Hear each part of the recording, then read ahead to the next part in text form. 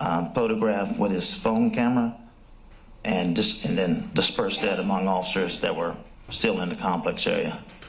So with this image, did you respond to the Argo Apartments, and about what time did you get there? Yes, ma'am. I went directly there after being notified by text and talking to Sergeant Troy Chaudhary.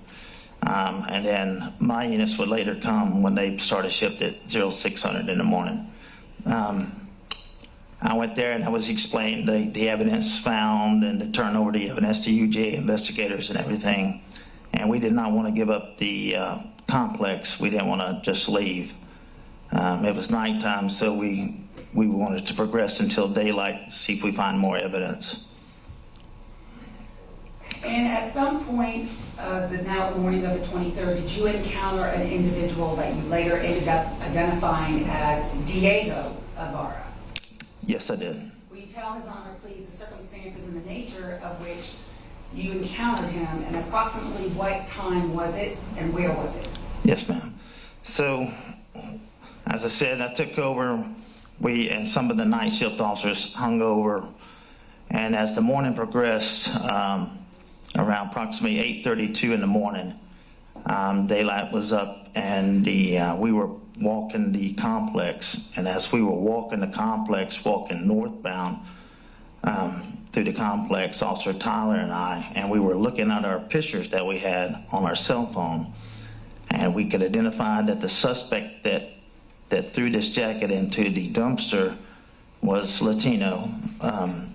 We noticed that tattoo, but one particular item that we focused on was a black in color baseball cap with a white, what appeared to be a white Adidas emblem on it. And at approximately that same time as we're walking north through the complex, we see a Latino male, walking about 20 yards in front of us, moving northeast of the complex towards Milledge Extension, which is on the east side, back side of the complex. And the male subject had a black in color baseball cap with a white Adidas emblem on it, exactly as that of the suspect in the picture at the dumpsters. At the time that you encountered that individual wearing the hat, how far away was that individual from the dumpster where the jacket was found? Oh, he was only maybe 50 yards from the dumpster. And from us, he was 20 yards when we observed him. And how far away was that individual from the UGA campus? No, from the backside into the old rail tracks and the Milledge Extension, he's right there on campus within 30, 50 yards. Did you approach that individual? I did. I called out to the individual, and he turned around, and we approached. Officer Tyler and I approached, and we walked up to him, and I asked him if he had any ID. And of course, he told me he didn't speak English. So I asked him in Spanish if he had ID. He kept saying no. And then he had a red in color long sleeve overshirt, and he unzipped it and showed us a UGA Food Services tag, name tag with the name Diego on his undershirt. So I said, well, if you have a UGA Food Service name tag, you have an ID. He had a folder with papers in it and stuff, and then he retrieved, after questioning, he retrieved a United States of America permanent residency ID card and gave it to me. I looked at the card. When I was looking at it, I noticed two things. There was a date of birth, and there was one that was May 17th of 95, and another that was vertical, I believe that was November 17th of 95. And at that point, I concluded that it was a fake ID. All right, let me stop you right there. When you encountered this individual, were you wearing your ACCPD issued body cam? I was. And did you record this interaction with this individual that gave you the fake ID? I did. May I go to it, Sean? I'm handing you two exhibits while I'm up here just for efficiency. The first one is States Exhibit 2. Do you recognize States 2? Yes. What is it? That's the ID that Diego Ibarra gave me. And is that a fair and accurate copy of the ID that he gave you? Yes. Move to admit States Exhibit 2. No objection. Is submitted. States Exhibit 3, do you recognize States 3? I do. What is it? It's a thumb drive with my initials and date on it.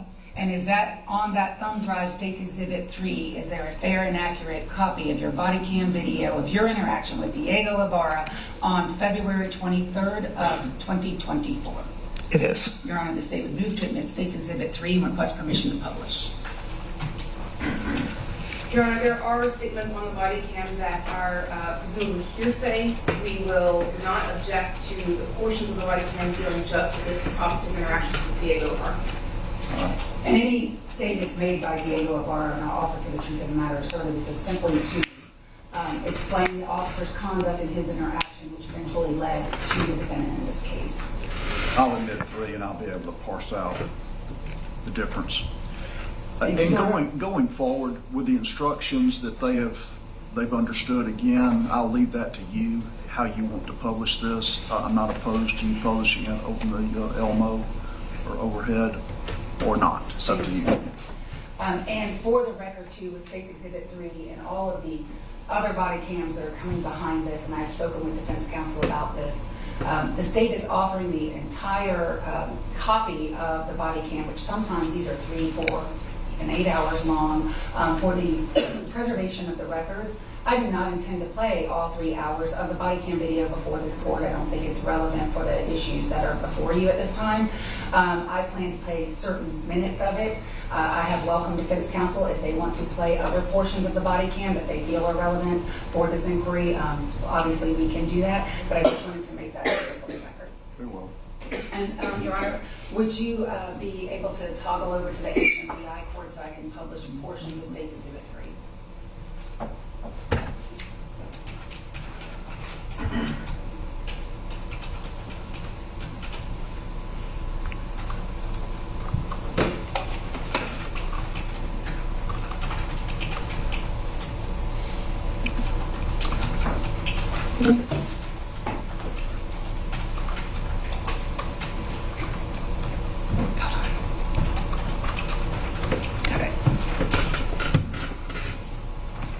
So for the record, I am going to publish States Exhibit 3, but before I do so, there's 2 different clocks, and it gets very confusing. So I'm speaking to the preservation of the record when I refer to times, and also Sergeant Johnson, if you could be with me on that. In the top corner, that's the top right corner for the record, we see a flex cam, Axon flex cam, date and time. I see February 23rd of 2024. I see a clock that says 13:31. Do you see that? I do. Okay, so for the future, when we are talking about timestamps, please refer to the time at the top of the chart, not the one at the bottom. And your body cam video, is it in UTC? I'm sorry? Is it in UTC, your time? It's in, yeah. Well, it's in more or less like Greenwich Mean Time, London. Yeah. Sorry, also known as UTC. Yeah. Okay, so at 13:31, which we see at the top, I'm gonna make you do the math, back it up 5 hours, what time is it? 8 o'clock. It's 8:30 in the morning. 8:30. Yeah. So it's 8:30 in the morning on the 23rd day of February 2024. For the record, I'm just gonna start at the beginning, and then I will, for the record, tell when I play the video, stop the video. Very well.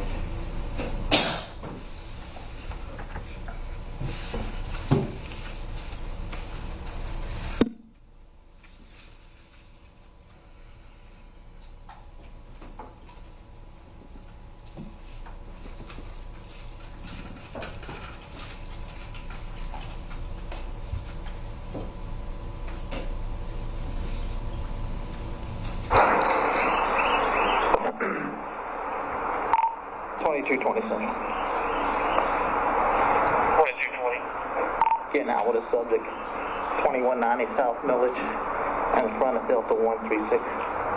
Hey, ¿Cómo está, amigo? you got an ID on you? No oí inglés, Pani. ¿Por qué? Pero no aprendí a oír inglés. Necesito inglés. Sí, pero yo trabajo. ¿Tienes identificación? Sí. Pero no la tengo en foto. Yo ahorita tribunales, ¿No presentación. habla? Tribunales, yo. ¿No habla español? No. No hablo español. Y ahorita tribunales.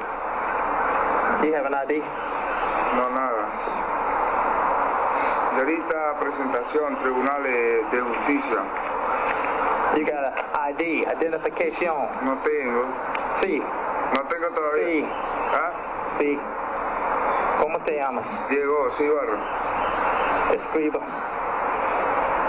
Escriba su nombre completo. ¿Pasaporte? ¿Por qué? Yo trabajo aquí, ve. You work for university? Sí.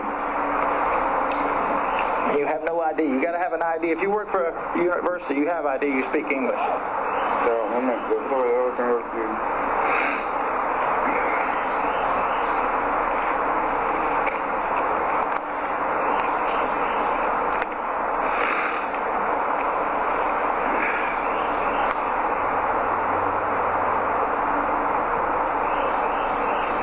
It's not even.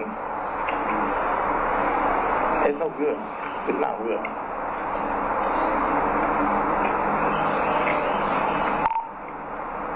Central, prepare to copy. Go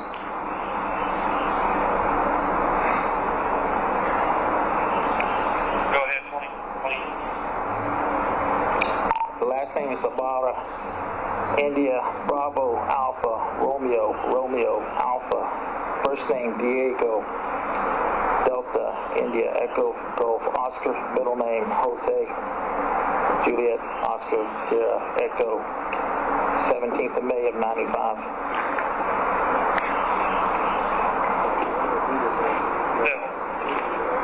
Correction, check as well. 11/17 of 95.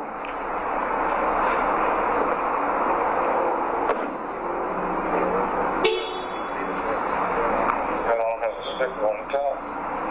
And it's on his head. And his pants look like the same ones he... Central to 387, I think 20 stand up on east. Yeah, I'm on east. 20 Central, if you'll have a UGA unit en route.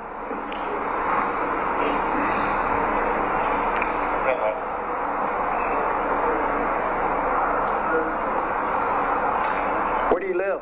¿Dónde? 23, you head over to where? 28. What? 216. 24, I'm out with it.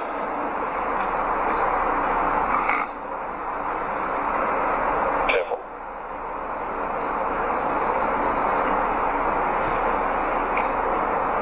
Show me. Allá, ahí anda silla. ¿Dónde está la silla?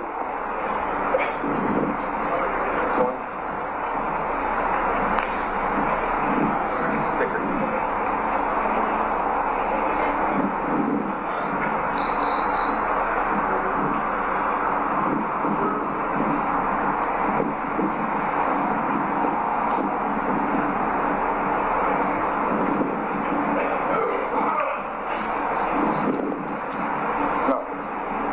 Allá.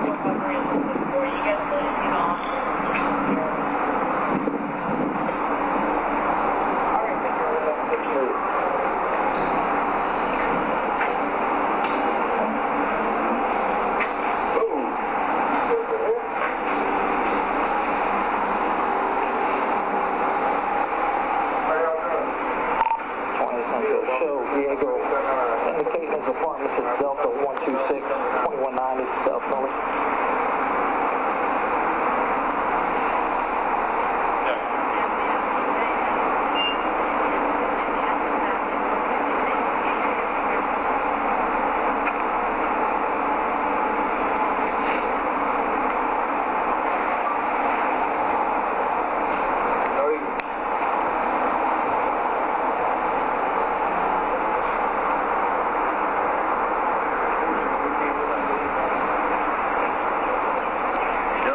Good. So you updated on everything? I left last night about 10 o'clock, so I know I'm going to stop it there for the record. Stopping States Exhibit 3 at what the clock at the top says is 13:37, which is 8:37 in the morning. Sergeant Johnson, a few observations or questions, sorry. Were you able to get a good look at the hat once you started speaking with this individual? Yes, Did you observe or notice anything about the hat? Yes, we observed that there was red clay, or what we call Georgia red mud, on the rim of the hat, if I recall. Okay, was that significant to you in any way? Yes. Why? Well, thinking of the homicide previously, and then the discarding of evidence in the dumpster, it was assumed that the hat was involved. And was there, now I don't mean to be rude when I ask this question, but do you speak Spanish? Very little. Would you describe, did you have any difficulties communicating with Diego Ibarra? Was it not as easy as it would be in another language? I think if there was a lack of communication, it was on the part of Diego to play the part that he couldn't speak English, though in the majority he does speak Spanish, but the fact that you have to be able to speak the language and where you reside. And I That's speculation, Your Honor. Yeah. I'll sustain the objection. Let me ask my question a different way. When you are speaking to him, are you speaking in Spanish or in English or in both? in both. Okay. And so the person that we see that comes up in this video at 1337, who is that individual? Diego, No, I'm sorry, the officer that you just pulled up. that's Tyler Vaughn, Officer Tyler Vaughn. The UGA officer that we just... That was Josh Epps. Who is Josh Epps? He is a sergeant with the University of Georgia Police Department Why did you call the University of Georgia Police Department to this scene? because they are investigating the case of Lakeland Riley's homicide. The ID that we heard you call in over the radio, you called in 2 different dates of birth. Why did you do that? Just because a lot of times fake IDs, in which we live in a college community, and majority of our bars and a majority of our students carry fake IDs. And in my time of service, coming across fake fraudulent IDs, a lot of times the only significant thing changed on the IDs in the day's times are the date of birth. And they utilize that to give them an age that is older than what they really are. And did you observe 2 different dates of birth on that ID? Well, the date of birth, well, there's a date of birth given, and then there was another date that was approximately the same day and year as the date of birth, but a different month, a May and a November month. Did you believe the ID to be a legitimate ID? No, And eventually, did you arrest Diego Ibarra for giving you that fake ID that we just saw on video? I did. And is it against Georgia law to have and possess and give to you as an officer a fake ID? It is under Title 16. And eventually, that was much later though, right? Yes. About how many hours later? Later throughout the day until the task force arrived, then we had immigration's personnel on scene that did confirm that it was a fraudulent ID. At some point, or during your time with Diego out there, I want to just say until Sergeant Epps gets there. Yeah. Those are my questions. Did you detain him in any way? I mean, did you arrest him or as far as handcuff him in any way? No. Once Sergeant Epps with UGA PD arrived on scene, and 2 other captains for UGA arrived, and then some other personnel from UGA arrived who were able to translate and speak Spanish. Diego was then notified that he was just detained for investigative purposes. In your time with him, did he still have his phone? We see him using his phone then with Officer Vaughn. Mm-hmm. So he was able to keep his phone? Yeah, he was using it to translate, I believe.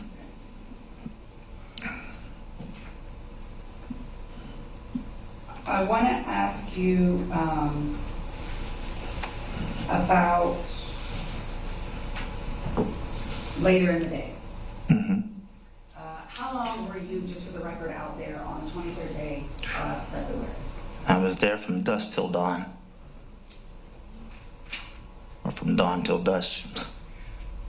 When Sergeant Epps shows up, at that point, who's in charge of this scene that we have going on here? Once UGA arrived on scene, we were there to assist. So their case, but you're assisting. Yes. At some point, during the day, and I'll ask Sergeant Epps more detailed questions. So I just want to kind of fast forward through the events that happened. But at some point during the day, was an individual named Jose Ibarra identified and arrested on an outstanding bench warrant. That's correct, he was. And is that captured on your body cam? It is. I'm going to fast forward to that part for the record, and I want to tell you, ask you, what was the bench warrant, or how did you determine that Jose Ibarra was in fact wanted or had a bench warrant outstanding? Well, usually identifying that we check through our CAD system, central communications will that, and then we were informed that he had a warrant for his arrest. One moment, Your Honor.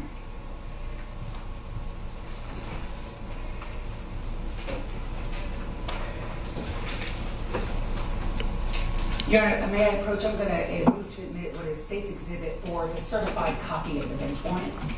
You may approach. Yes. You seen this, Ms. Beck? Any Yes, objection? Your Okay. 4 is admitted. Thank you, Your Honor.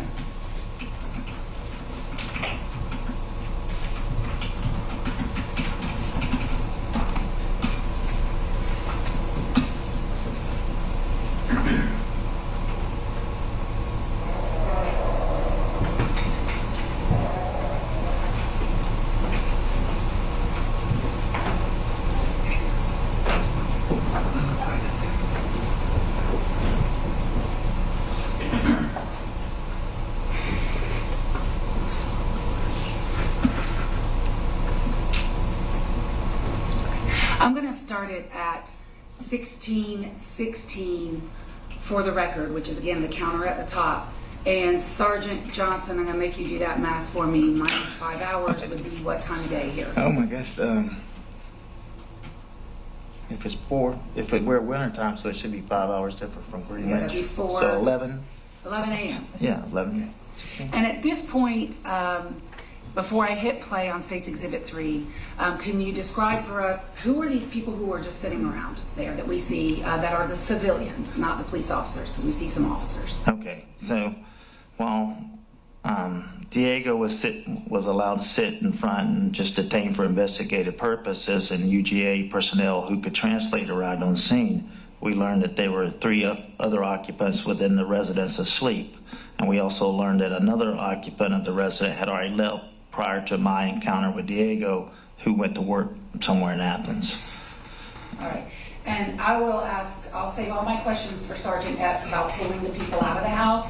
But were they permitted, the individuals, the occupants inside the house, once they were out, were they permitted to just sit there as we see? Yes. Was anyone handcuffed? No. Was anyone restrained? No. All right. And now I want to fast forward to when you realized through your radio that Jose Ibarra was wanted on the bench warrant.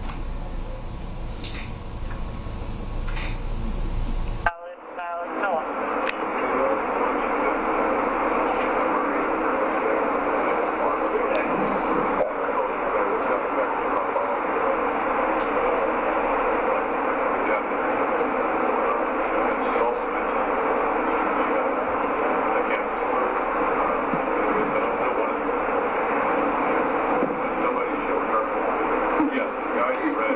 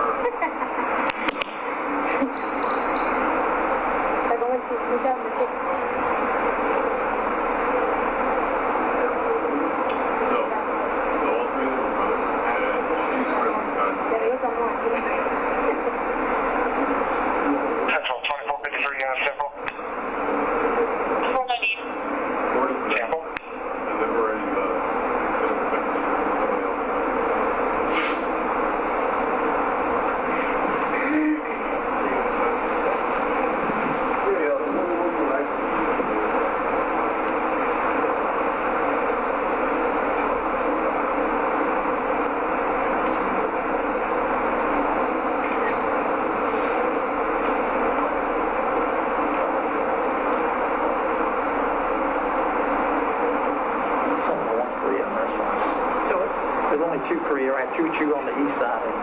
Central 2358. The one on Baxter Street. That's it. 3 and 1. Hey, properly marked vehicle 190 Oakland Avenue, 190 Oakland Avenue in the 5 Point area. White truck parked on the yellow. And the street is narrow where it's parked at. I'm sorry. Been there since early this morning. Plain advice, she left another vehicle. Yeah. Or the one that's over. For that one. Let that be known. Let us know that right there, Josh. And now.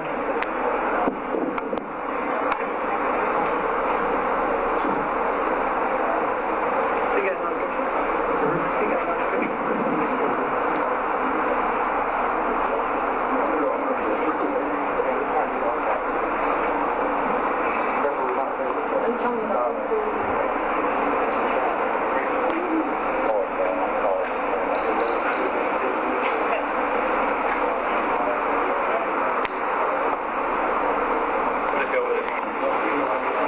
Which one? One on the right? One on the right? Far right?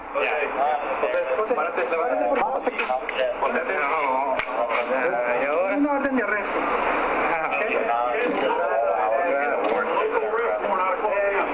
Tiene un orden de arresto con lo de Park. Estaba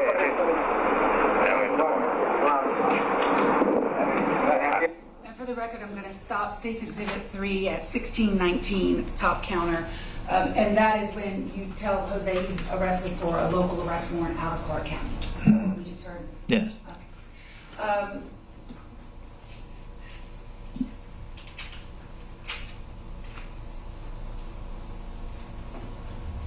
Your Honor, at that point, I think this completes my questions, and I'll pass the witness.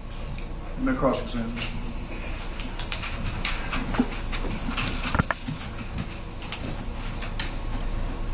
Sergeant Johnson, I want to start with the picture that you were given when you started your shift at the Arco Apartments. Yes, ma'am.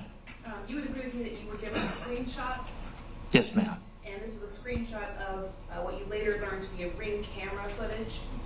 Yep, surveillance, yes. I don't know if it was from a Ring camera or what type of camera, but yeah, surveillance camera, yes, ma'am. And it's a surveillance camera owned by an individual rather than by law enforcement. Yes, ma'am.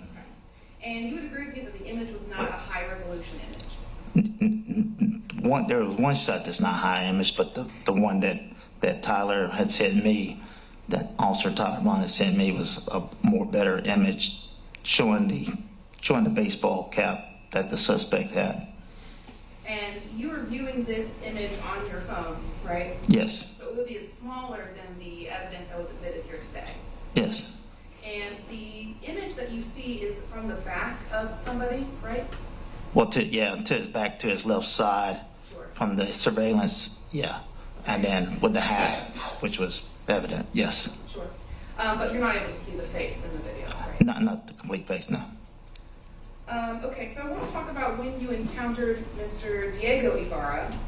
You testified that you noticed that the hat was similar to the suspect on the photo. Yeah, I testified it was pretty much identical to the hat that the suspect had at the dumpster, yes.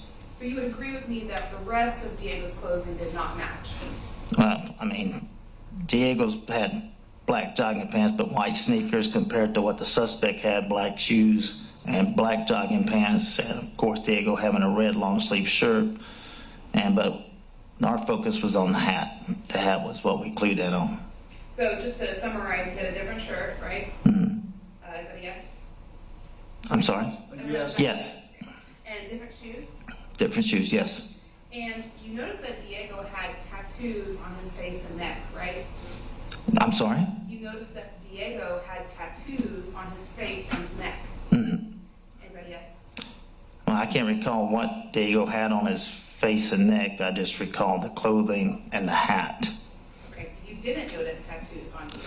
Well, like I said, I can't recall at this time about Diego having tattoos on his neck or any of that.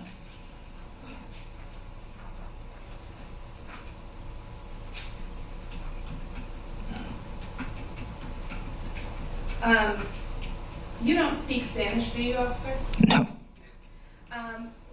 In something that the body camera doesn't quite capture is that part of how you're communicating with Diego is through hand signals, right? Mm-hmm. Is that a yes? Yes. Sorry, I'm just trying to help our court reporter here. I'm sorry. No, you're good. So when you are asking him donde, you're also pointing around the apartment complex, right? Yes. And so you're communicating to him that you want to know where he lives. Yes. And that's not information he volunteered to you. Well, volunteering to the point of I'm asking where he lives, and he points down to the south side of the complex. That question wasn't clear. He was a response to your question, not something he initiated on his own. Okay. And when you saw him with the hat, you and Officer Vaughn took up positions on either side of him, right? Yes. And we saw Officer Vaughn standing, blocking the path that Diego was trying to go down, right? Yes. And that was because at that point you were detaining him. Well, I mean, we were identifying him. Sure. If he had tried to leave, you would have stopped him. We would have attempted to have stopped if he attempted to leave. Sure. So at the moment you see him, he is immediately stopped and detained. Yes? Yes, Diego was a suspect because the hat that he was wearing was identical to the hat that the suspect in the picture and surveillance had on his persons when throwing evidence into the garbage disposal. Sure. And so after he is detained, you are ordering him to tell you where the apartment is, right? No, I asked him where he resided, and to which he told us in Spanish, Delta 126. And then you gestured for him to lead you there. Leaving, yeah. And he obeyed that command. Yes. And then once you get to the apartment, you don't allow him to go inside the apartment. No. And at that point, you don't really allow him to leave the scene. Right. And when his roommates come out of the apartment, they are also not allowed to leave. Right.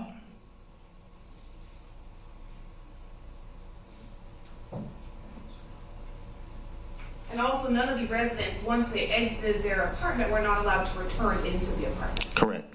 Okay. No further questions, Your Honor. Redirect. Your Sergeant Johnson, how much time passed from the time that you approached Diego until the time that he committed a crime in your presence? He committed a crime in my presence when he gave me the fake ID, which was within a few minutes of me asking for identification, and he finally retrieving and giving me the USA permanent resident ID. Okay, so a few minutes. Yeah. Did he ever tell you in your encounter with him that he did not want to speak with you? And when I say he, I mean Diego for the record. He never indicated anything that he didn't want to speak with us or wanted to leave or any of that. Did he run from you? No. Did he ever tell you he didn't want to talk to you? No. Did he ever ask for a lawyer? No. That's all I have there. Anything else? Sergeant Johnson, did you tell him he could ask for a lawyer? I'm sorry? Did you tell him he could ask for a lawyer? No. You didn't tell Diego that he could stop talking to you? He was not under arrest. He was under investigative detention. And I know that you talked about seeing the fake ID within a few minutes of your interaction with him. But you called the University of Georgia police to this scene, right? Yes. Because he was being detained along with his roommates for the murder investigation. Yes. The hat that the suspect had placed evidence into a dumpster was exactly identical to the hat worn by Diego upon our encounter. And I know he never attempted to resist your orders, but he did tell you he was on his way to court, right? That was later, ma'am. And he told you he had to also get to work, right? I can't recall if he said he had to go to work. Okay. But he expressed a desire to be elsewhere than where he was. Later, when we had a translator, we were able to understand, because of the language barrier, that he was supposed to have been in court Friday the 23rd for traffic violations, I believe it was. Okay, so that's a yes to my question? Yes, after. Thank you. No further questions. Anything else, Ms. Ross? May I have one more?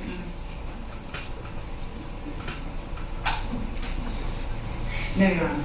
Can you be excused? Yes, Your Honor. Ms. Beck, can you be excused? Yes, Your Honor. You're excused, Sergeant. Thank you. Let me call your next witness. Sergeant Josh Epps.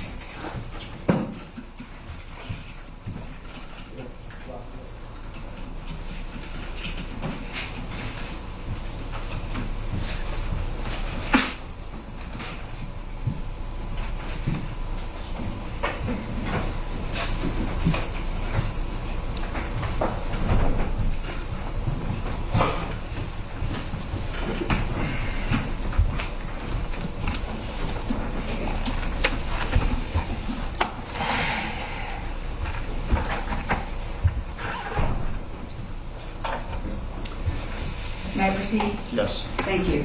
Would you please stand and raise your right hand, please?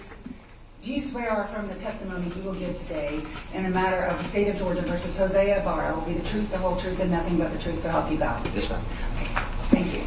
Please state your name for Madam Court Reporter Joshua Epps, and spell your last name, please. EPPS, Where are you employed? University of Georgia Police Department. How long have you worked there? Roughly 6.5, almost 7 years. What are your current duties and responsibilities? I'm a sergeant over patrol for evening shift. I'm also a bomb tech on our bomb team and a member of our SWAT team. As a sergeant over patrol, what are your specific duties? I supervise roughly 14 officers, patrol functions, responses to medical, criminal incidents, as well as other duties around the university. Are you a post-certified officer? Yes, ma'am. Were you working in that capacity on on February 23rd of 2024? Yes, ma'am.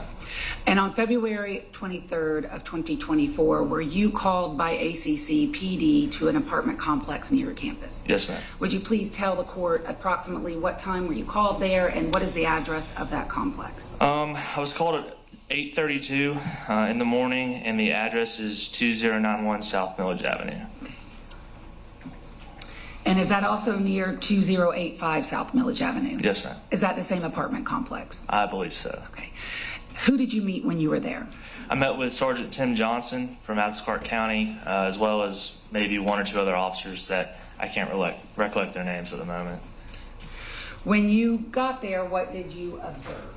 I observed Sergeant Johnson met me out front of apartment Delta or D126.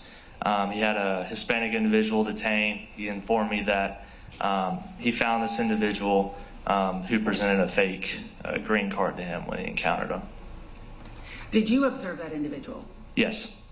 And what did you observe that individual to be wearing? He had a black hat on and a red quarter zip athletic style sweatshirt with sweatpants. What, if anything, did you notice about the black hat, and what, if anything, may have been significant about the hat?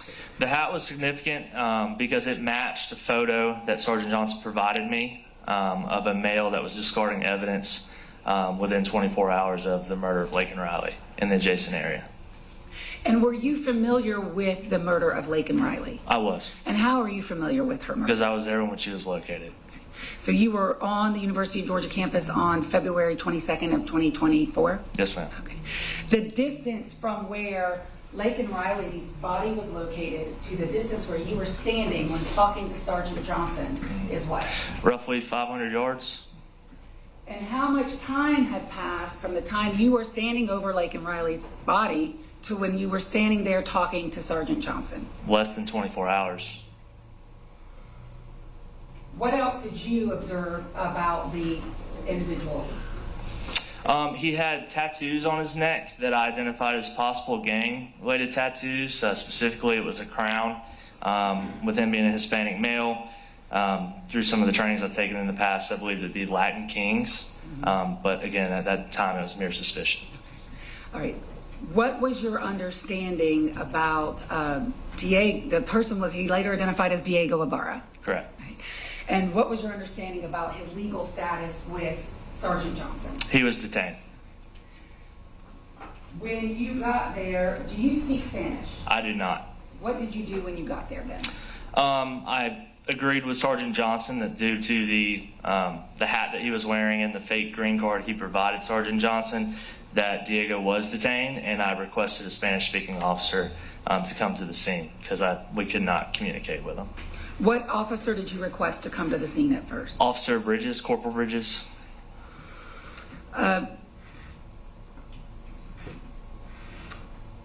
Did you see a photograph or still image of the individual from the dumpster the day before? Yes, ma'am. And may I approach Your Honor to retrieve State's Exhibit 1? Yes.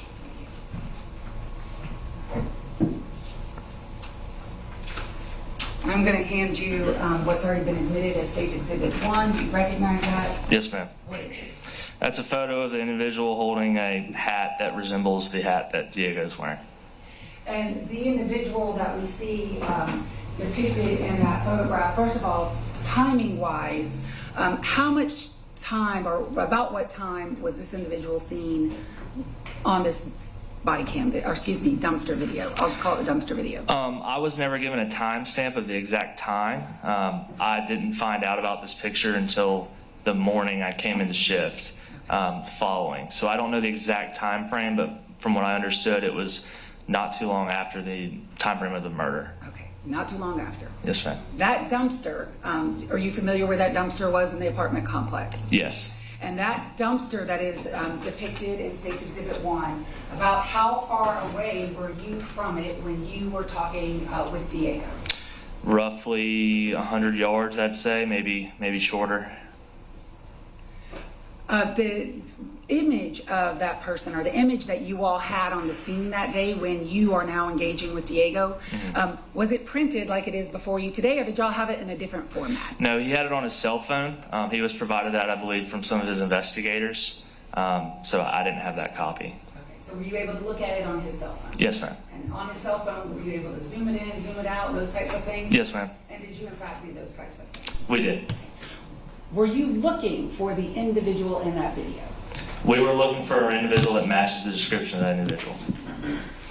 And was there another incident at the University of Georgia earlier than the murder of Laken Riley that was also in your mind at the time that you were on scene with Diego? Yes, ma'am. Tell us about that incident.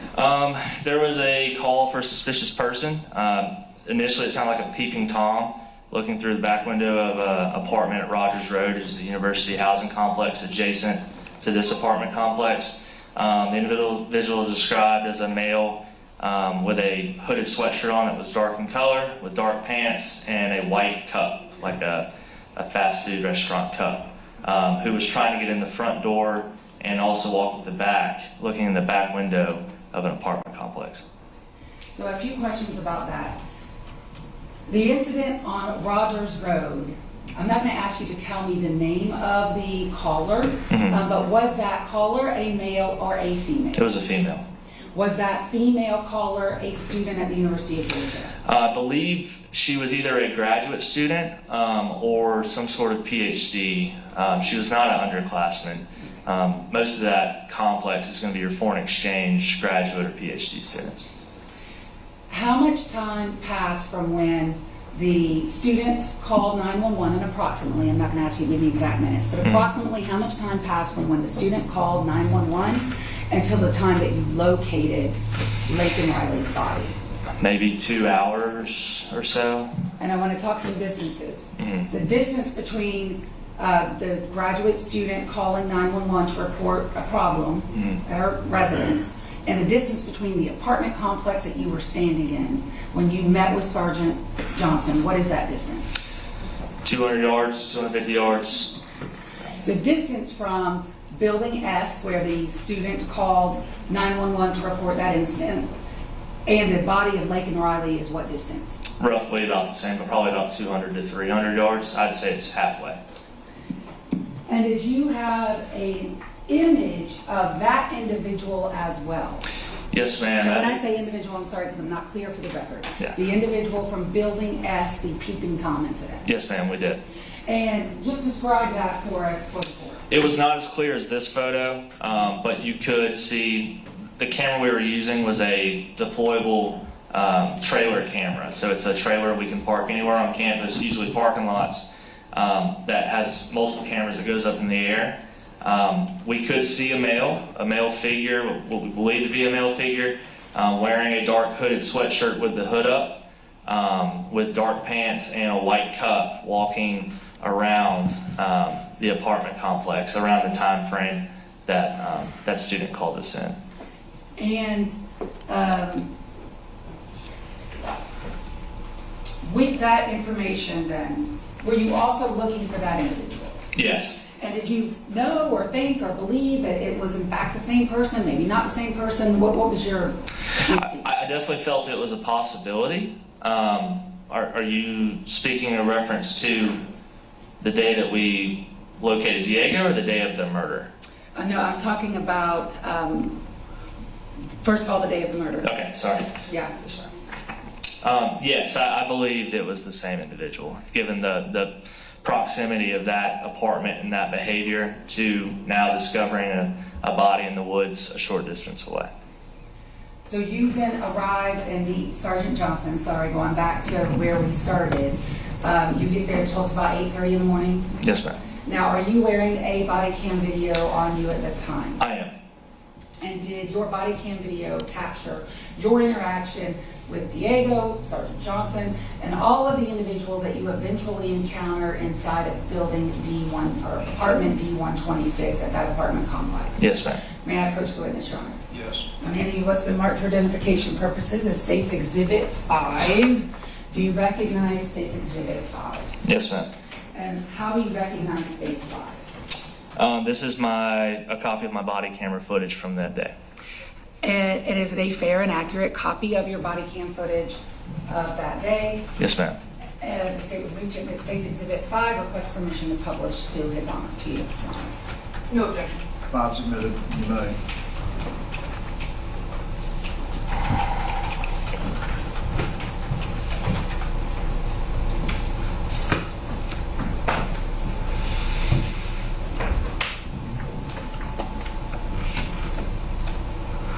And as with the previous exhibit, Your Honor, when publishing State's Exhibit 5, there are multiple, this is his entire day, multiple hours. The state only intends to play a few minutes of this body cam video and welcome counsel if they wish to play additional for the record. Obviously, they are welcome to do so. And again, because this is also an Axon Flex camera, I'll be referring to the counter in the top right corner of the image.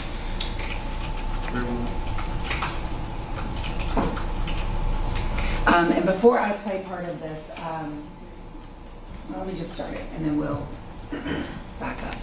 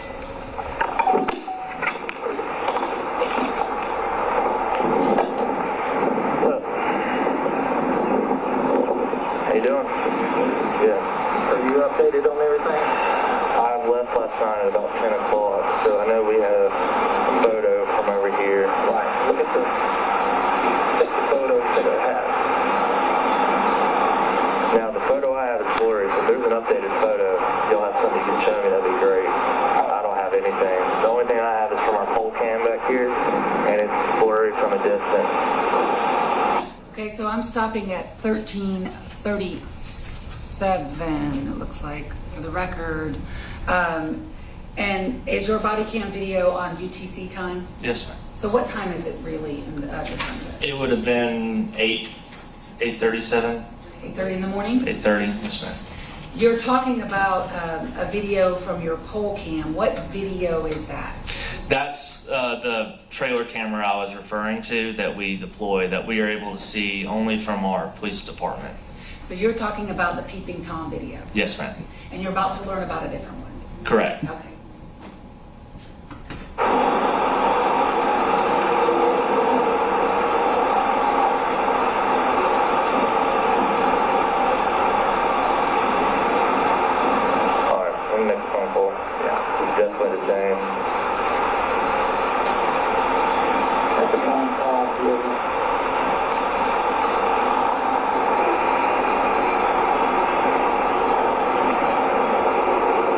So stopping again at 13:38, he shows you something that is Sergeant Johnson. What's he show you? He's showing me a photo of an individual discarding of evidence.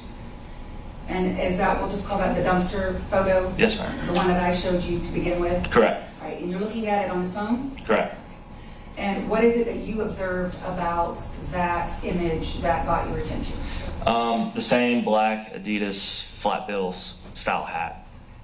And you go to make a phone call and then you continue on, is that right? Correct. Same hat. Yeah.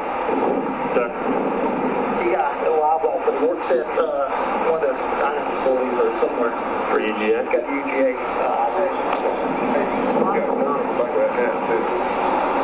You tell them that. Right? Does that officer tell you he sees an observation on the hat? Yes, ma'am. What is it? He says there's mud on the hat. Is that significant to you? Yes, ma'am. Why? Because if he was involved with the murder of Lake and Riley, based on the observations I made on scene when I located Lake and Riley, it's fair to say there'd be dirt on that individual or on their hat.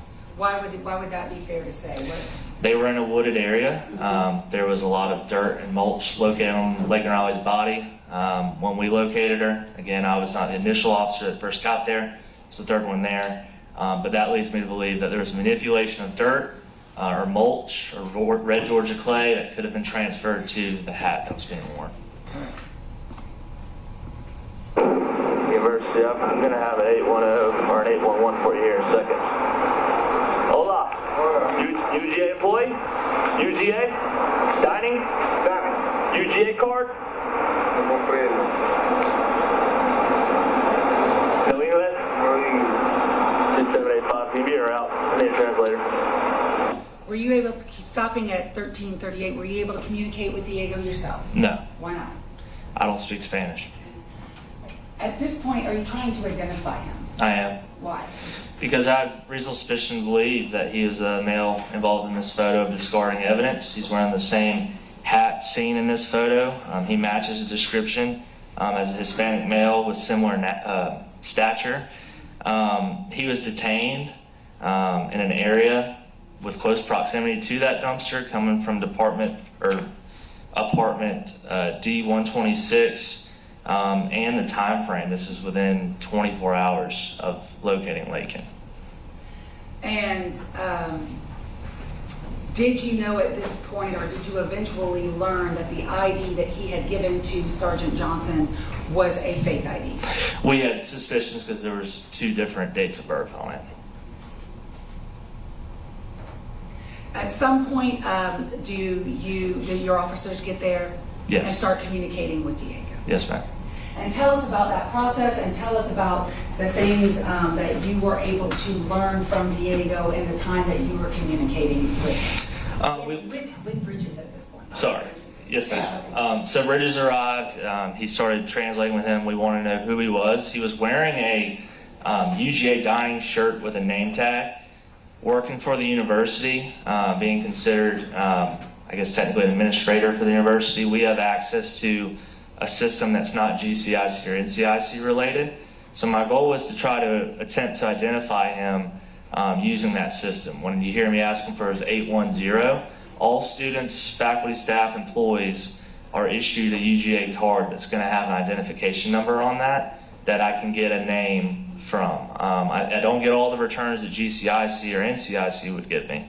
So I was trying to get a positive name for this individual because, again, the green card that he provided Sergeant Johnson had 2 different dates of birth on it, so I did not believe it to be accurate.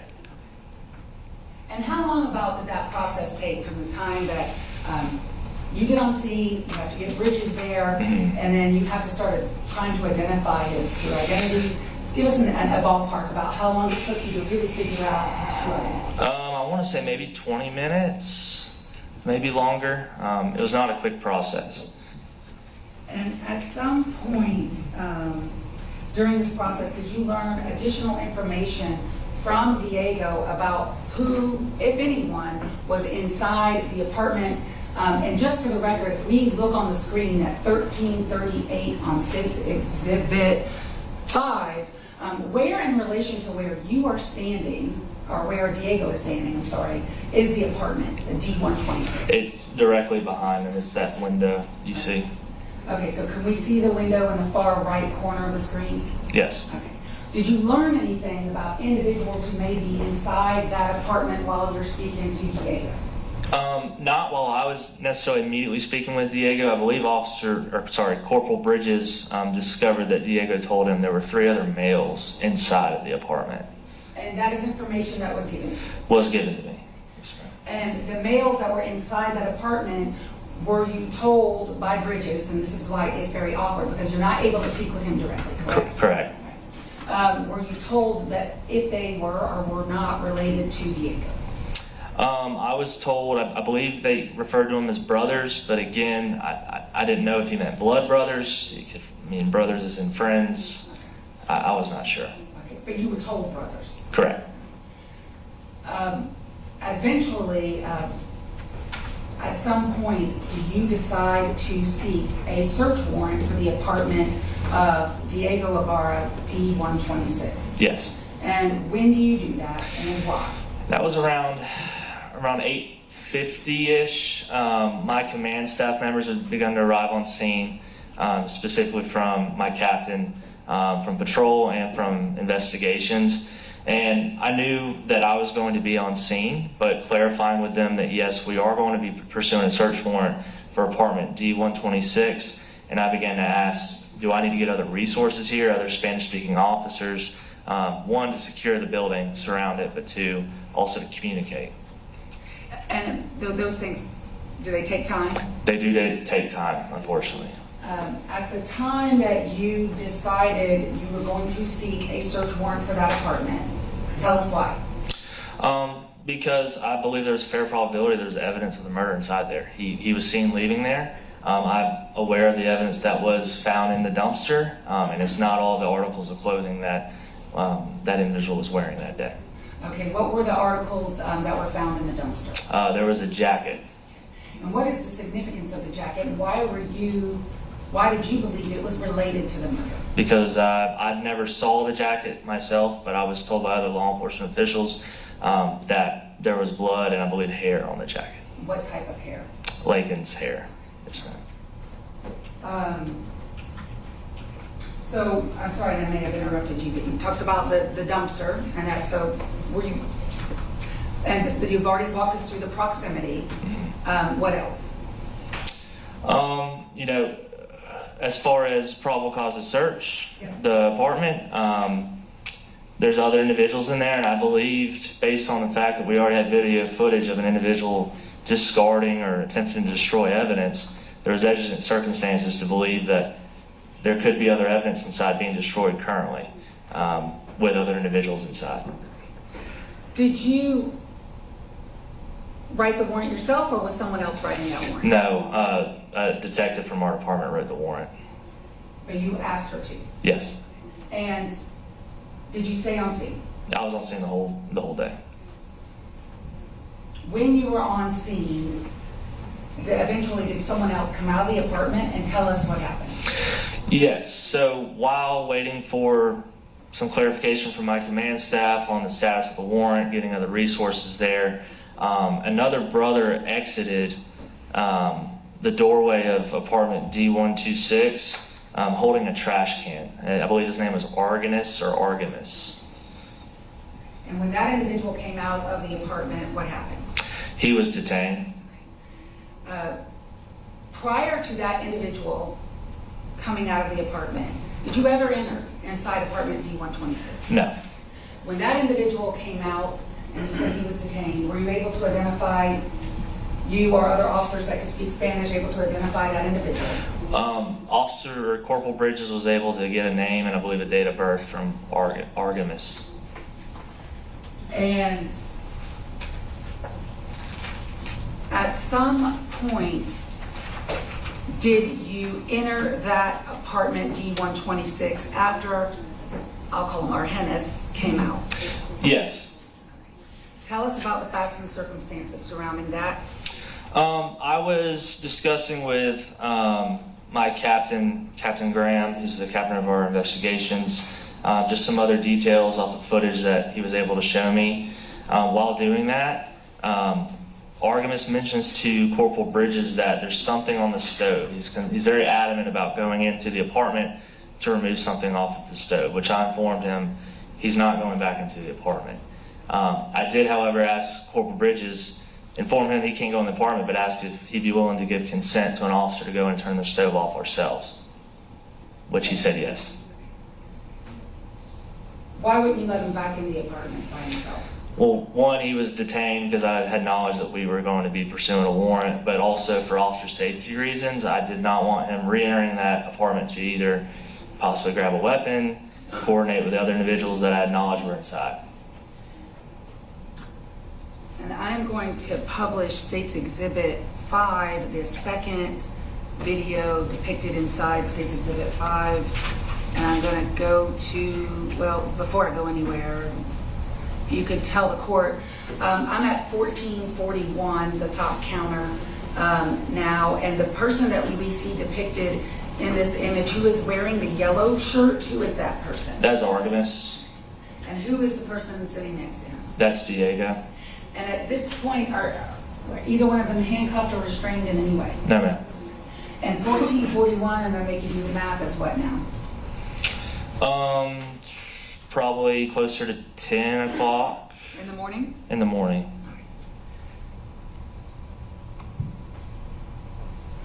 Had you entered that apartment yet? Not yet. I'm gonna try to be precise with this and go to 1443 for the record and publish.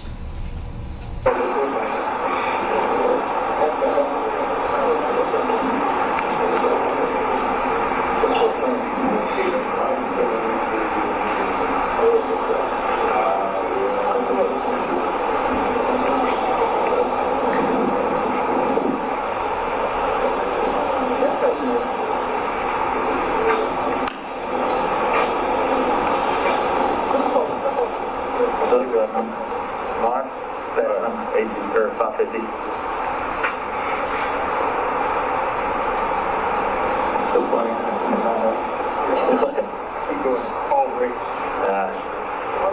No, Josh.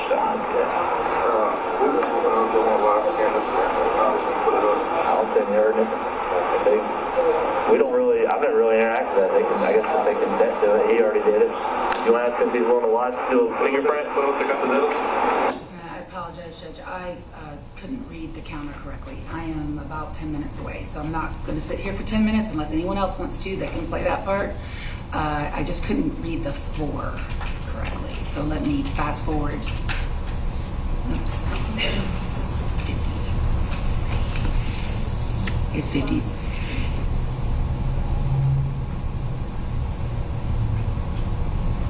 Let me try that.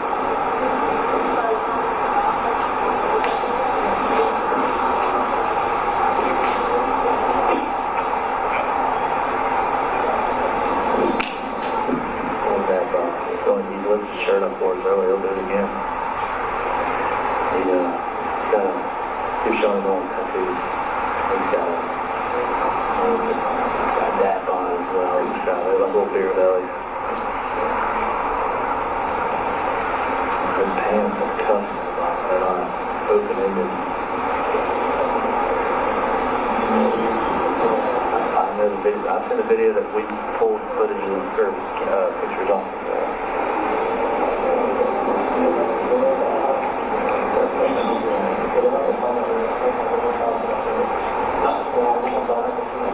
Now there's another male in there.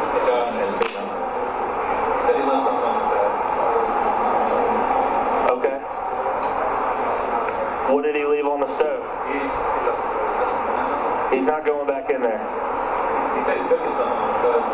He's not going back in there. Unless he gets consent to an officer to do it.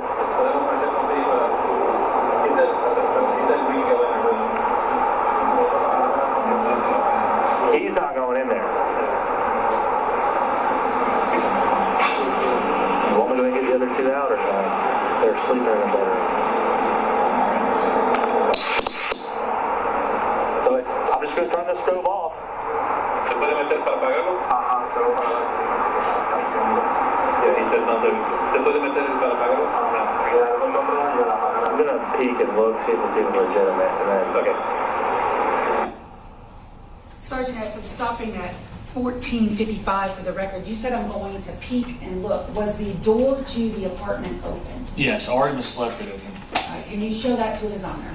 Pointed out in the video above you. Yep. Okay, so you're pointing to the door in the center of the screen for the record. Yes, ma'am. That's the front door to the apartment? To apartment D126. And about how far away are you standing from the apartment in this image? About 3 feet, maybe. All right, thank you.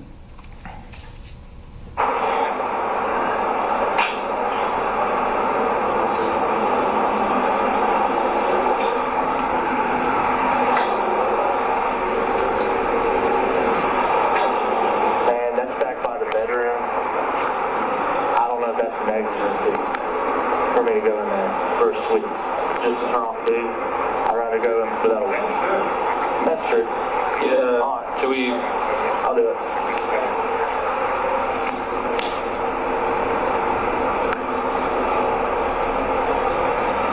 There's a guy right here. There's a guy right here. Yeah, but... Alright. Hola. Hola. Hola. Hola.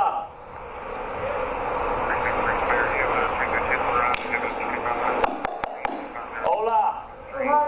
Hola. Hola. Policia. Manos, hey. Policia, manos. He said he left something on the stove. Josh is going to try and cut it off, but we're going to go through the guy. Hey, I need you to translate one at a time. Come here. Come to me. Come here. Pues venite para acá. Pull her to you. Tell him I need to see his hands. I need to see his hands. Hey, pon tus manos para arriba. Tell him to slowly get out. Ask him if there's anybody else. Despacito, salte de la cama. That's a match right there. Ahí. Need slowly. Camina acá, despacito. Ven para acá. ¿Tienes algo en tus botas?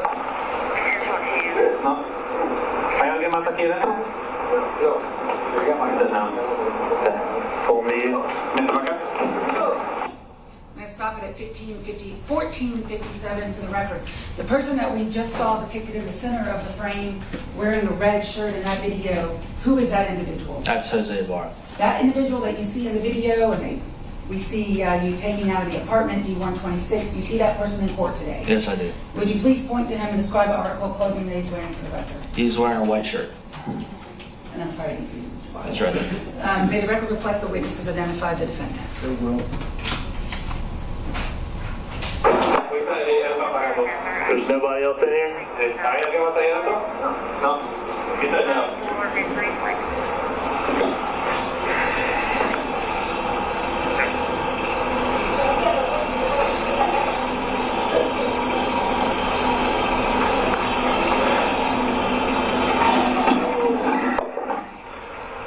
That off. How do you turn this bitch off?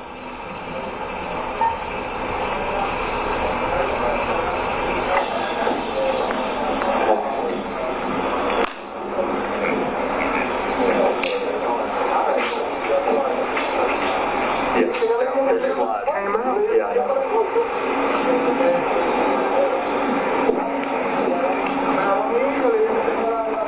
Okay. There was stuff on the stove. There's another set of slides laying in the middle that has white writing. Let me stop there at 1458. First of all, when the person who you've identified as Jose Ibarra, the defendant, When you asked him to get up and he came out, did you observe anything about his person?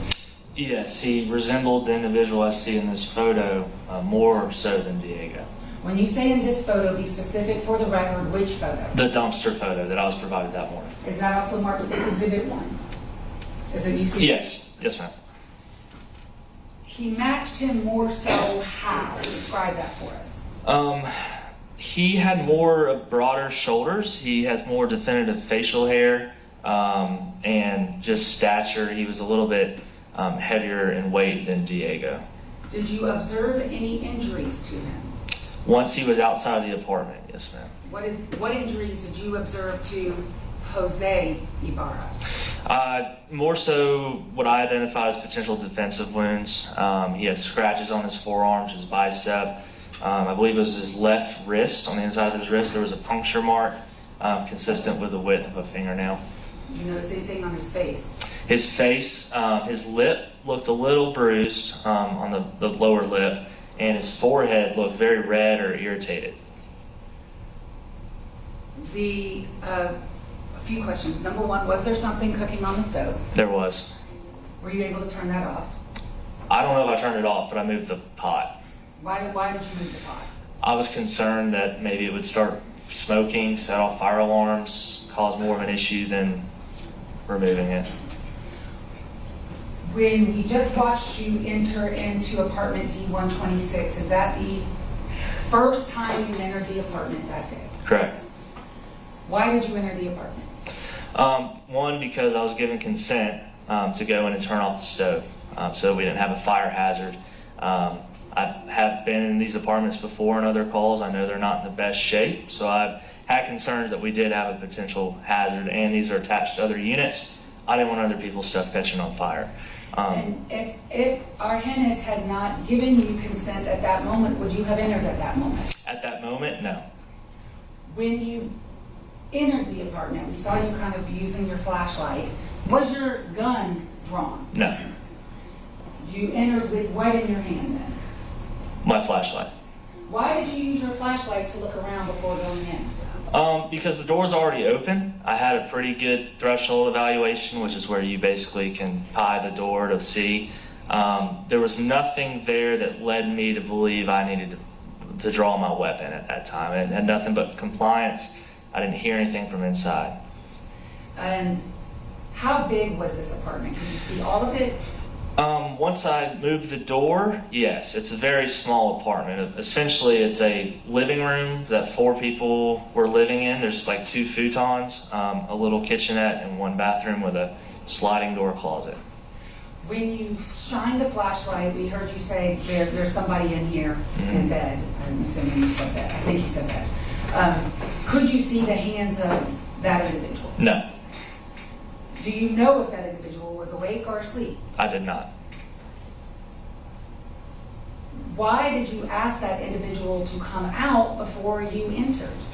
Because I am investigating a potential murder, of encountering a murder, and they're concealed under blankets. And in order for me to get to the stove to go in what I was given consent for, I would have had to pass him and the other individual, I believe her name was Rosabelli, in the other bed, who were both concealed under blankets. I felt for an officer safety standpoint, it was in my best interest to wake them up and pull them to me, remove them from the setting, so that I could safely walk over and address the stove issue. And is that what you did? Yes. Once Jose is identified, the defendant, and he comes out, I want to play a little further, and I'll ask you a few questions. Okay. So resuming again at 1458, State's Exhibit 5. On the red riding. But he was telling him, hey, if you know anything about the girl or you saw him.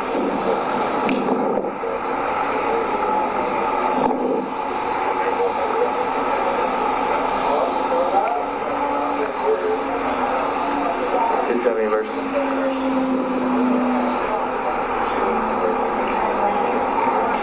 There was food burning on their stove.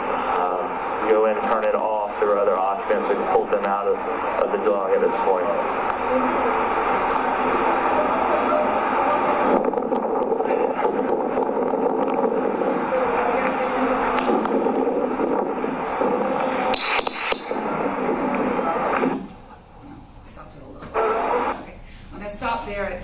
1359.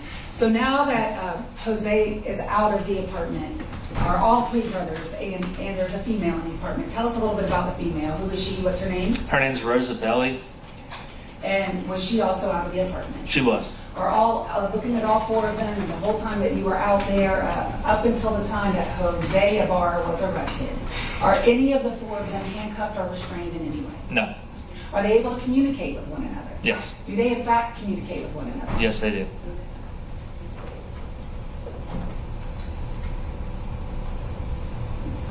Did you ever seize anything inside that apartment? No.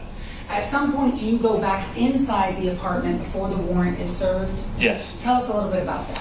I went and met with my captain of investigations, who he instructed me to go conduct a protective sweep, and that the warrant, I believe, was about to be presented.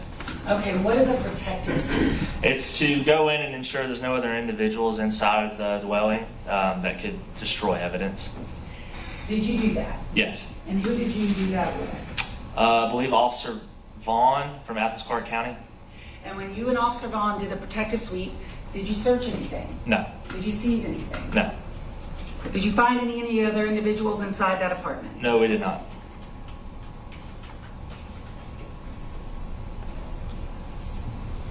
I'm going to try to get to the protective sweep. I'm going to be at 15:05 for the record.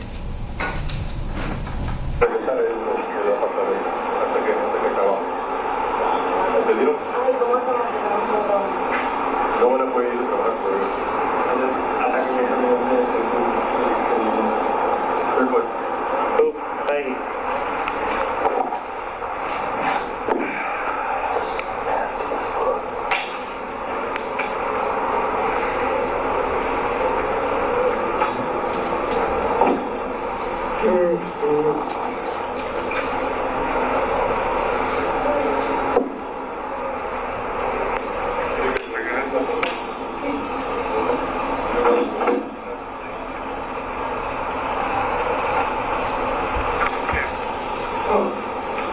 You got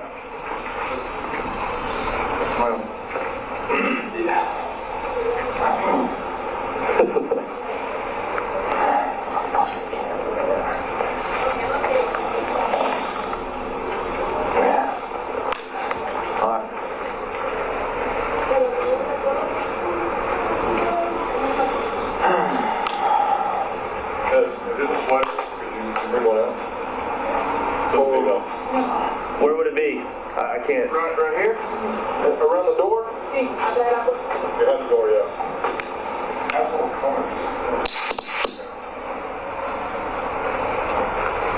Here. This will have to work. This work? I'll go put it in. Is that anniversary? And at 15:07, are you out of the apartment again? Yes, ma'am. And the one thing that you did remove from the apartment, what was that? Who did you give it to and why? Officers Corporal Sand told me that Rosa Belli was stating she was cold and she wanted her jacket. So I grabbed a jacket from adjacent to where she was laying and handed that to her. And did she put the jacket on? Yes, she did. At some point, did you ask your officers, and did you ask your officers who were translating for you to give communications to all four individuals that were out there? Yes. What did you ask them to tell them? I believe prior to me entering to do the protective sweep, I informed either Officers Corporal Sand or Corporal Bridges to inform all four individuals they were detained, that I was going to be conducting protective sweep of their residence, and that if anyone else was inside hiding, that I needed to know.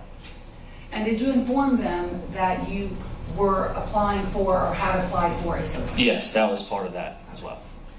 And did you ever arrest Jose Ibarra that day? No. May I have one moment with counsel, Your Honor? Yes.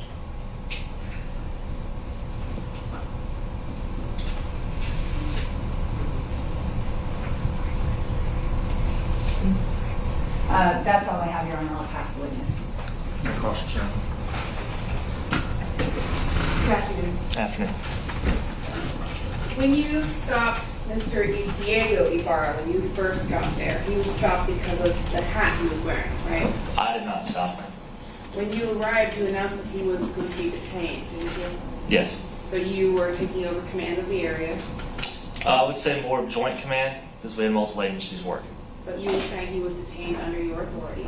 I agreed with Sergeant Johnson that he was detained, yes, for providing Sergeant Johnson a fraudulent green card. And you did that because he was wearing the hat that was matched, in your opinion, the picture you had seen. I agreed with Sergeant Johnson that he was detained because he provided a fake green card to him. So he committed a crime in the presence of law enforcement, as well as the fact that we had reasonable suspicions that he matched the individual in that dumpster picture or video. In your report, you say Diego was wearing the same hat. Due to this, I agreed with Sergeant Johnson that Diego was not free to leave at this time. Right? Correct. And that's because your investigation was about the murder, right? Yes, that's why I was called over there. Your investigation wasn't about the fraudulent card. No, but I had knowledge of it. So once you detained Mr. Diego Ibarra because of his hat, you would agree with me that you actually noticed another individual in the same apartment complex wearing the same style of hat as Mr. Ibarra. Objection to compound and also misrepresentation of testimony. I'll sustain the objection on both grounds. After Mr. Diego Ibarra was detained, you agree that you saw another individual in the apartment complex wearing the same sort of hat. I don't know if it was the same style of hat. Did you not comment to one of your fellow officers, there's another person with the same style of hat? I said there's another individual with a black hat. I don't know my exact wording. I would have to see it. And you said the black hat with the same flat bill style? I'm not sure if I said that or not. You would agree with me that black hats with a flat bill are not an uncommon sort of hat? No, but with an Adidas logo, it specifies it. Yes, sir. So after you detained Diego and had him standing by the department, you were able to do some more observations of him, right? Observations of Diego Yes. in front of me? Yes. Yes, ma'am. And specifically, you made some observations that made it unlikely Diego was the same person that you were looking at in the picture. You'll have to inform me what those were. You noted in your report that there were some reasons that you observed Diego that you didn't think he was the person in the picture you were looking at. Yes? You'll have to inform me what that was. Do you happen to have a copy of your report? I do. Does the state have a copy of some copies? I'm going to direct you to page 3 of your report, very top. And let me know when you've had a chance to read that paragraph. Page. I'm seeing stuff about the stove. Or So I'm just going to approach with a copy of the report so we're looking at the same thing. That's what I said. Can I approach, Your Honor? Yes.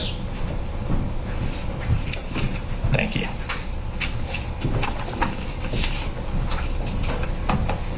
So, if you'll flip with me on your, first of all, take a moment. Does this look like a copy of your report? Yes, it does. If you will flip with me to page 3 of this document of your report, the top paragraph, would you take a moment and read that paragraph?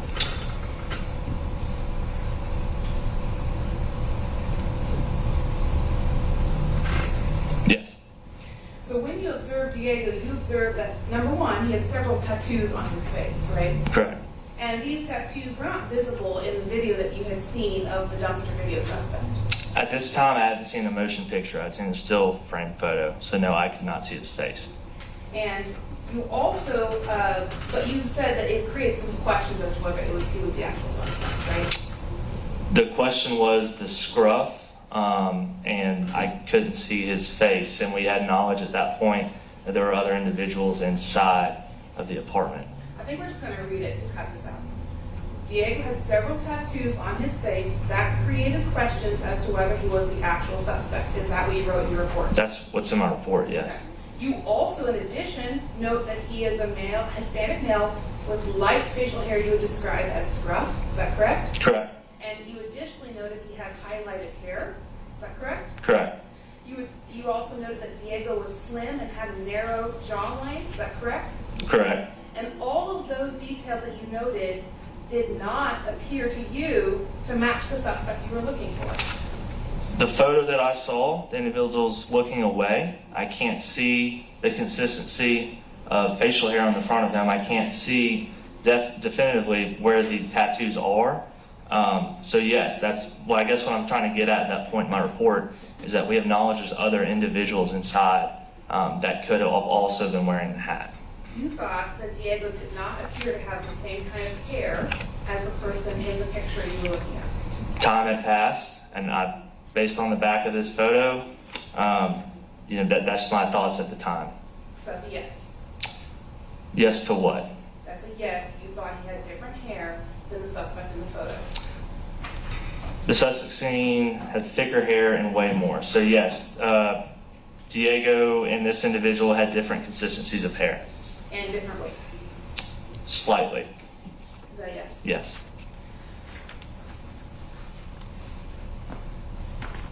It's after that point when you made these observations that the second brother, Argenis, exits the apartment. Is that correct? It would be after that, yes. And he was also immediately detained. Correct. He was not free to leave. No. And he did not bear much resemblance to your suspect. No. You had no reason to think that he had committed any crime.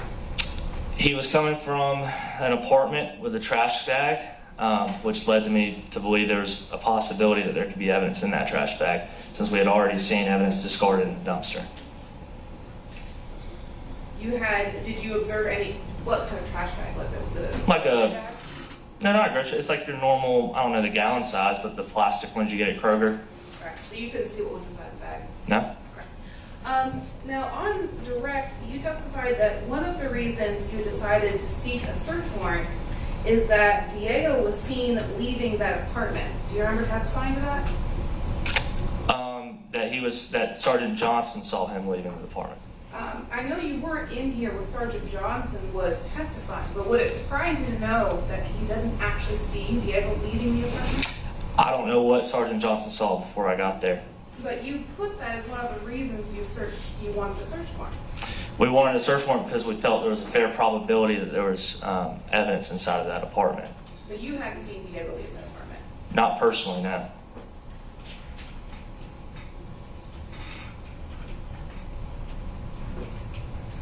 So I want to talk about this consent that you allegedly got from Mr. Argenis.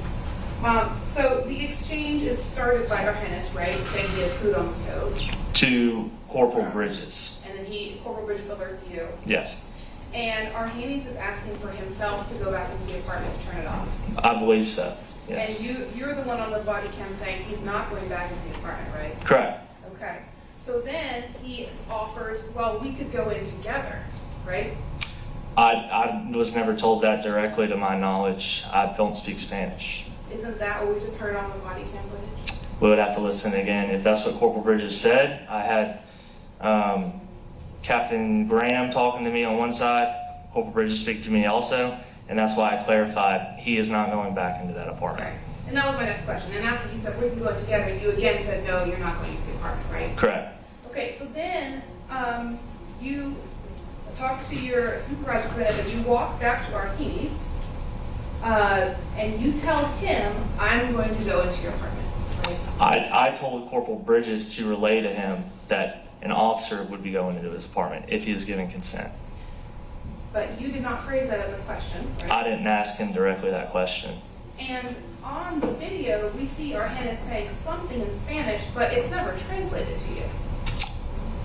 Corporal Bridges told me that something along the lines of that you were good. I don't know his exact wording, and I don't know exactly what Corporal Bridges said to him or what Argenis said to Corporal Bridges. So, not knowing what Argenis said, you decided you had consent to not. Objection. Mischaracterization of testimony. Sustained. He just said he didn't know what Argenis says. He described, his impression of what Bridges had translated back to him. That is not the same as saying I did not know what he said. He had an understanding of what he said through an interpreter. The objection sustained. After you told Arhaney you were going into the apartment, your testimony is that it was then that you were informed you had his consent. I'm sorry, can you repeat that? Sure. After you told Arhaney that you were going into your apartment, that's when your testimony is that you gave consent. Negative. No, I was speaking with Corporal Bridges from a distance, and as I moved forward, Corporal Bridges said, yeah, he's saying an officer can go in, which is when I said, can we have consent to go in? Along those lines. I don't know my exact wording. Which while standing in front of him, Corporal Bridges and Arnis were in a conversation. I can't communicate with him. I don't speak Spanish. Which he was nodding yes, which I took as yes, and he even pointed to the doorway like this, which I took as yes. Your understanding of the consent you got from Arhaney was to do what? To go in and turn off the stove.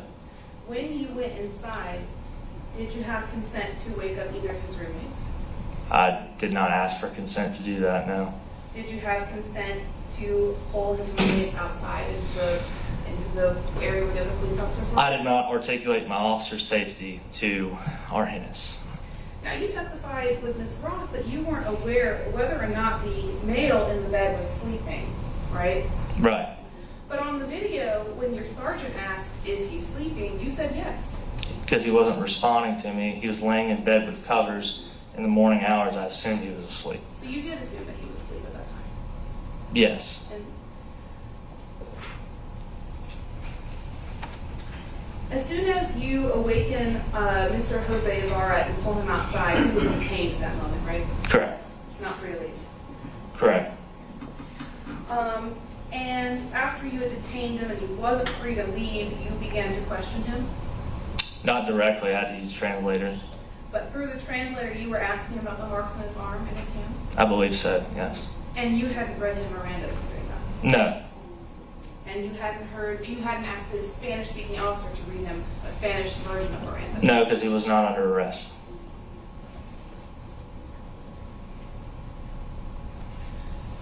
When you went in to turn off the food, did you hear anyone else in the apartment after you had gotten Mr. Ibarra and Rose Bailey out?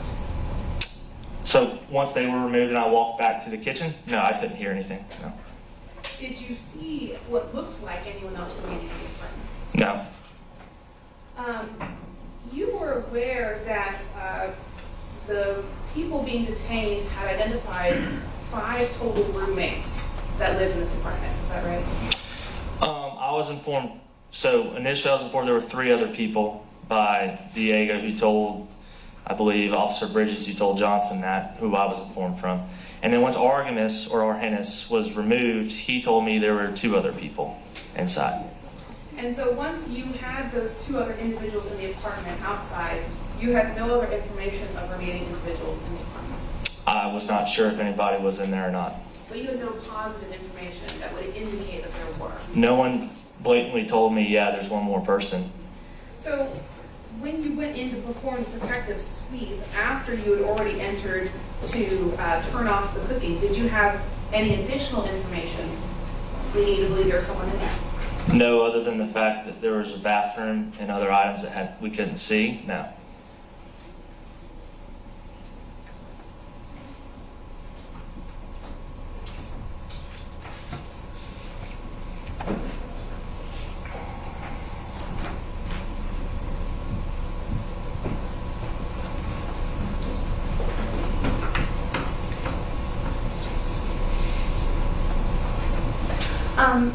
Officer Epps, on direct, you testified that you and your supervisors decided at some point to seek a search warrant. Do you know who was assigned the task of actually drafting the search warrant? At the time, no. Okay. What time did you communicate with your supervisors about that decision? 8:50-ish, again, I don't know the exact time, but around 8:50, we only had Diego detained at that point. I made a comment to Major Gregory, I believe my captain of investigations, Captain Graham, and maybe 1 or 2 other command staff members that, hey, do I need to start getting other resources here to surround the building if we're going to end up pulling these other individuals out? And they told me, yeah. Okay. And so at 8:50, you decided to pull in more resources. Was that when the official decision to get the search warrant was made? That's when I had knowledge that a search warrant was going to be started to, I didn't know who was writing it and how long that was going to take, but that there was going to be a search warrant pursued.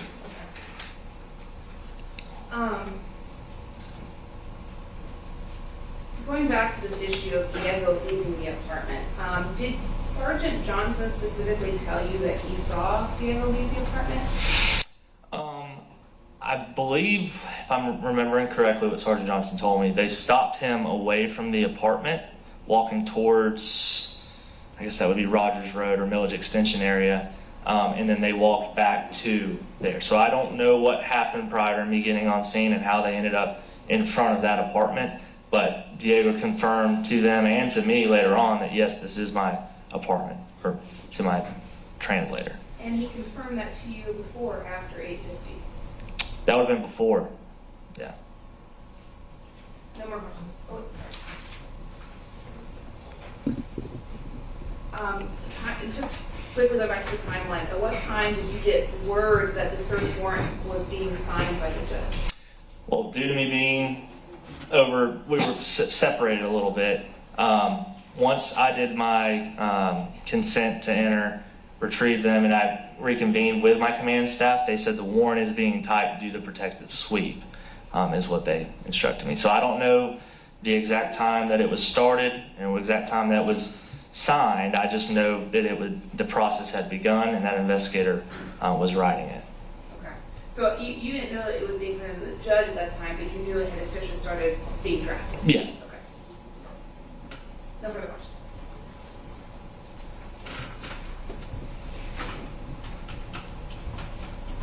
Did you agree with Sergeant Johnson's, well, let me ask it a different way. You made your own conclusion to continue a temporary detention of Diego, is that right? That's correct. Did you make that conclusion based solely on the hat? No. What did you make it on? Well, he matched the individual, Hispanic male, similar stature, similar haircut. Yes, he did have the hat, but also the proximity to the dumpster, the proximity to the murder site, as well as that we were encountering him in this area within 24 hours of the murder. And you also told us earlier about ID and other things, but let me ask you this. You wrote a report, and I heard some of it read to you. That's correct, right? Mm-hmm. Yes, ma'am. When did you write your report? That night, when we were done, or I was released from the scene of Argo Apartments. So the observations that are written in your report about Diego looking different than the person in the dumpster video, are those things you were making at 8:50 in the morning? Were those observations you had at 8:50 in the morning? Or those observations in retrospect? As far as the accuracy of what we were seeing, retrospect. Right. As far as this, I'm going to read it just so we're clear. Diego had several tattoos on his face that created questions as to whether he was the actual suspect.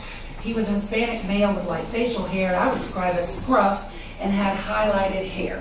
That observation that you wrote in your report later that day, was that something in your mind at 8:50 when you decided to get the warrant? No. Okay, that was later. Later. All right.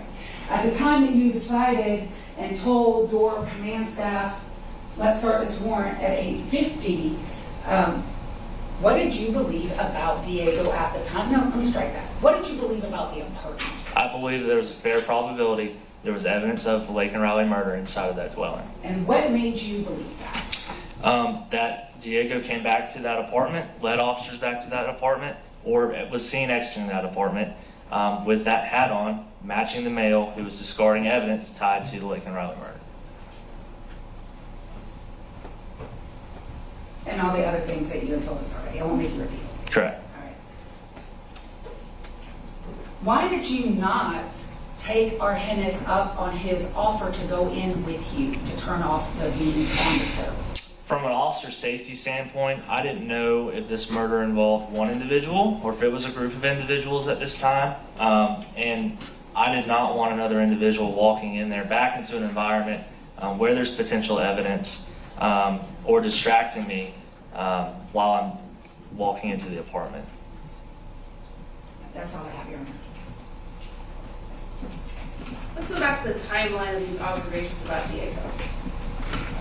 In your report, you note that there are these differences. And then you say, due to this, I had Corporal Bridges ask Diego if anyone else is inside the apartment, right? I believe so. So look at the top of page 3 again. Let me know when you find it. Stop at page, which page? Top of page 3. Let me know when you find it. Yes, I see it. And so these are not retroactive. These are things that caused you to take an action that morning. To figure out if anybody else is inside the apartment? Yes. Okay. Is that yes? Yes. And then Diego told you that there were 3 individuals inside, right? Correct. And that's information you were discussing with your supervisors about whether you needed to pull in more translators, right? Yes. So this conversation with Diego about who else was in the apartment and your doubts that you record happened before the search warrant conversation. I'm sorry. Can you repeat that? That was a long question. I'm going to Yeah. rephrase it to break it up. In your report, you say that you asked Corporal Bridges to ask Diego some questions, right? Right. And that conversation happened before you decided to seek a search warrant. I had already in my mind determined that we needed to pursue a warrant, but I'm not the one writing the warrant. I was going to convene with my command staff to ensure that we're going to be pursuing a warrant or that one's going to be started. And that's fine, but just timeline-wise, this conversation with Diego, where you're expressing doubts that he's a suspect, happens before you talk with your command staff. Objection, misrepresentation testimony. It's a question, Your Honor. You can say yes or no. You're assuming the fact that he expressed that to Diego in the form of that question. I'll overrule the objection. This conversation that you have, Corporal Bridges had with Diego, it happens before you discuss with your supervisors the search warrant possibility. I'll have to see on video or something. I'm trying to remember exactly because there were multiple conversations. But as far as before I walk over to them to, like I stated, I believe that may have been before. But again, I don't have it in front of me. Thank you. Anything else, Ms. Ross? May I have one moment? Yes.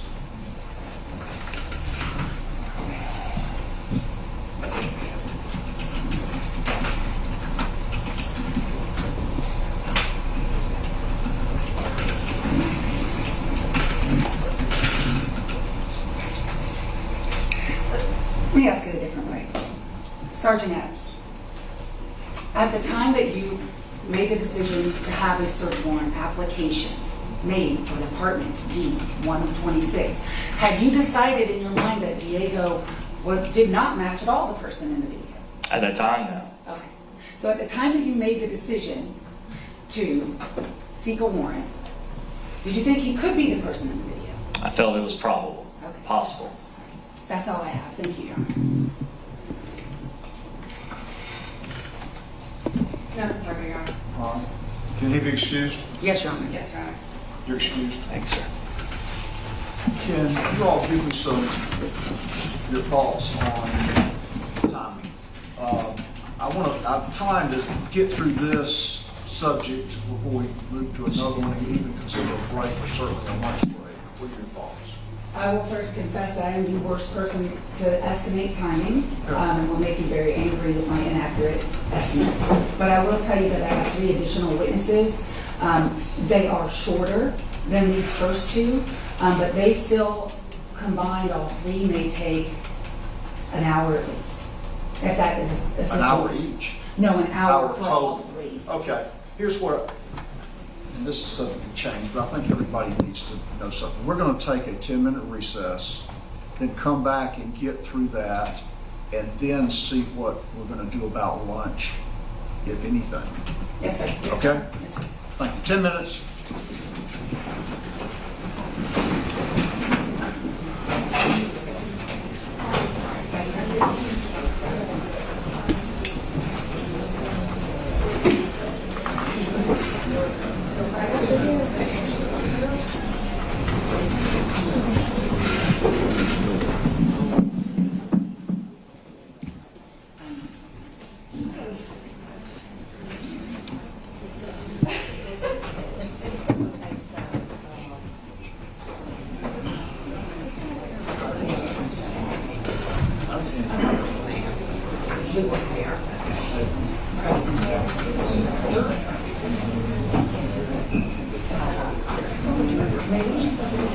I guess if they're not going to take him back, they have that. We'll stay on.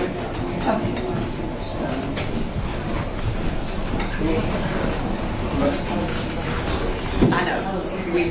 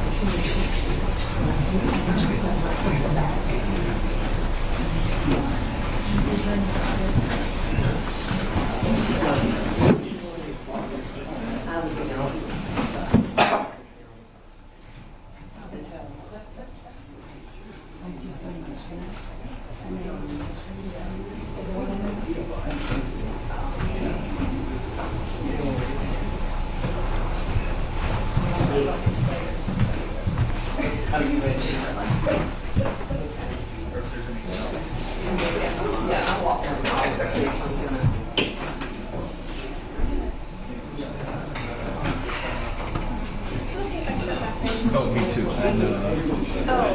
I'll wait.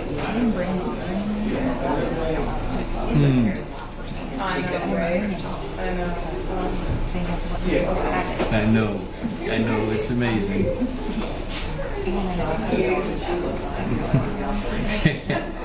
I was hoping you would give us lunch now.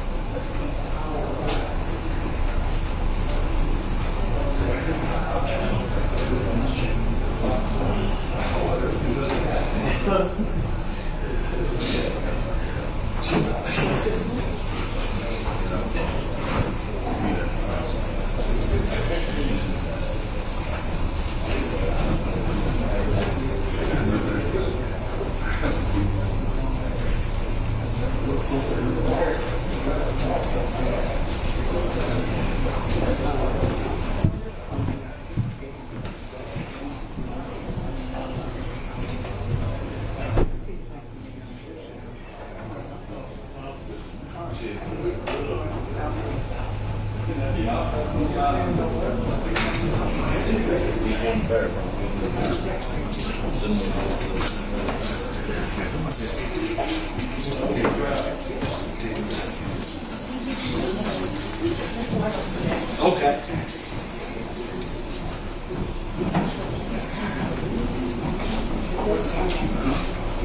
You'll take care of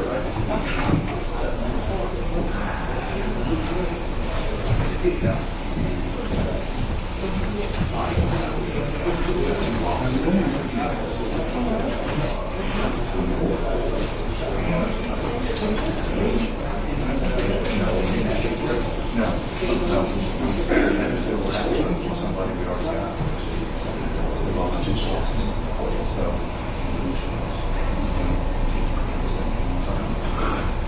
So we had to move people around, but nobody's moving. And we lost a slot. The county gave us a slot. We really should have we're in bad shape.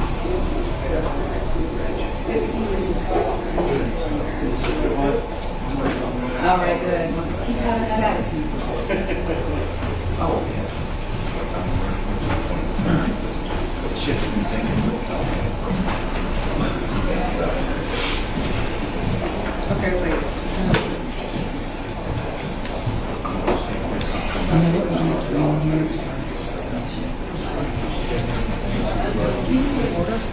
I think there's another salary for this.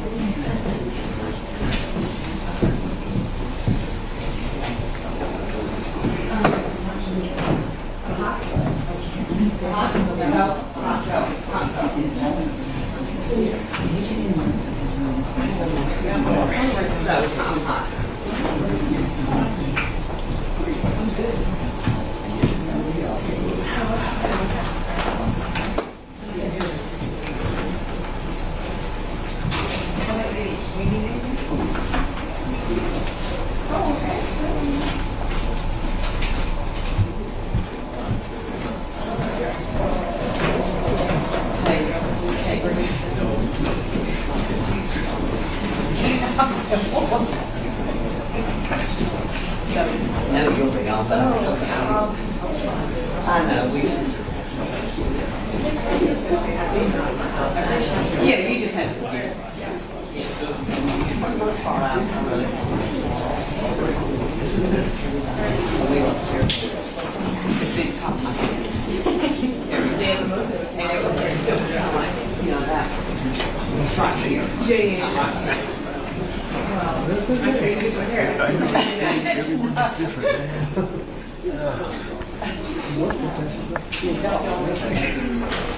Well, yeah. You might have to boot that, man. I guess.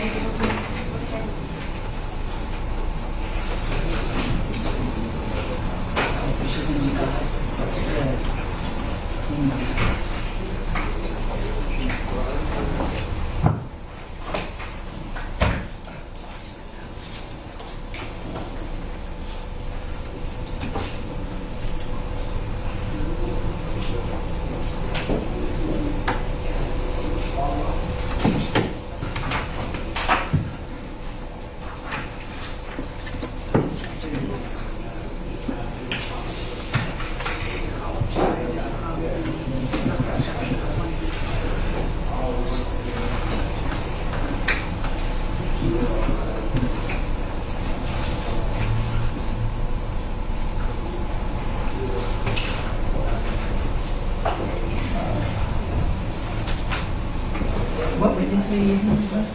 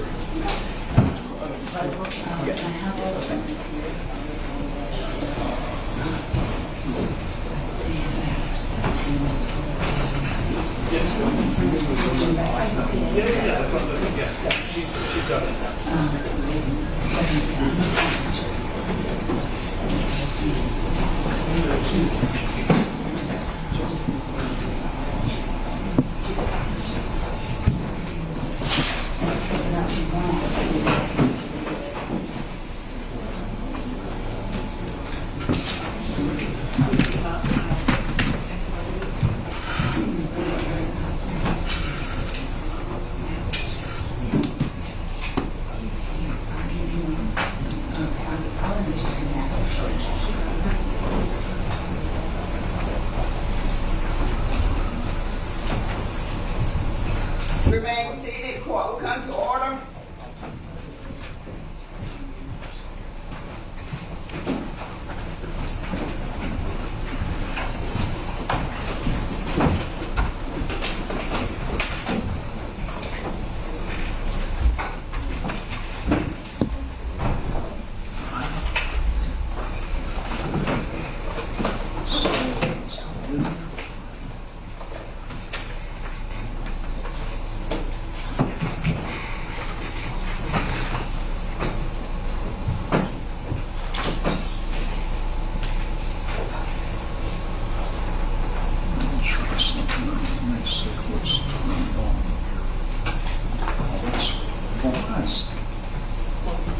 These were turned on here.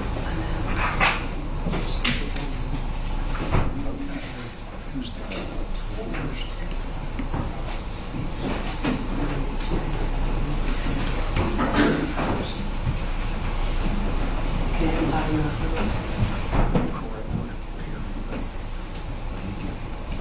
That's okay. Can I see, Mr. Donnelly, that may be okay. Can I see you all up here, Mr. Donnelly?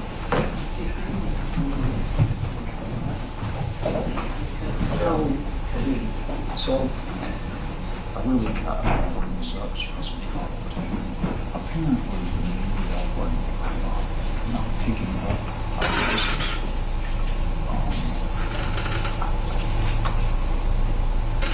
Sharing everything. So, they're asking me to try to do something about it. But that's not really my role here. I understand that you're trying to use a perspective to use rules. But I'm just letting you all know that I don't have, I mean, I'm glad to cooperate as I need to, but I'm just passing that along. I'm not asking y'all to change anything. It's been suggested that you speak more from the podium, but I'm not asking you all to do that either. You need to really take care of y'all's business as far as this is concerned.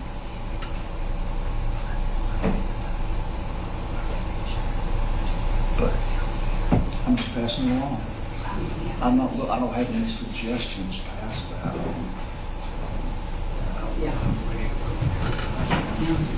That's just passing along. Thank you. Sure. Are you all ready? Yes. To call your next witness? State Corporal Bridges. Corporal Bridges. Corporal Bridges.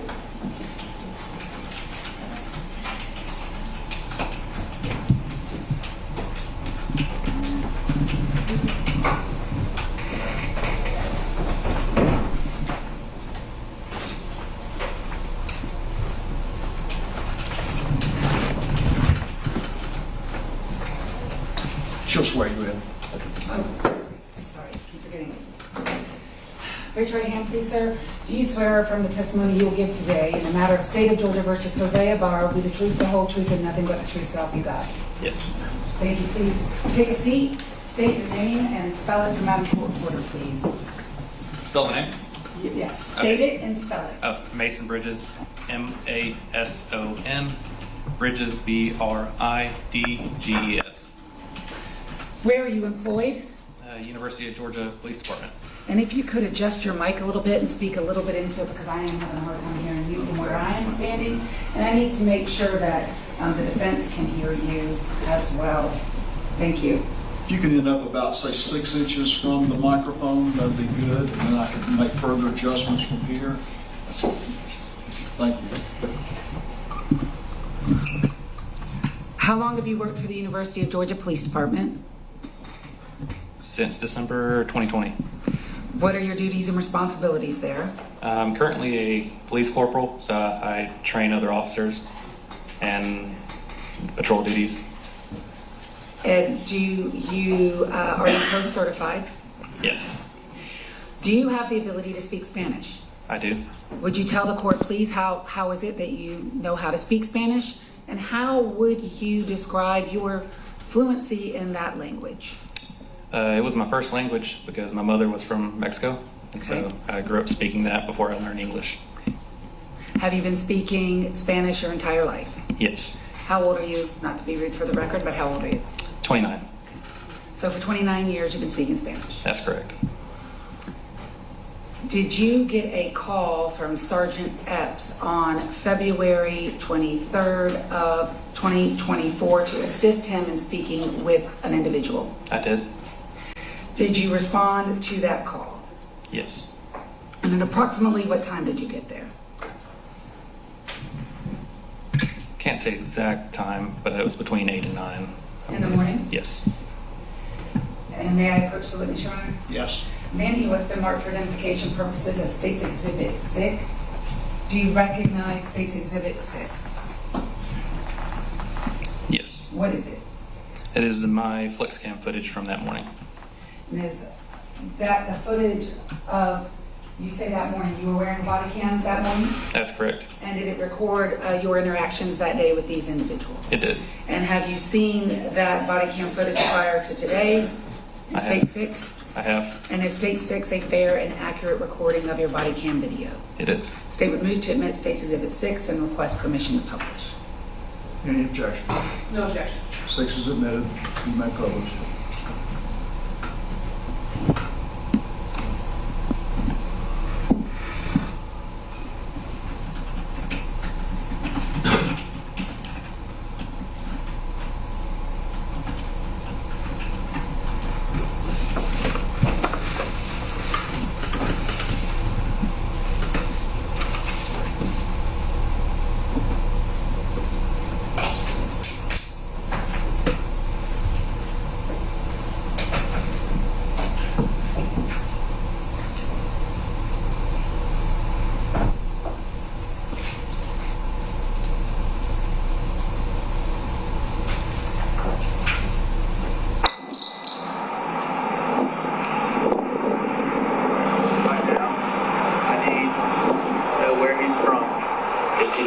Citizen, his full name, his date of birth. We're going to get baseline information and then they're going to have questions for you next. Okay. One. Name's Diego. You have I don't even know that's true. So if you can try to talk to him. He's acting like he doesn't know English. Well, you may have questions. So just stopping State's Exhibit 6 at the top of the screen, we see the time of 13:40. Is that a 1 or a 4? I can't see from here. 41. And that would be, what, about 8:41 in the morning? Yes. Okay, and you got to speak up again. Is that Yes. All right. Yes. All right, so we see you speaking, is that to Sergeant Epps? That's correct.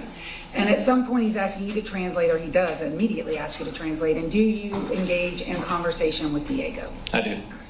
And you, in the information that you learned from Diego, do you relay that back to Sergeant Epps? I do. Okay. Did you have any difficulties understanding Diego? No. What language was Diego speaking? Spanish. What language were you speaking back to him? Spanish. Did he seem to understand your questions? Yes, Did you understand his answers? I did. And the time that you were out there, did you have the opportunity to speak to other individuals who are associated with Apartment D126? I did. And how many hours were you out there that day, so that we know?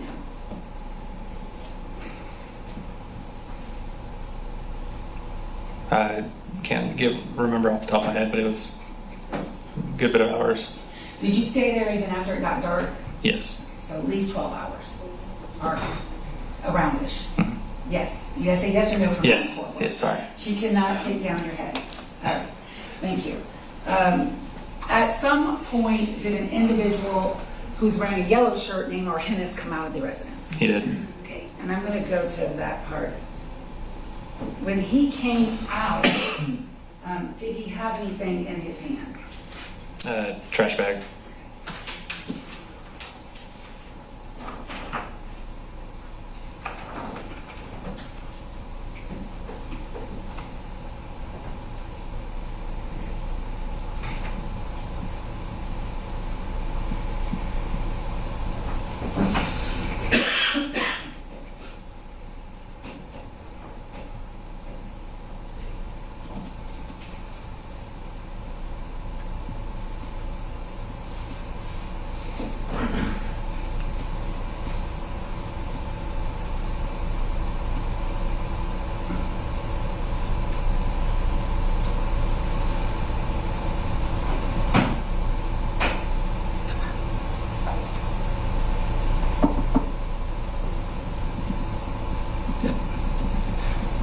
I know it way too far back. Apologize, just the slide is just tricky to work to get to where we want to go. Okay, we're going to start it at 1436 for the counter at the top. ¿En cuál parte de la universidad trabajas? En la más grande. Pero hay dos que son ya medio la misma. Pero sí, pues la que queda, tú te por aquí, la que queda derecha, sí, por esta, no sale por esta. You're saying the one that goes directly that way, that's all. Here's one of the brothers. Right here? Yeah. Hola. Hola. Come here. Tell him to come over here. Pues, para acá. We'll take some more real quick. Take some more? Pues mira para la pared. ¿Tienes navaja, pistola, algo ahí que no tienes que tener? No. Okay. That's what they see. ¿Te puedes sentar ahí?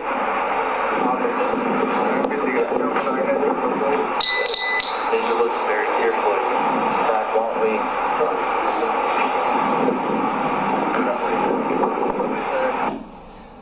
When Arhenis comes out and we see him take a seat in the video, is that him? Yes. What color is he wearing? Yellow shirt. And did you handcuff him in any way? No, ma'am. And did you translate accurately for Sergeant Epps there? Yes. What did you tell him to do? Sergeant Epps asked me to have him face the wall and ask him if he had any weapons, and I did, and he said no. And then what did he do, and what did you tell him to do? I told him to take a seat, and he took a seat. At some point, does he have a conversation with you about having something on the stove? Yes.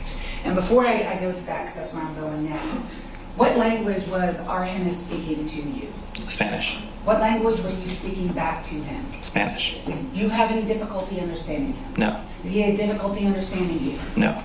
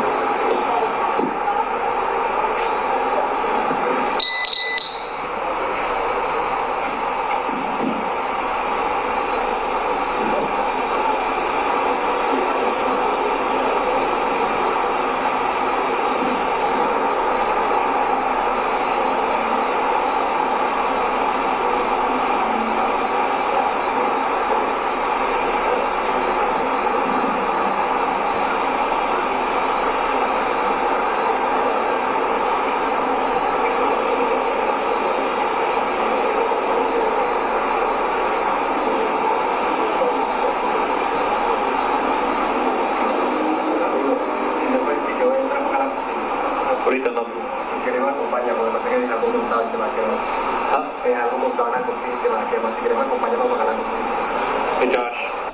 I'm going to stop right there. At 1454 for the record on State's Exhibit 6, what is that conversation between you and Argenis that we just heard? He told me that he left something on the stove. He said, hey, can I go in and cut the stove off? I left something on the stove. He said he left something on the stove. Okay. ¿Qué estás cocinando? He said he's cooking something on the stove. Ahorita no te voy a preguntar. What did we just hear? And now I'm at 1554. I've stopped it again. He said, I have left something on the stove. You can accompany me to go in there and cut it off. And then, yeah, that's... And you say that back to Sergeant Epps? Yes. In English? Yes. Podemos meter contigo para... He said we can go in there with him.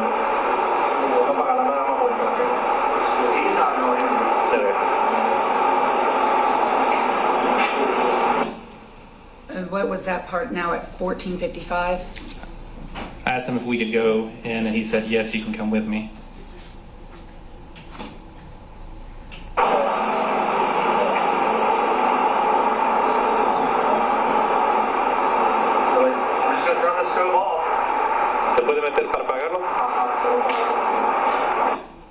What was that we just heard? He asked if he could turn off the stove, and he said, yes. Who asked who? I'm sorry.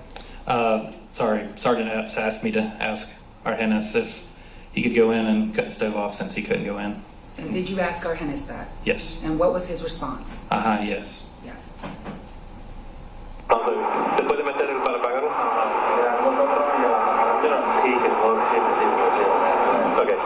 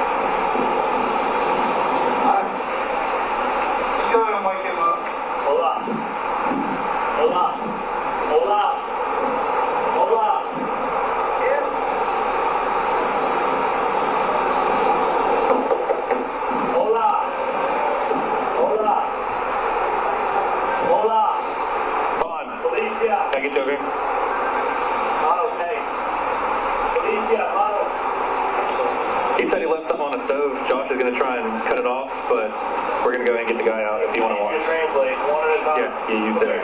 You watch these guys. Come here. Puedes venirte para acá. Pull her to you. Are you at this point at 1456 translating for Sergeant Epps? Yes, ma'am. If you could just tell us, and I don't, if you can verbatim, but if you can't, what did you ask this individual, this female that we see in the video, what did you ask her to do in Spanish? I said, come over here.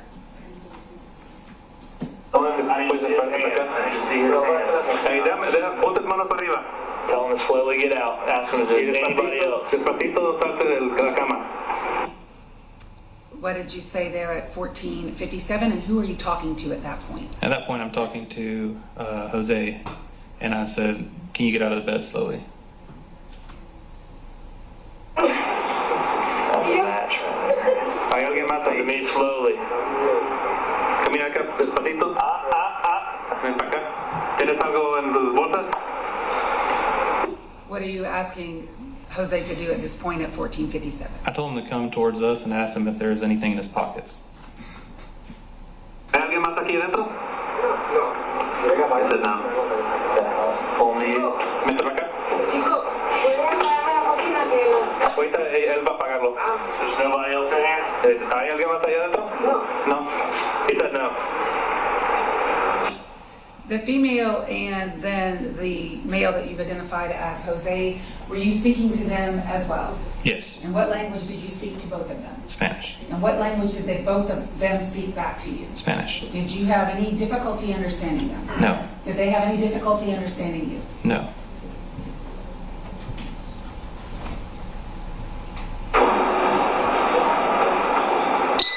Gracias, pero bueno, ¿y qué me está dando en la cara?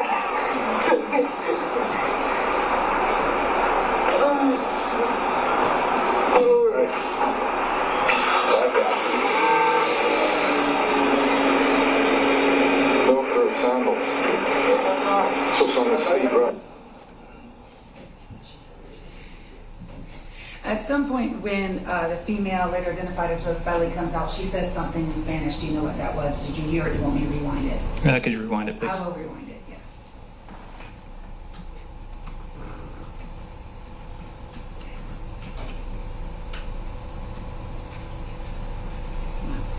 Let's start here. ¿Hay alguien más aquí dentro? No. Vente para acá. Chico, ¿puedes ayudarme a la cocina que Ahorita él va a pagarlo. There's nobody else in here? That's right there. You want me to say what she said? Yes. Okay, yeah, she said, young man, the stove is on. Can you cut it off? And I said, Sergeant Epps is going to cut it off. Okay, that's what Rosebelly said to you. Yes. Thank you. All right. You stayed there the whole day. At some point, did another Spanish-speaking officer from your department show up to assist in the translation? Yes. And who was that? That was Corporal Sayan. And I think for the purposes of this hearing, those are all the questions I have at this time. I'll pass it.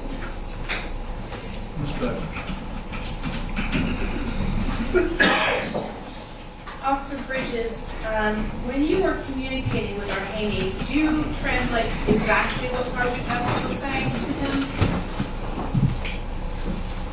Can you repeat the question? Yeah, when you're translating for Arhaney's, for Sergeant Epps, did you verbatim, like this word for word, translate what Sergeant Epps was saying? No. Okay. And so when we hear in English, Joshua Epps is half the conversation, that's not exactly what Arhaney's heard, is that what you're saying? Can you repeat the question? Sure. What we hear in English is not exactly what Arhaney's heard.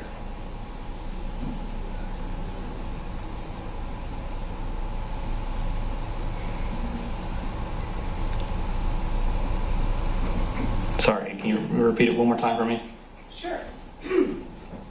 What we hear in English from Officer Epps is not exactly what you translated to Arhaney's. I did translate it for Sergeant Epps. Okay. My first question was, did you translate exactly word for word?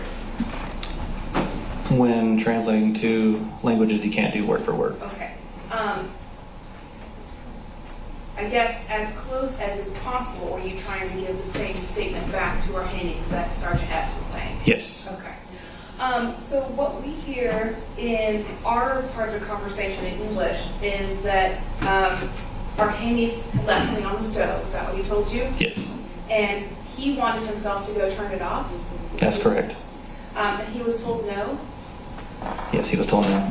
And he actually got up out of his chair as if he was going to go back, right? Yes. And at that point he was shouted at, right? He was what? He was shouted at? No. He was told to sit back down? Yes.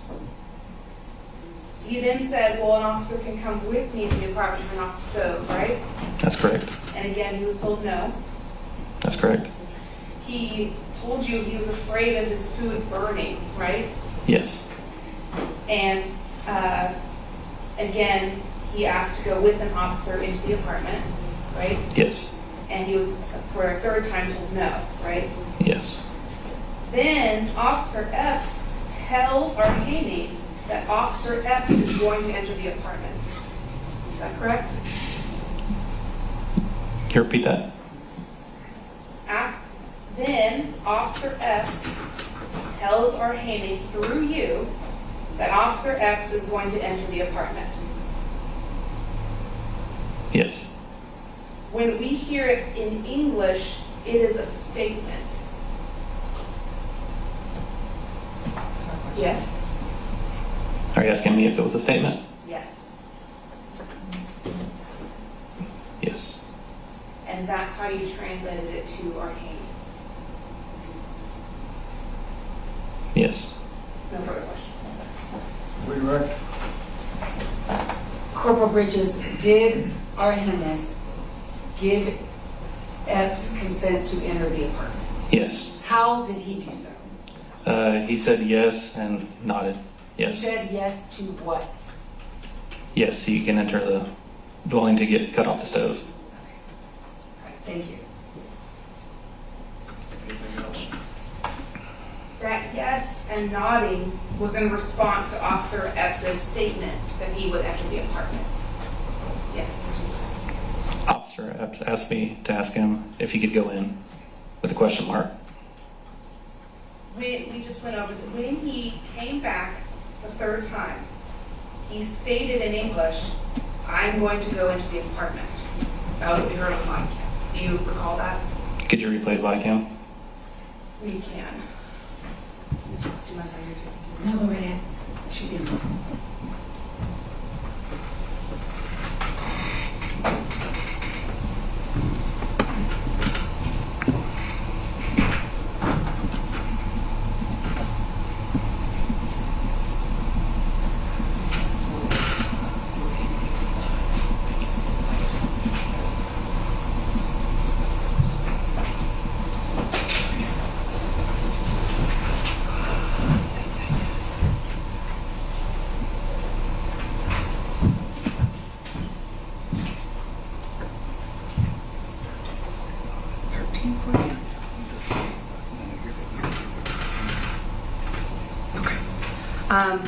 I am going to start playing the State's Exhibit 7, I believe, at 14:54.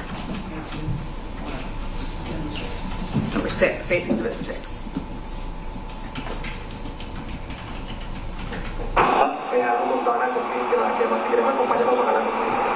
Hey Josh. He said he left something on the stove.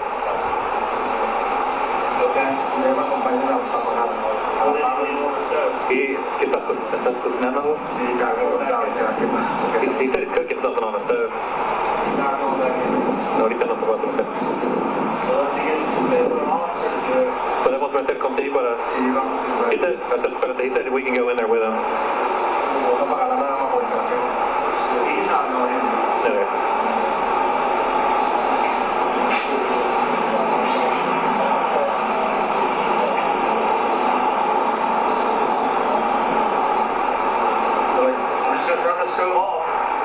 ¿Se puede meter para pagarlo? Yeah, he said something. Okay, so that last time when Officer X walks back over, he says, "I'm just going to turn the stove off." Yes. And how did you translate that? I asked if he could go in and cut it off. And that's when he nodded and said yes. Yes. No further questions. That's all I have, Your Honor. Can he be excused? Yes, sir. Yes. Excused. Call your next witness. Officer Ahel Sayed. Thank you.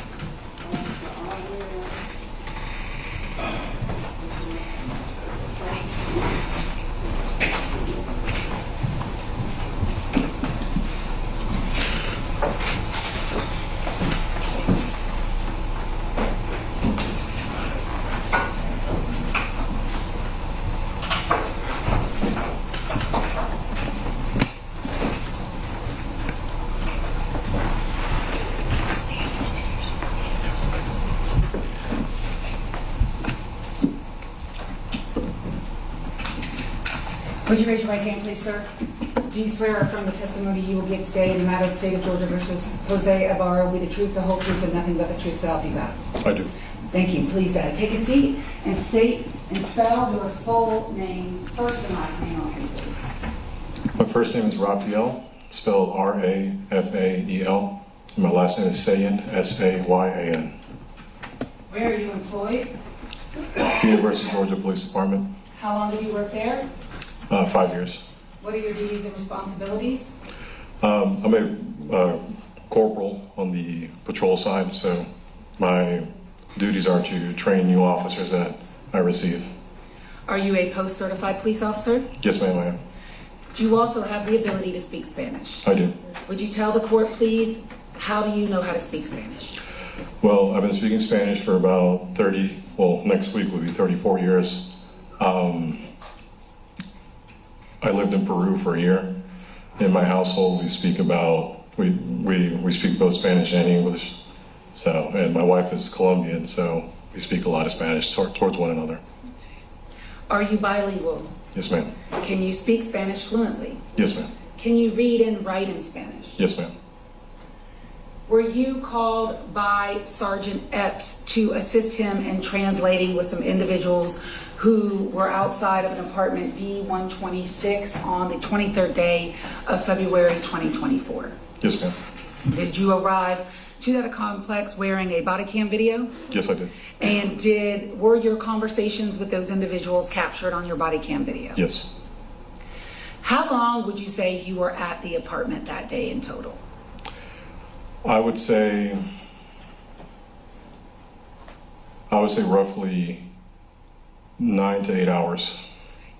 May I approach the witness, Your Honor? Yes. Many must be marked for identification purposes as State's Exhibit 7. Do you recognize State's Exhibit 7? Yes, ma'am, I do. What is it? It's going to be the recording of my Axon camera footage.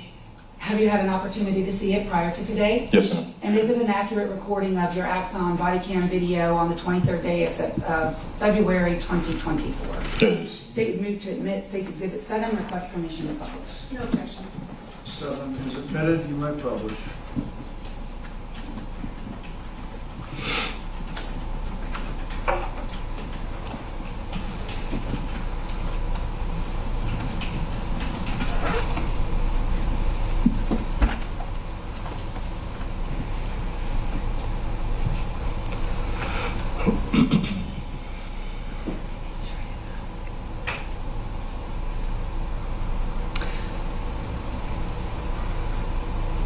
Officer Sand, we're not going to play all 3 hours of this, but I'm going to fast forward it to certain parts of it.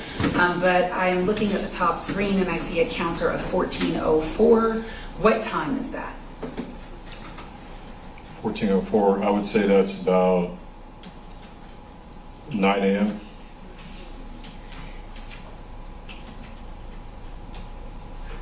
At some point, how many individuals are outside of that apartment D126? 4. Those 4 individuals, did you communicate with them? Yes. Did you talk to all 4 of them? Oh, yes. How much time do you think you spent with just these 4 individuals? Well, I may have to break it up a little bit. Let me do that. One of the individuals was Diego Ibarra. Do you know who that person is? Yes. Of the 4? About how much time did you spend with Diego Ibarra that day? I would say just short of 2 hours. Another individual is Jose Ibarra. Did you see and speak to Jose Ibarra that day? Yes. The person that you spoke to that day, Jose Ibarra, do you see him in the courtroom today? Yes, I do. Can you please point to him and describe the article of clothing that he's wearing for the record? Yes, I can. He's wearing a white button-up shirt with gray slacks. How long do you think you spent with Jose Ibarra that day? About close to 2 hours. There was a female named Rose Belly. How much time did you spend with her that day? I probably spent with her about 6 to 7 hours. And there was another male there wearing a yellow shirt named Argenis. About how long did you spend with him that day? Just about the same, 6, 7 hours. Those 4 individuals, what language were they speaking? They were speaking Spanish. What language were you speaking back to them? Spanish. Did you have any difficulty understanding their Spanish? No, ma'am. Did they have any difficulty understanding you? No.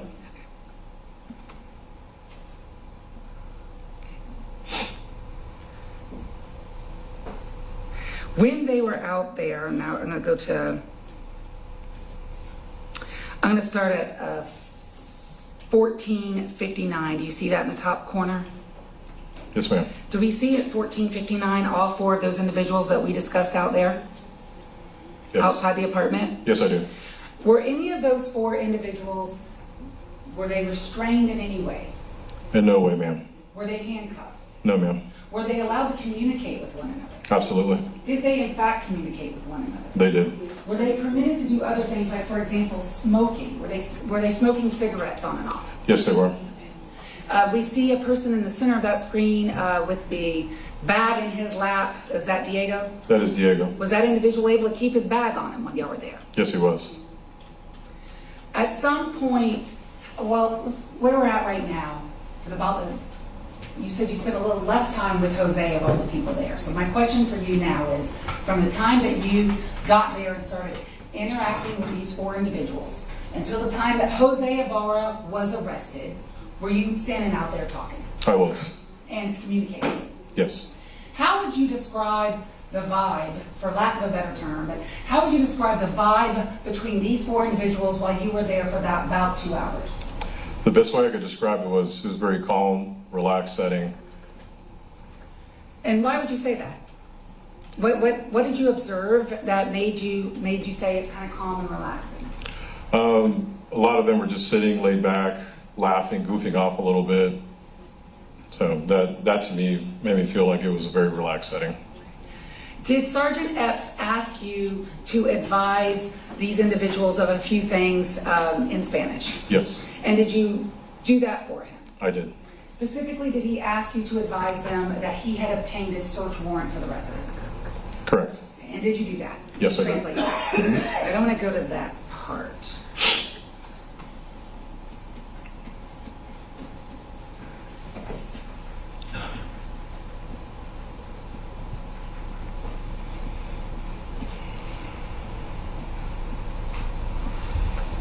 Whichever, we don't know.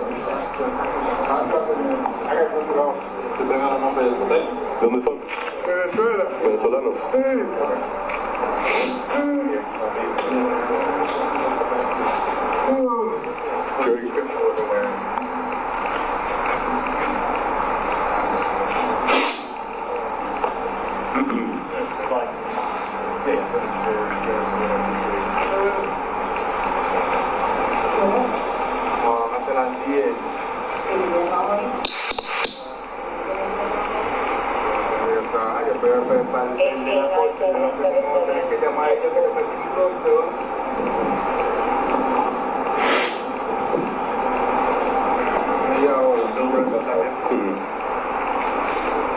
You want to stand by there?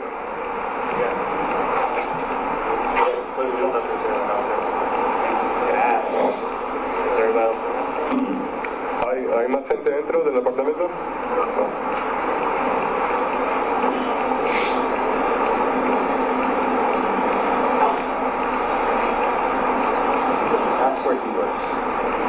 Amigo, ¿usted dónde trabaja?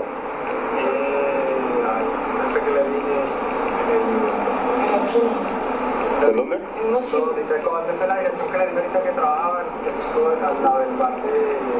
¿Cómo se llama donde usted trabaja?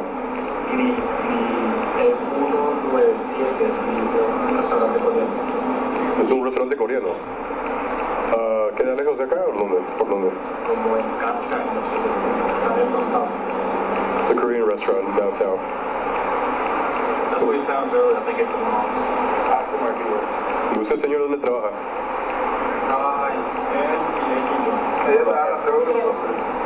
¿Los cuatro trabajan en el mismo restaurante? No, yo trabajo en la universidad. Okay. So all 3 of them work at the Korean restaurant minus him.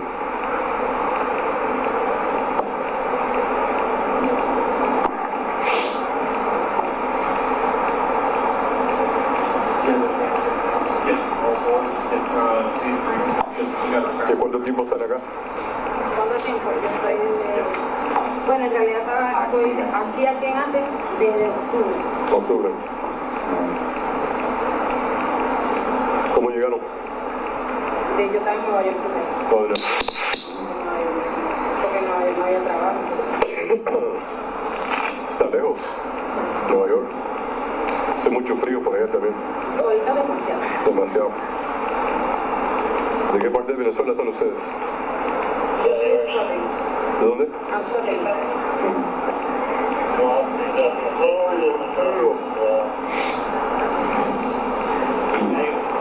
Explaining that we're in the process of getting a search warrant for their apartment.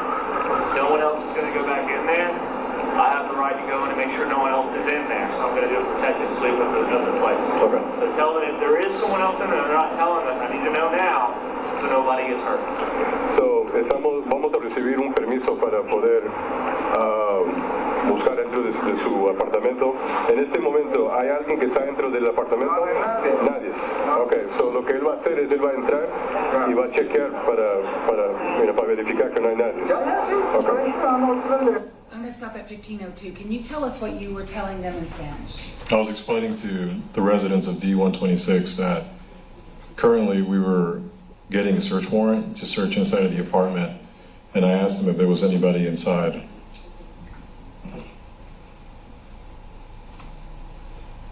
Recibir este permiso de buscar el apartamento, ustedes no pueden regresar adentro del apartamento hasta que acabamos. ¿Entendieron? Ay, ¿cómo hacemos si estamos viendo? No van a poder irse a trabajar todavía. Hasta que yo They're clear. And when you said they are clear, what are you talking about? So when I said they were clear, some of them nodded, some of them said yes, they understood, because Rosebelly had asked if they could have gone to work, and I explained to them that they most likely they won't be able to today. And why not? Because they had to stay here. Were they told they were temporarily detained or detained? Or tell us what you told them about their status. At that exact moment, in this recording right here, I hadn't told them their exact status yet. When do you tell them their status and how do you say it? What do you tell them? I told them, I used the word detenido, which is Spanish for detained. I'm going to ask you to spell that from out of court order in Spanish. It's going to be spelled D-E-T-E-N-I-D-O.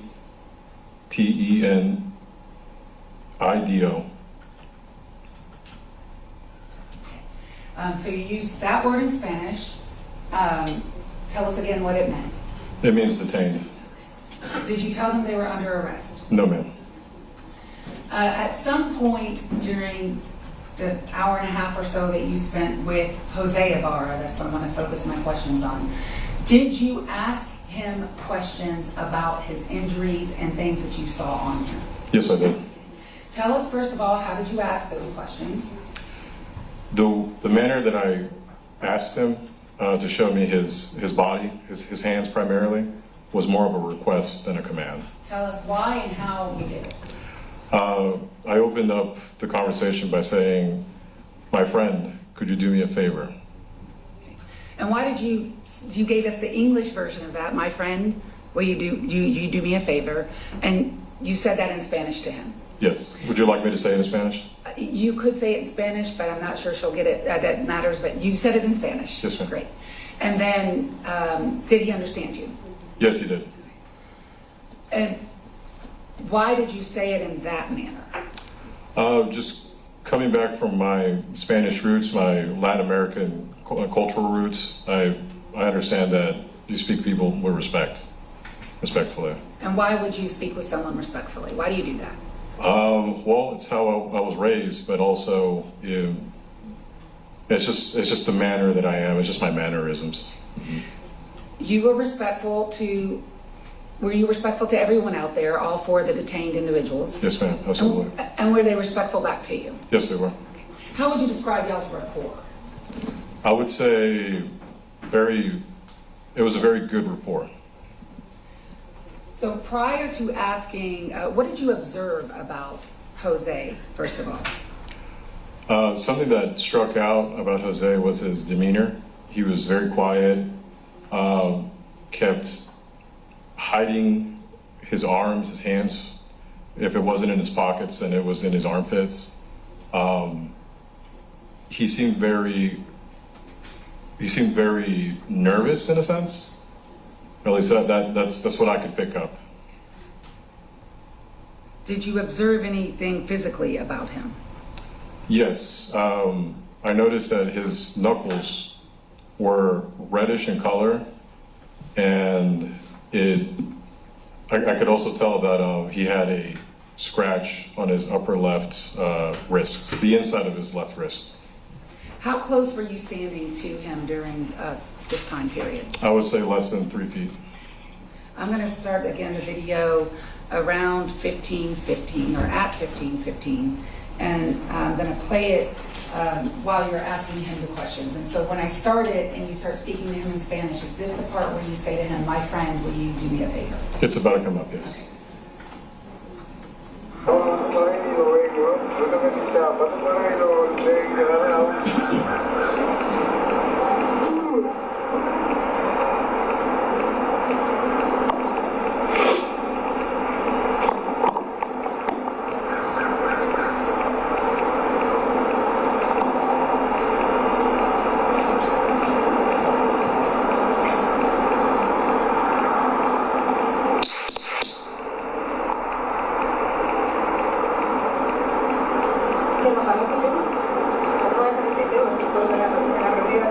que deje tu cosa.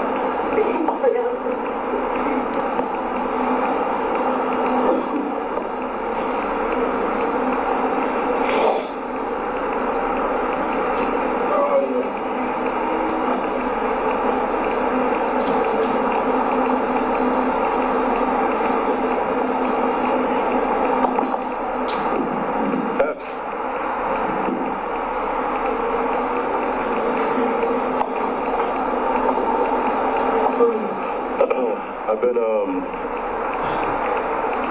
I've been trying to analyze the guy's hands.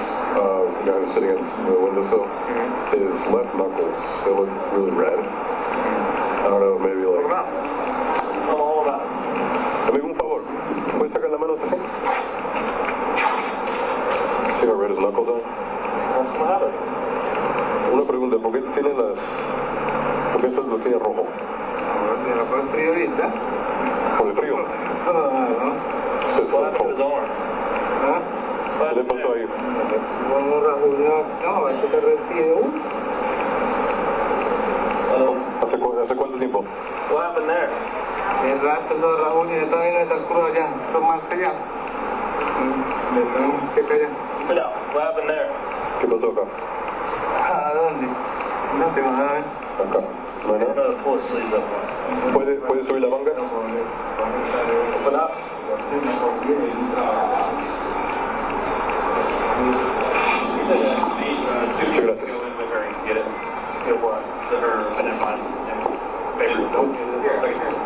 She has her Venezuelan ID inside.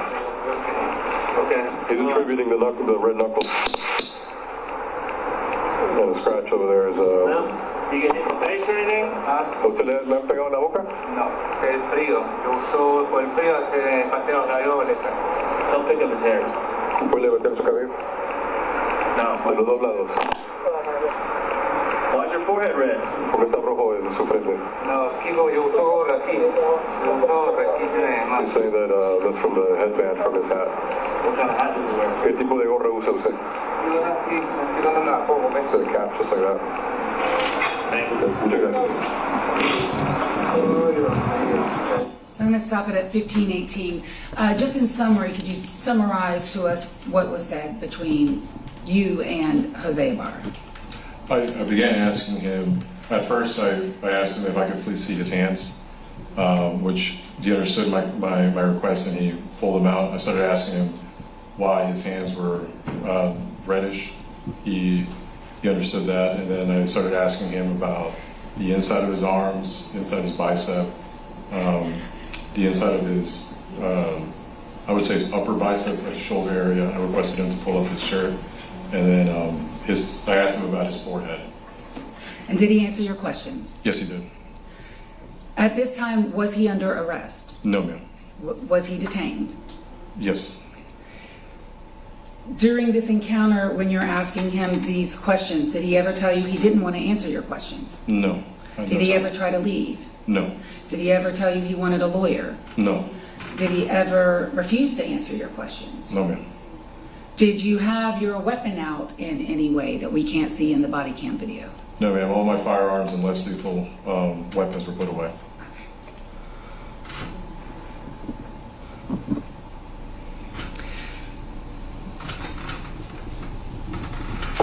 I want to go to it much later in the evening, and I don't think I need to play it, but if I do, let me know. And I'm sorry, before I move on, and during your questioning about Jose Ibarra, did he ever tell you he wanted to leave?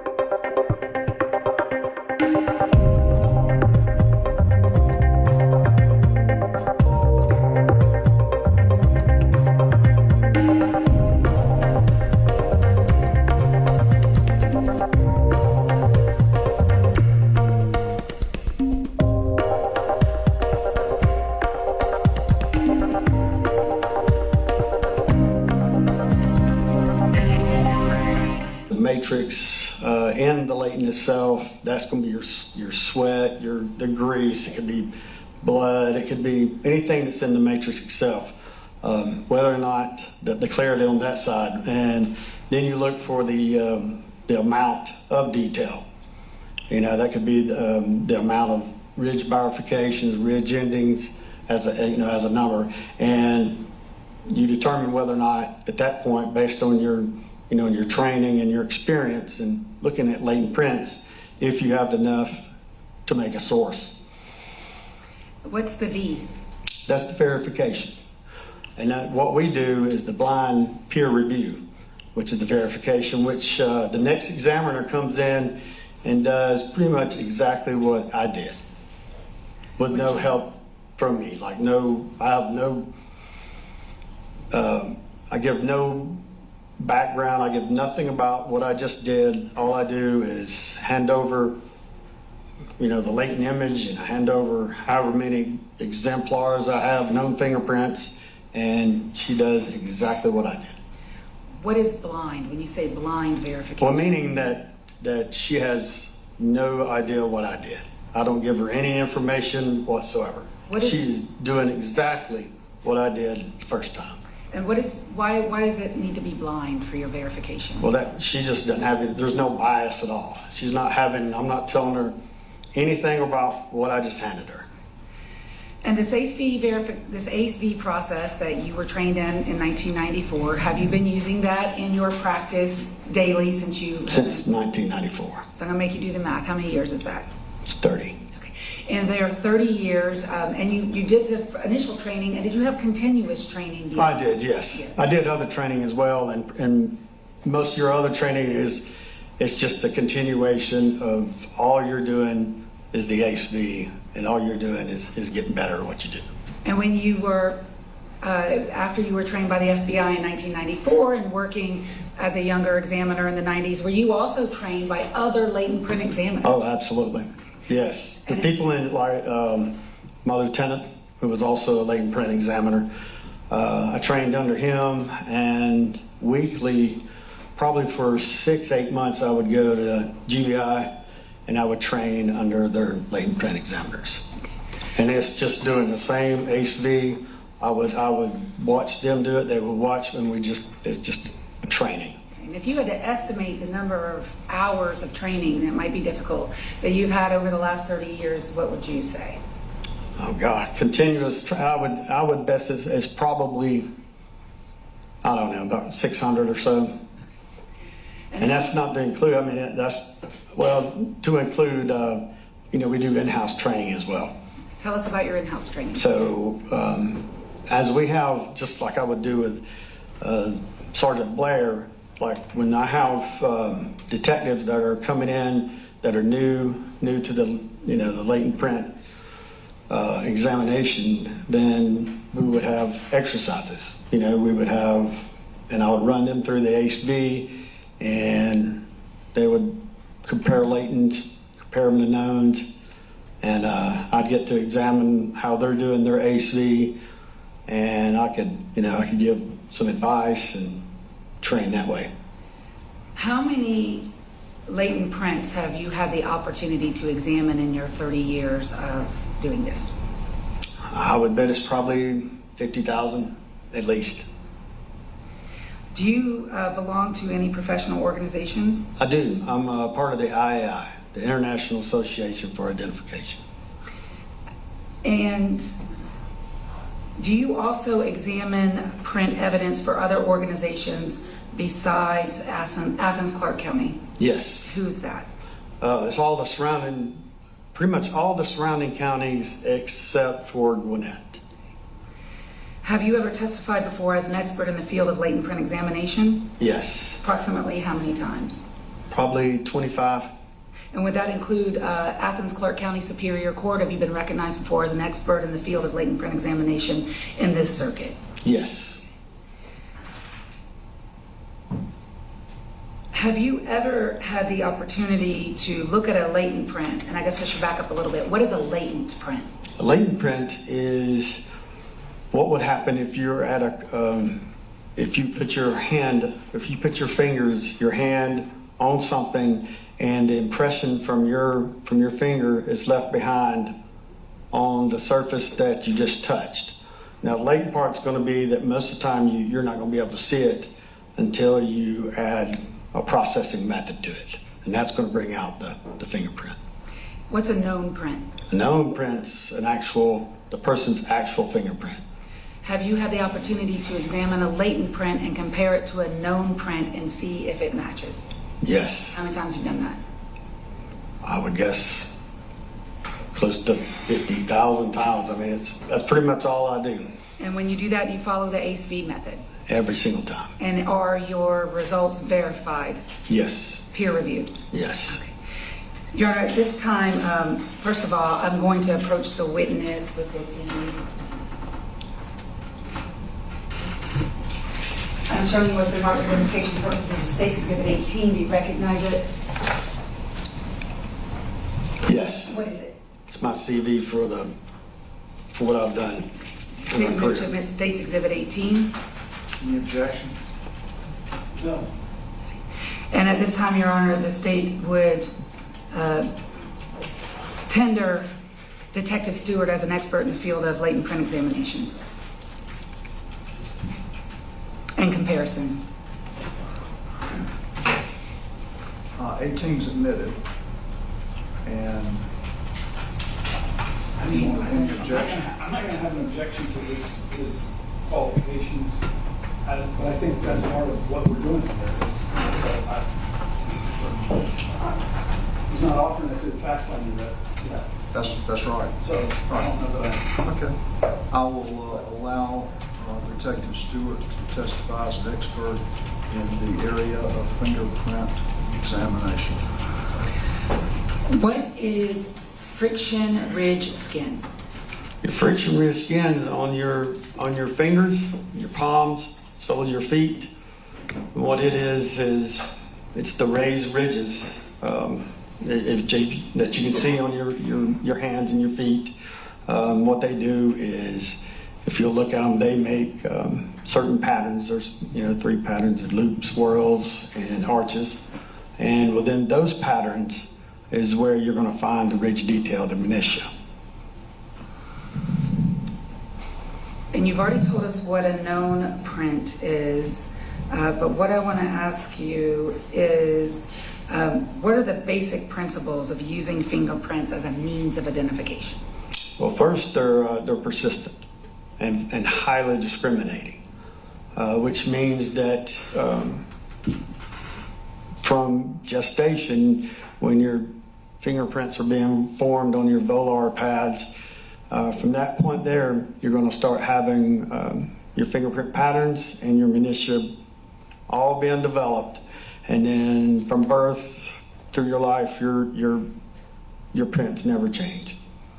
Your fingerprints are going to look the same as they did, other than just your natural growth, unless barring injury, to where you have an injury to your finger. The ACE-V method that you described to us, is that method widely accepted in your field of latent print examinations? Yes. And I'm going to, with the court's permission, ask to approach with 2 other documents. And was for marked for identification purposes of State's Exhibits 19 and 20. Before I ask you to identify those, at the Athens County Police Department, do you have policies and procedures regarding how you examine fingerprints and how you do your job? Yes. Okay. State's Exhibit 19, what is that? This is our ACE-V for latent print examination policy. And was that policy in effect in February of 2024? Yes. State would move to admit State's Exhibit 19. Any objection? No. 19 submitted. State's Exhibit 20, what is that? State's Exhibit 20 is the guidelines for opinion of source identification and friction ridge examination. This is done by OSAC, which is the Organization of Scientific Area Committees for Forensic Science. And are you familiar with those guidelines, and do you abide by those guidelines at your work? Yes, I do. State would move to admit State's Exhibit 20. Any objection? Can I see it, please?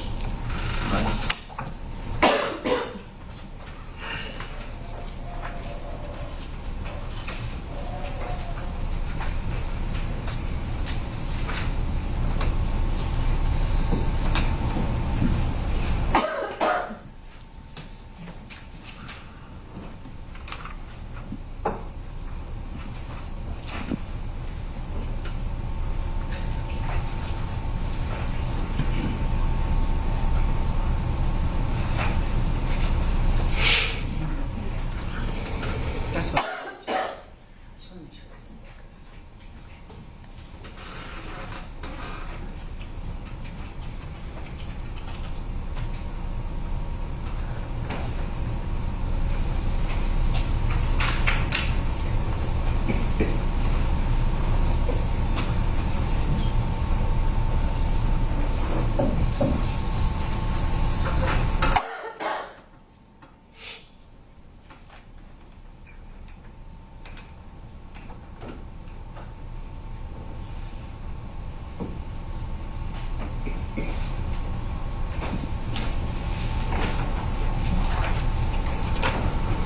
No.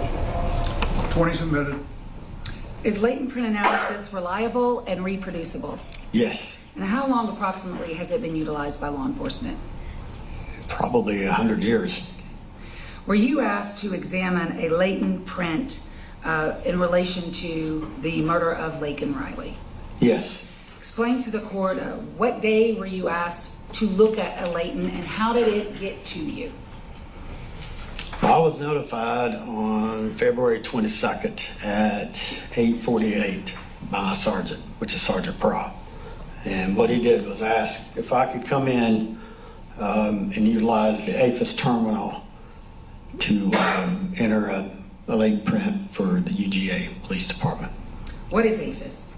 APHIS is the Automated Identification Fingerprint System. And when you said 8 o'clock, was that AM or PM? Oh, it's PM, sorry. Thank you. And APHIS, are you trained by APHIS? Yes. Are you trained in APHIS also? Yes. And do you have an APHIS terminal at ACC PD? I do. And can anyone just have an APHIS terminal? Like, can I have one at my home? You certainly cannot. Okay, why not?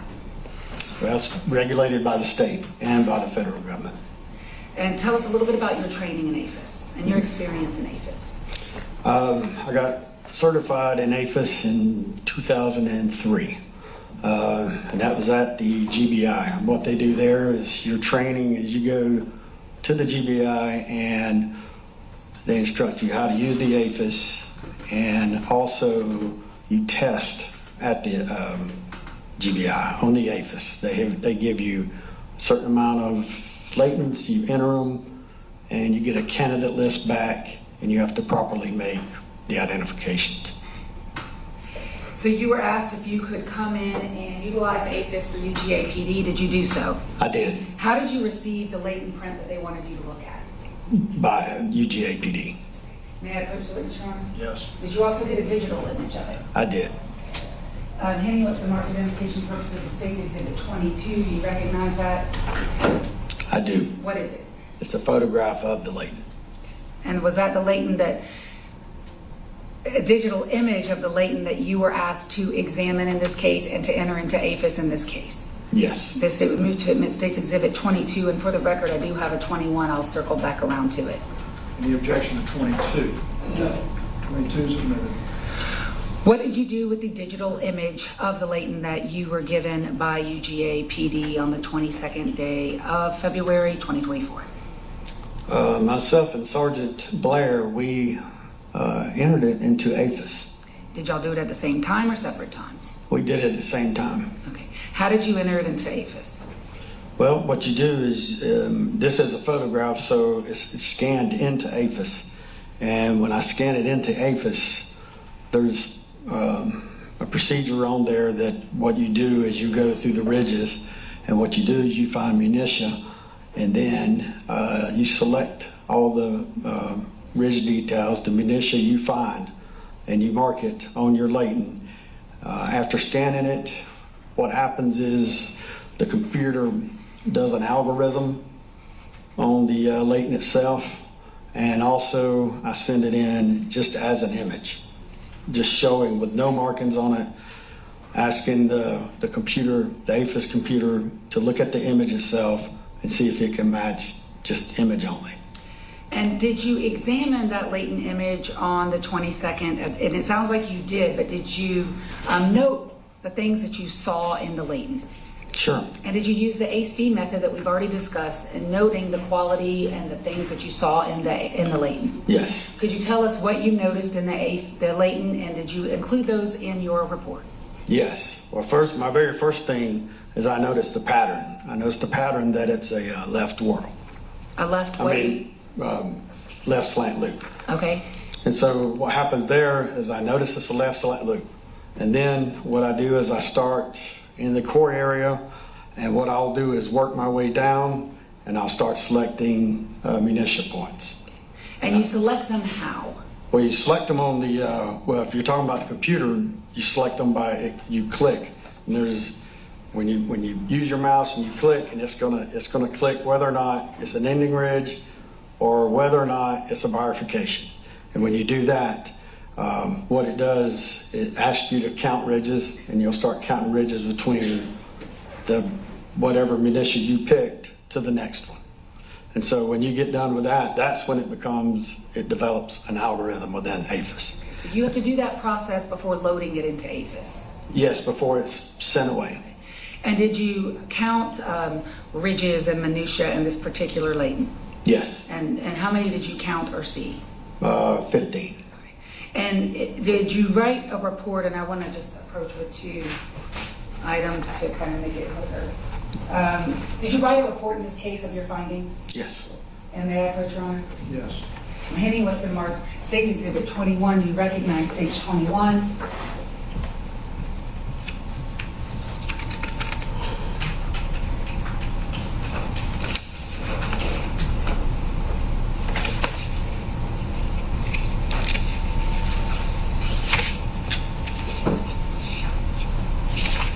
Yes, my report. And State would move to admit Stage 21. Any objection to 21? You didn't see it.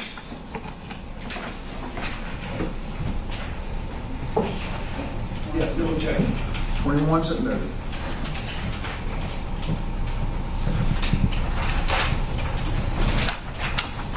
State's Exhibit 27, and there are items in between. Do you recognize Stage 27? Yes. What is it? It is the latent image again, but it's also showing where I'm marking my minutia points. Is that what you had to do in order to put it into APHIS? It would have been, yes. This is just me using a pen, like a rough draft kind of thing. But it would have been looking the same way it's on APHIS. On the computer? Yes. Because, yeah, you'd have to take a screenshot of a computer or you have to redo it. Yeah, right. State would move to admit stage 27. Any objection to 27? Can I just ask you a brief question about 27, just to clarify? Yes. That was prepared for court? This right here, the other one is actually prepared for, but this is just helping me out at the moment. Okay, but that was not anything you used to form your opinion that you documented in your report, is it?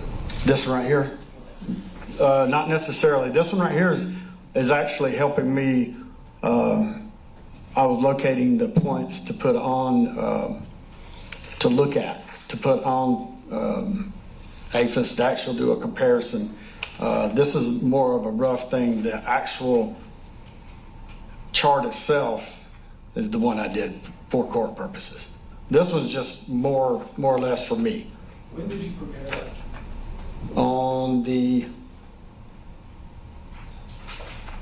I think I did this one on the 23rd, probably the next day. Of February? Yes, sir. No objection. 27 is admitted. In your report, and if you need to read it, let us know before you read from it, but on the 22nd day of February, do you describe the latent, worst question, do you describe the latent in your report on the 22nd day of February? The latent Yes. itself. And how do you describe the latent?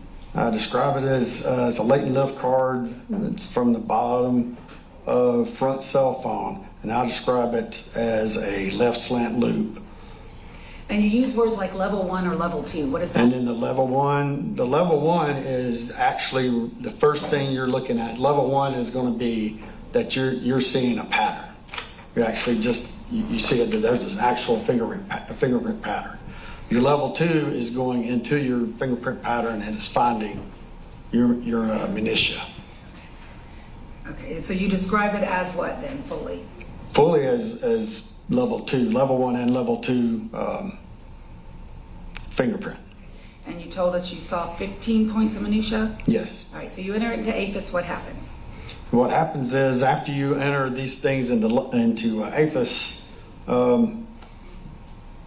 after a amount of time, it'll return with results because it's searching the state of Georgia criminal fingerprint database and it's searching the FBI database as well.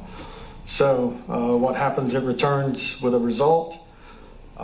What you do is you open up the result, and inside that is a candidate list of 20 different individuals and their fingerprints. And what did you do when you got the candidate list? And so once you get the candidate list, what happens at that moment is I'm in the room just by myself because she's not going to watch me make a comparison because it's a blind peer review. You're in the APHIS room? In the APHIS room, yes. Okay. So that's just me, and what I'm doing is I open up the APHIS, and what's happening is it will show you the latent print, and it'll show you on the candidate list what it thinks it's doing its best to try to find a suspect fingerprint. And did you find any matches in APHIS? No. Is that unusual? No. Why not? It's just all this is a tool to help, and it's the APHIS computer is trying to look at this fingerprint, and it's searching all of the fingerprints in the database, and it's trying to make a determination with the minutia, just like we would, but sometimes it just does not see what I see. And do you have to have a certain number of minutia in order to enter a latent into APHIS, or you can just enter anything into APHIS? No, you can enter whatever you want to enter. Into APHIS? Yes. And it'll either hit or it doesn't hit, right? That's right. All right. Did you ever get an APHIS hit to this latent print? No. What did you do next? What happened? So after all of the APHIS entries, what I do is Sergeant Blair does the exact same thing I just did. She goes through and Yeah. Yeah. I'll withdraw that. That was a poorly worded question. On the 23rd day of February 2024, were you given a series of names? yes. Tell us about that. Who gave you the names and what names were you given? Well, I was given names from the investigators present at the Athens-Clarke County Police Department. And what they do is they give me a list of names and their FBI numbers and or SID numbers.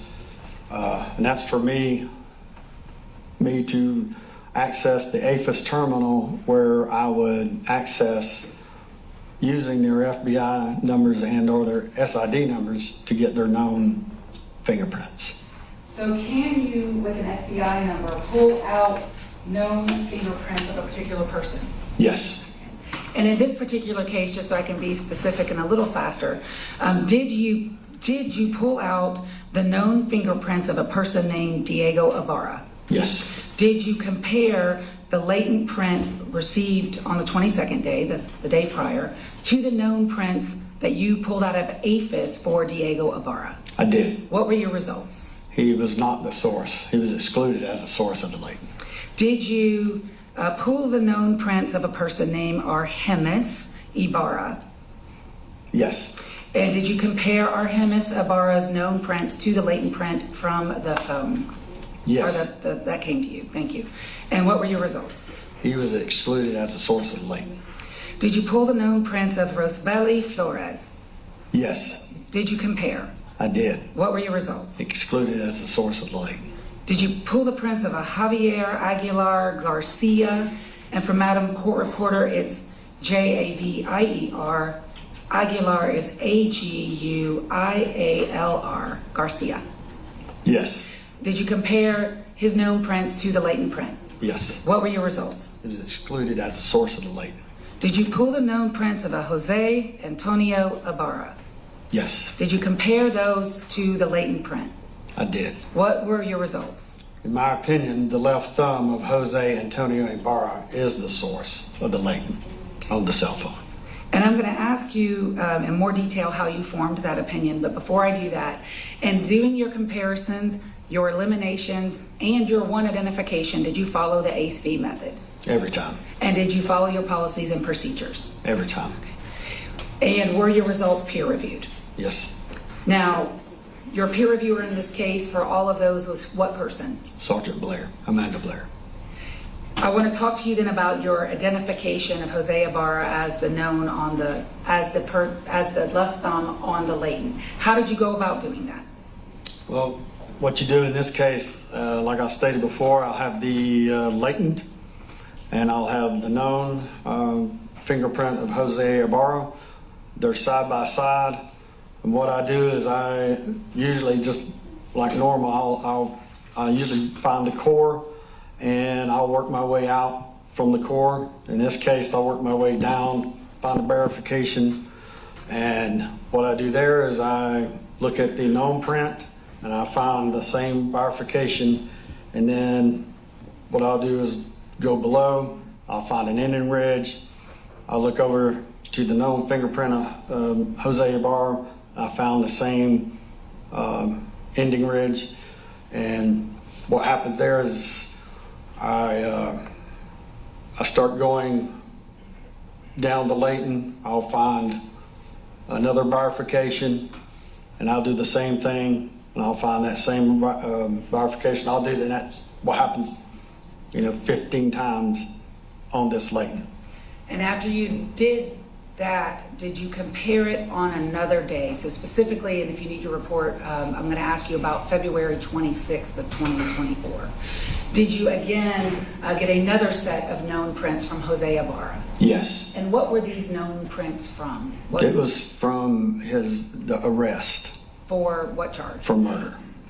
And did you take those known prints from his arrest for the charge of murder and then compare them to the latent that was submitted to you by UGA PD? I did. What were your results? The same results. Left thumb. Did you use the ACE-V method in that comparison? Every single time. And were your results blind peer reviewed? Yes. May I approach the witness, Your Honor? Yes. I'm showing you what's been marked for identification purposes as State's Exhibits 25 and 24. And I asked if you recognize those two things, and then I have it on a bigger chart too. So it's all at the same time, and we have it in silver. And then 28. May I approach with 28? Yes. And State's 28. Do you recognize those? 25, 24, and 28. Could you tell the court, starting first with 25, what's 25? 25 is the latent fingerprint, the photo of it. All right. And did you mark on State's 25 in preparation of your testimony today? We go yellow. Oh, there's talking about. All right. Yes, the yellows are my marking. The blue is my marking. State would move to admit State's 25. Any objection to 25?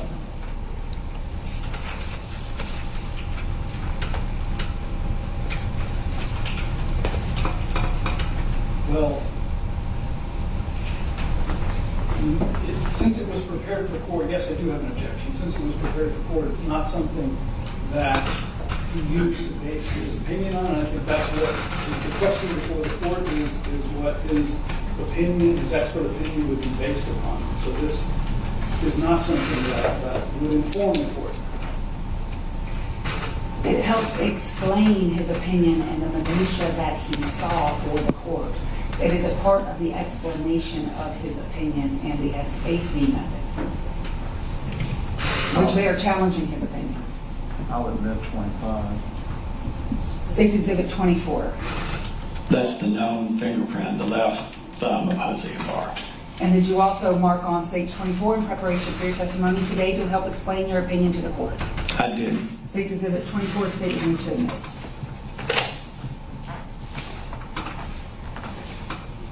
Did you ask to admit 24? Yes, sir. Objection to 24? It's the known print.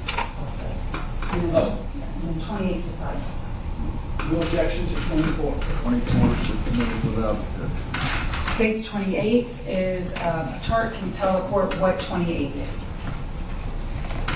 28 is a chart of the latent and the known fingerprint of Jose Ibarra. So is it a side by side of 25 and 24? States 25 and 24 that we just talked about?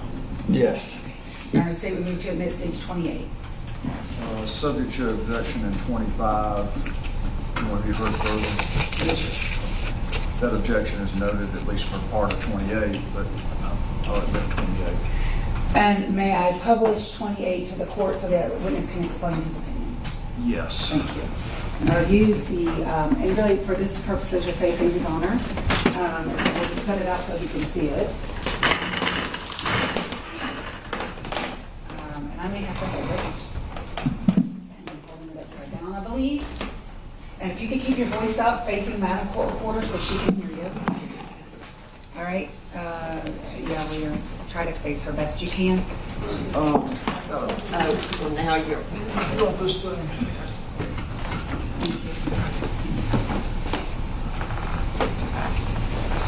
I got it. Yeah. All right, so you told the court you saw 15 points of minutia. Just tell us what we're looking at and show the court what you saw in looking at the latent and comparing it to the known left thumb print of Jose Ibarra. Okay. This being the latent, this being the known fingerprint of Jose Ibarra. The green lines that you see here, this is just me marking where the cord is located within the left loop. That's just the cord. That's just for me to start with. Now this is where I begin. I will follow down through here, and you'll see right here. This is an ending ridge. The yellow arrows that you're seeing all through here, all of these are what I found to be ending ridges. Ridges that come in and then they stop. They just end. What you find here, the blue markings are bifurcations. That's where the ridge separates into two ridges, just like this right here. That's what happens right here. What you find right here is the short ridge, which is a short ridge right here, and it's an ending ridge on both sides. Pretty much, it's just an incomplete ridge. So what I do here is I find this ending ridge right here, and that's right there. And then I will count one ridge, move down, there's another ending ridge, one ridge, move down, ending ridge. What I did there is I followed down the ridge here, and that's where I found the bifurcation. And that's where you find the bifurcation, you move down, you find the bifurcation. And right here, I found an ending ridge. That's the same ending ridge here. So I moved back up to my bifurcation, and I counted one ridge, the next ridge, bifurcation, one ridge, next ridge, bifurcation. And I followed that down as well, and that's another ending ridge. Follow it down, it's an ending ridge. And then I move over one, and then another ending ridge. Move over one, another ending ridge. I move up, and that's where I found the short ridge. Short ridge located right here. Follow it up, and that's where another ending ridge is. Also, just follow it up, an ending ridge. In this case here, you can even actually see the ridge, how it flows in. Makes upward thrust and then follows out. Comes in, upward thrust, follows out. Then I go one ridge over, another ending ridge. One ridge over, another ending ridge. What I did is I would follow, go one ridge over, two ridges over, another ending ridge. One, two, another ending ridge. And then straight back up, another ending ridge. One, two, another ending ridge straight down this way. One, two, another ending ridge straight down this way. All this area up here is probably it's matrix distortion, where there's too much distortion up here to make any kind of determination up here. Did you have enough identification, or excuse me, did you see enough detail in the latent print to make this identification? I did, yes. And if you had not, would you have made the identification? No, it would have been excluded. All right, thank you. You can have a seat. Thank you, Ms. Jackson. Appreciate you.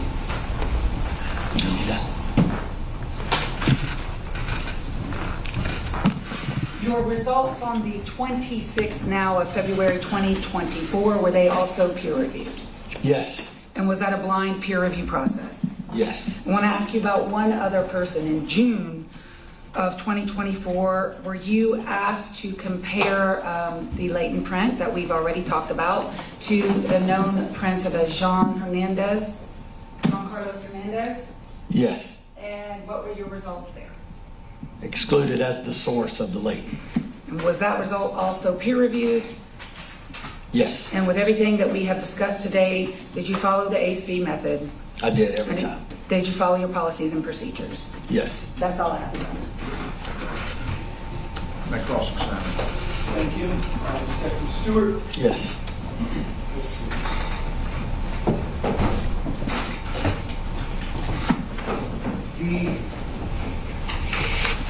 The OSAC document that you have introduced. Yes, sir. That is sort of a foundational document to guide. Just a guideline for the fingerprint community. And that came out in 2017. I believe so. That does sound correct. And then I know you're also familiar with the AAAS document, also from 2017, on latent fingerprint report. Yes. And then you have your police department policy that I think that's been introduced also, right? Yes, sir. Okay. And I think probably that OSAC report, and I know this AAAS, I guess that stands for American Academy for the Advancement of Science. Does that sound right? Yes, sir. Okay. And those were issued in 2017, partly in response to the PCAST report. Are you familiar with that from 2016? Yes, sir. And that was, it recognized that, I guess the legitimacy or the potential for the forensic use of fingerprint examinations, right? Yes, sir. But it had some issue with the lack of scientific method involved. Yes, sir. And pointed out that there was significant potential for false positives, and that more rigorous scientific studies were needed. Is that? And I know I'm summarizing about 20 pages of the 100-page report. Right. Yes. And are you aware of any peer-reviewed academic studies that have come out since then? I would have to read to see if there is any. And okay, so, but in theory, PCAST and these other documents didn't have any issue with the ACE-V process, correct? No, the ACE's been there since early 80s, probably in the 70s. And so the first step in that is the analysis, right? That's Yes. Yes, sir.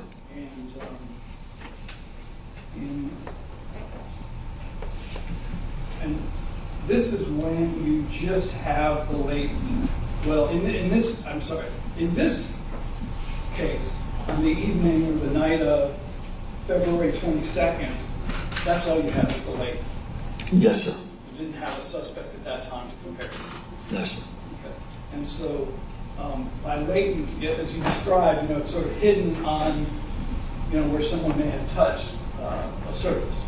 Yes. And then how do you get it up? You photograph it, and then you apply whatever method of processing you need to, whatever you feel would be best to make the latent liftable. Is there like There's fingerprint powder, yes. powder? Yes. And you weren't involved in lifting it in this case? No. But you were told that it came from the surface of the cell phone? Yes, sir.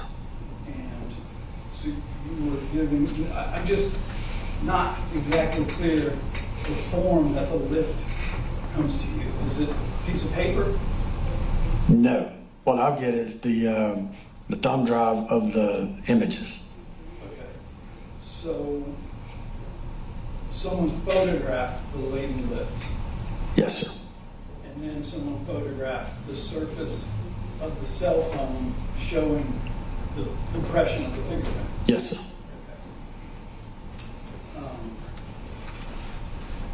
And you don't know in what material was used to lift the print in this case? No. And so you do your analysis of these latent images. Yes. And here, so that's, I guess, there was, I'm looking at your report, page 1, the top paragraph. So the last two sentences that really kind of, in my mind, cover that analysis. Is that right? Are you talking about the first paragraph where it says, I analyzed the latents and found there was sufficient ridge detail to make a comparison? Yes, that sentence. Okay.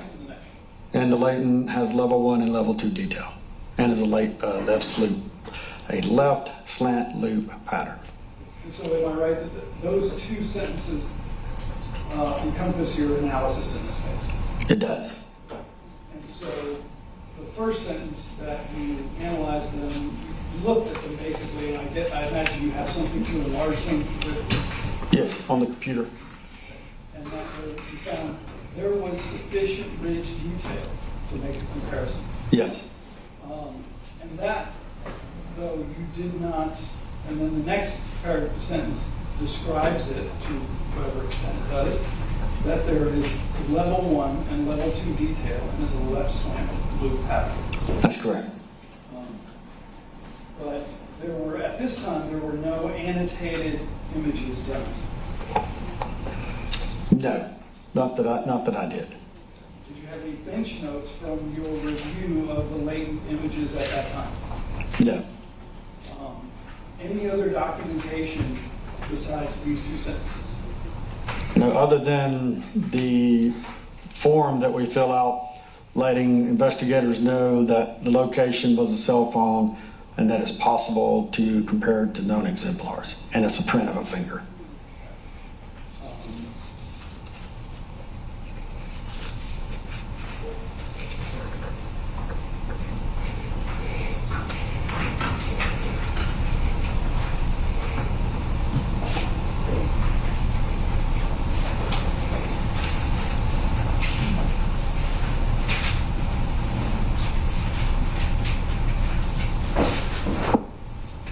you've described for the court here with these exhibits that were prepared for your testimony today, you didn't describe any of that in your report? Not how I described it to you, no. You didn't say that you saw any particular number of minutiae? No. You didn't describe any mention of features such as ending, ridges, or bifurcations? No.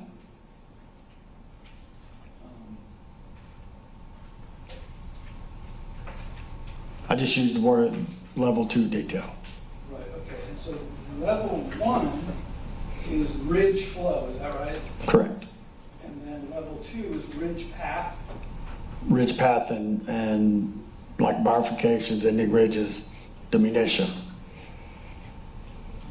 So the bifurcations and the endings, those are what you can see? That's level 2. Yes, sir. And then there is potentially level 3, right? Yes, sir. Ridge features? Well, the ridge features are going to be part of level 2. Okay. What is level 3 then? Level 3 is going to be like edgeology and porology, like your pores that are in your fingerprint. And that was not observed in this lake? That's correct. And then you enter the images, the latent images, into the APHIS system. So you've done your analysis, and then without a suspect or anything to compare it to, you want to see if the computer can generate. Absolutely. That's correct. Okay. And there are, I'm guessing, millions of Yes. candidates. Yes, I don't know the exact number, but I would guess FBI is probably 75 million, maybe state of Georgia, maybe 7 to 10. I really don't. I don't know the exact number because it's, probably increasing daily. And you did form the opinion that the latents in this case were of APHIS quality. Yes, sir.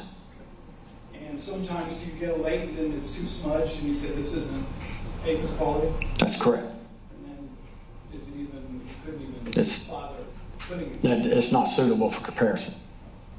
And then, but in this case, it was. Yes, sir. In my opinion. Yeah. And then, so the APHIS system is trying to match the late, and then let me withdraw that. 1, 2, 3, 4, 5, 6, 7 images that you put into APHIS. Yes, sir. Different images, but the same fingerprint. Yes, sir.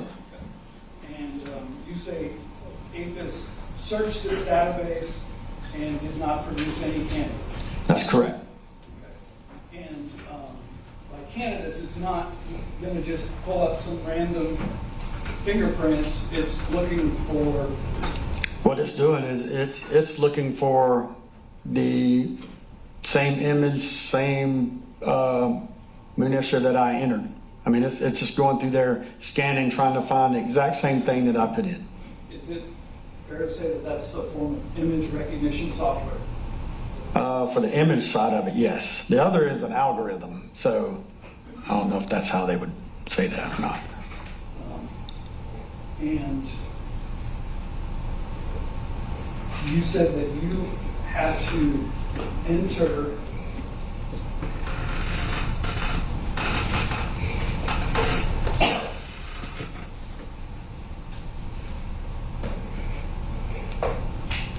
you had to mark up the latent for minutia for APHIS. Yes. Okay. And do you preserve that at all? Do I preserve it as You in? marked up the images that the markings that you put on the images. It's in APHIS. It's marked up and sent into APHIS. There's no way for you to keep a copy of that. No, I don't have a copy of that.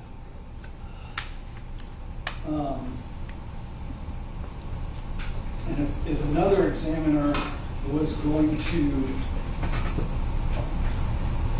enter a latent into APHIS in a situation like this,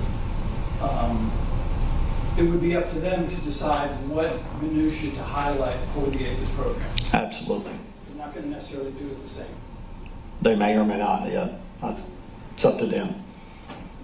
There's no particular guidelines or standards for that process? For me to put in, Well, for your annotations or the markups on the latent, for the particular minutia that you're going to ask to highlight? other than the guidelines or my HV, I mean, it really is, it's me going through there and marking the minutia as I see it. And is the entry of the latents into the APHIS program, where does that fit into the HV? That fits in pretty much probably the comparison level, because I'm sending it in to be compared. So you've made your analysis, now you're trying to find it. Right. And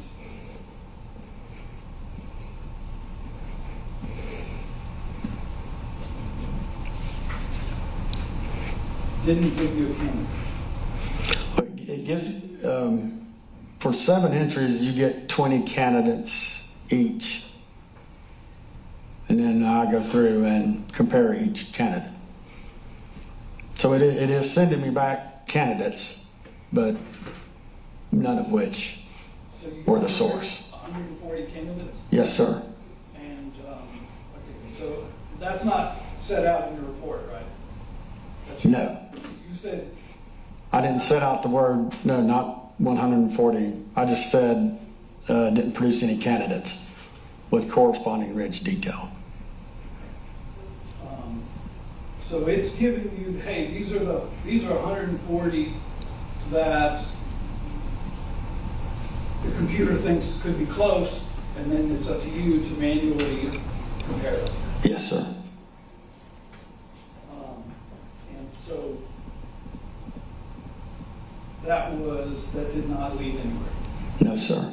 And then the next day is when you were given the names of these people that you mentioned.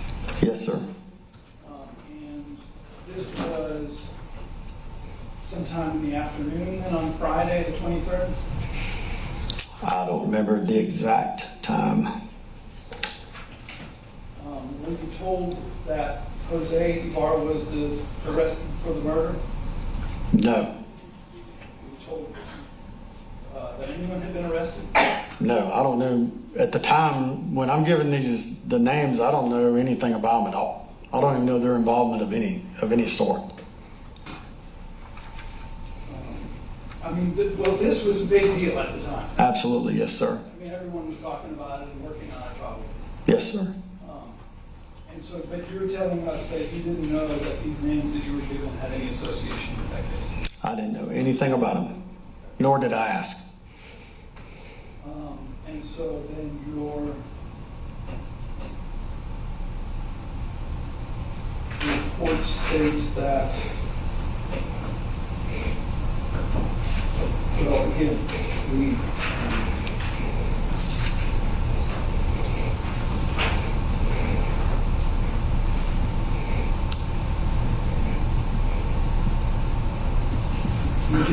did make an identification here with Jose Ibarra, right? Yes, sir.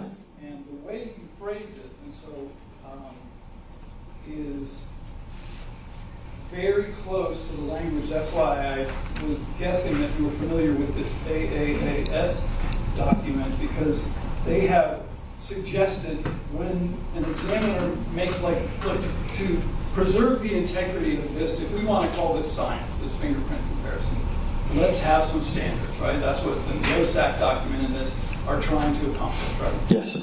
And so they, in these documents, they say, let's be cautious about making an identification, and let's be precise with the language that we're going to use, right? Yes, sir.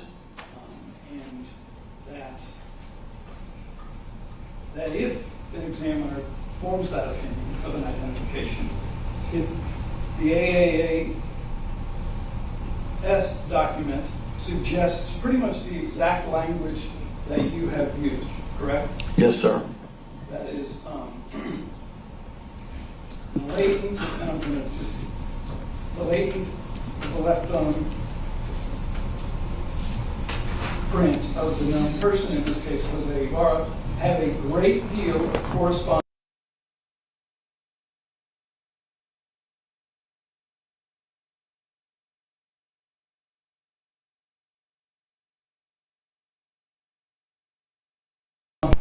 Yes, sir. Okay, and then the next sentence, to continue with your opinion, is the language, there is no way to determine how many other people might have a finger with a corresponding set of ridge features. But it is my opinion that this set of features would be unusual and highly unlikely.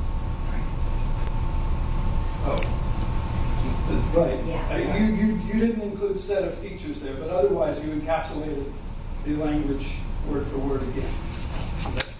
Yes, sir. Okay. But and then OSAC has a similar, it's not that language, but I think I just saw it.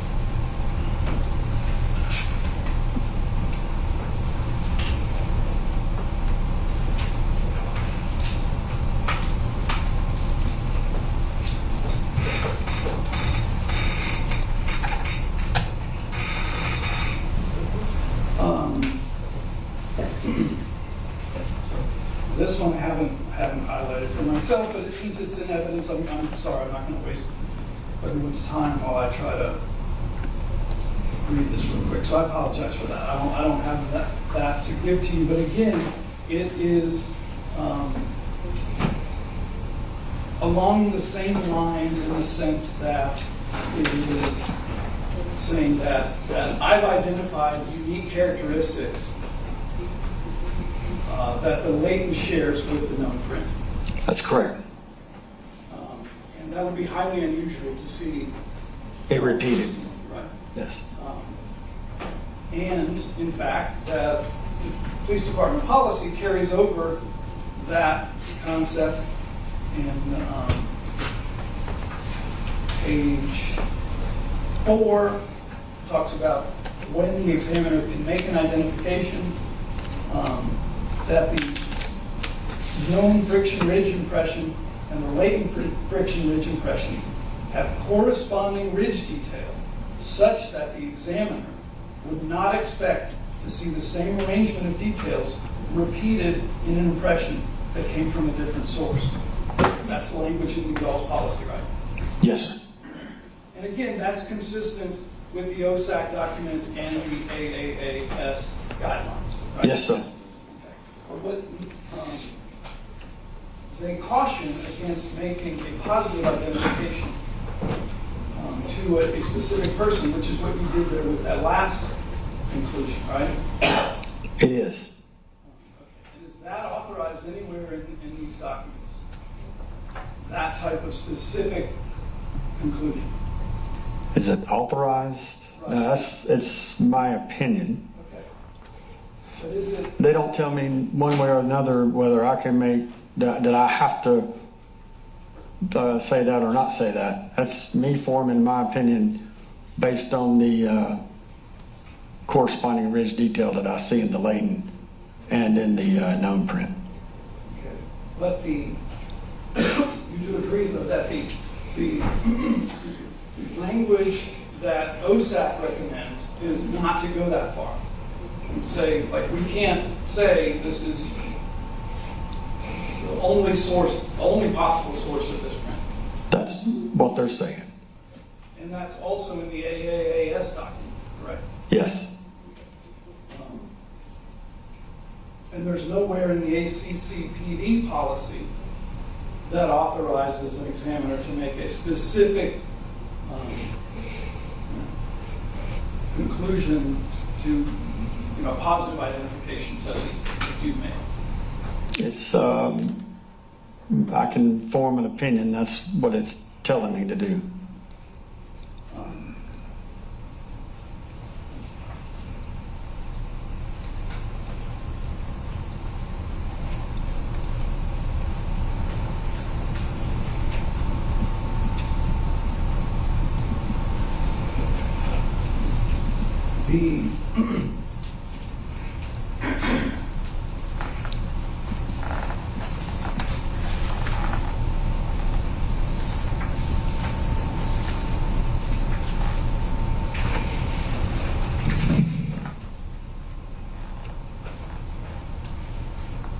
When you were describing the latent print in your comparison for the court to the known print,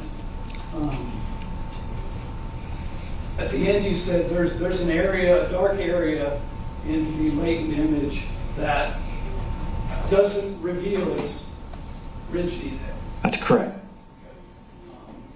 And there's no way to know then if would be something different in that unknown area to the known print. In my opinion, if the distorted area had its ridge flow, seeing the amount of information that I see here, it would match up perfectly to the known print, in my opinion.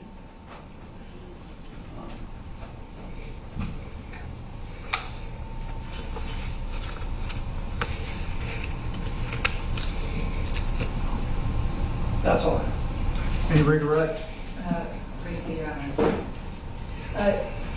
If we could just read for the record the entirety of your opinion as summarized, as indicated in your report. First of all, did you write a report of your findings? Yes. And on page 2 of that report, under Jose Antonio Ibarra, can you just read to us what your opinion was in your report, and still is? The latent image DS0572 and the left thumb of Jose Antonio Ibarra have a great deal of corresponding ridge detail with no differences that would indicate that they were made by differing fingers.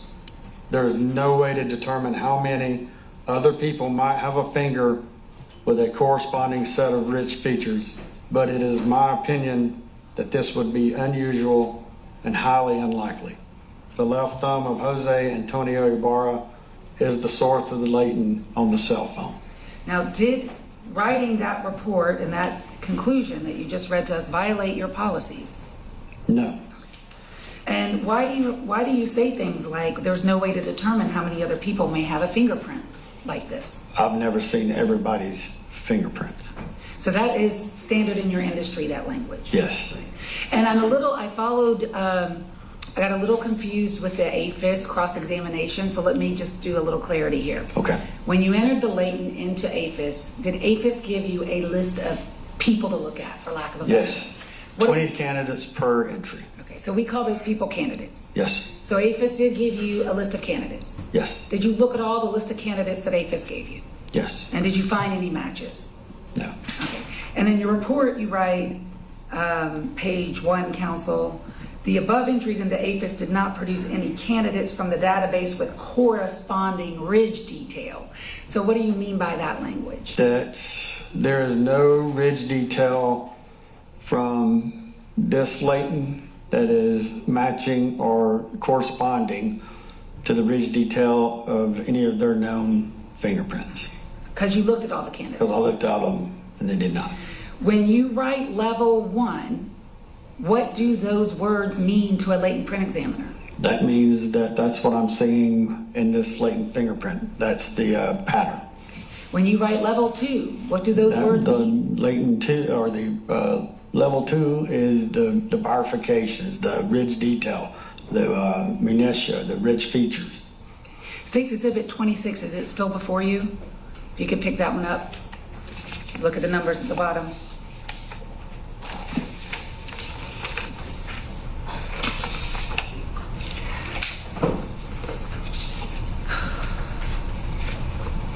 I don't have a 26. Did I do it wrong? May I approach the witness? I don't have a 23 or a 26. Thank you, I'm sorry. May I approach? Yes. 27. And I don't have a 23 or a 26. Thank you. 27, you see that one? I do. And when did you write and make the entries in State's Exhibit 26? That was probably on the 23rd Of what day? of February, Of what year? 2024. And why would you have to do that? Why did you do that? That's just me marking for my own self to mark what I'm seeing inside this Leighton. It's me marking my ending ridges and me marking bifurcations. And I think that's all I have. Thank you, Your Honor. Anybody cross?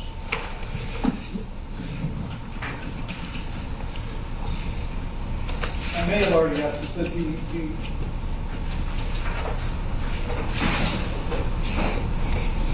when you state in your report the Leighton has level 1 and level 2 detail, you didn't give any description of what, other than the left slant loop pattern. You didn't give any description of the minutia at that point. No, sir. Okay.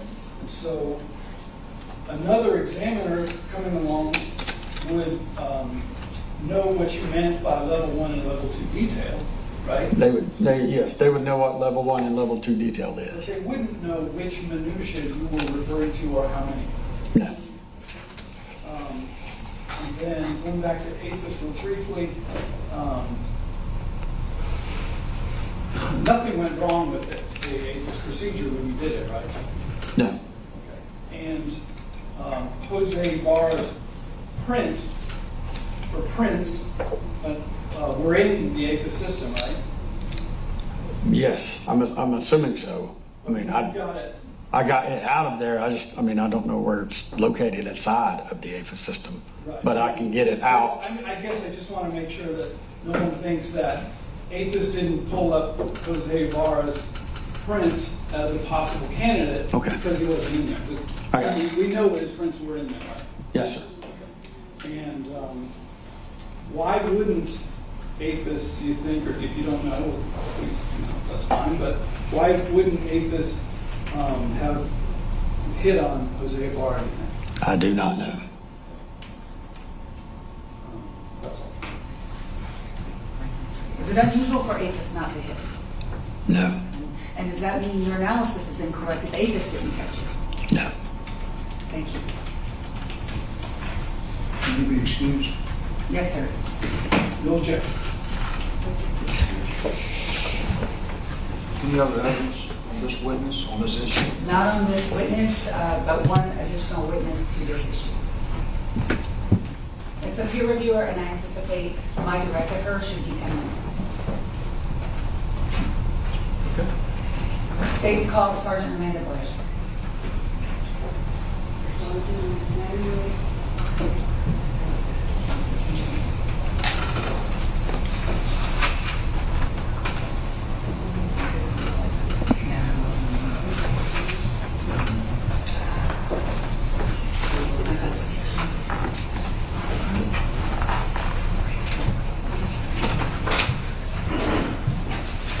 But let me ask this question. If this is a Daubert hearing and we're here just to establish whether or not a person can testify as an expert, can we limit it to that? As far as For this purpose? I mean, this is not the trial. No, but I think he has to explain how he reached his conclusions, and I anticipate, having spoken with the defense expert that they're going to call, that he's going to take issue with how this particular expert reached his conclusions. I had to ask the question. Yes, sir. You may proceed. Thank you, Your Honor. Raise your right hand. Do you swear or affirm the testimony you will give today in the matter of State of Georgia versus Jose Ibarra will be the truth, the whole truth, and nothing but the truth, so help you God? I do. Please take a seat. State your name for the record. My name is Amanda Blair. Where do you work? Athens, Clark County Police Department. How long have you worked there? 13 and a half years. What are your duties and responsibilities? Currently assigned to patrol as a shift level supervisor. Were you at one point in the crime scene unit? Yes. And have you been trained as a latent print examiner? Yes. Do you hold certifications in latent print examination? Yes. And briefly, may I approach Your Honor with two exhibits? Yes. I'm handing you what's been marked for identification purposes as State's Exhibit 29, State's Exhibit 30. First, State's 29, what is it? My curriculum vitae. And does that lay out your qualifications and experience in latent print examinations along with other things in law enforcement? Yes. State would move to admit State's 29. Any objection? No. 29 is admitted. And also State's Exhibit 30, what is that? My report. Is that your report in this case of State of Georgia versus Jose Ibarra, and does it summarize your activities that you did as a peer reviewer in this case? Yes. State would move to admit State's Exhibit 30. Any objection? No. 30 is admitted. Briefly, Sergeant, were you trained in the ACE-V method? Yes. How were you trained in the ACE-V method? Through training at the Gypstick facility in Forsyth, Georgia. How long have you been so trained? I began training in 2015 and completed my certification in 2000. May I check just to be sure? It's on the paper. Sorry.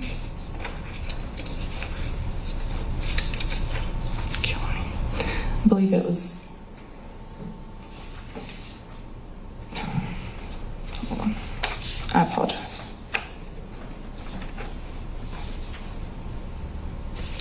January of 2021, after I completed the exam. So you took an exam to be a certified latent print examiner. That's correct. How many latent prints have you examined in your training and career? Approximately 7,000. Were you the peer reviewer in this case? Yes, I was. Did you follow the ACE-V method in peer reviewing? Yes, I did. And when you peer reviewed, was this a blind peer review or a non-blind peer review? Blind peer review. What does blind peer review mean to you? Means that I'm given a unknown latent fingerprint and a set of known prints, and I'm asked to compare them. Did you put your conclusions in your report? Yes.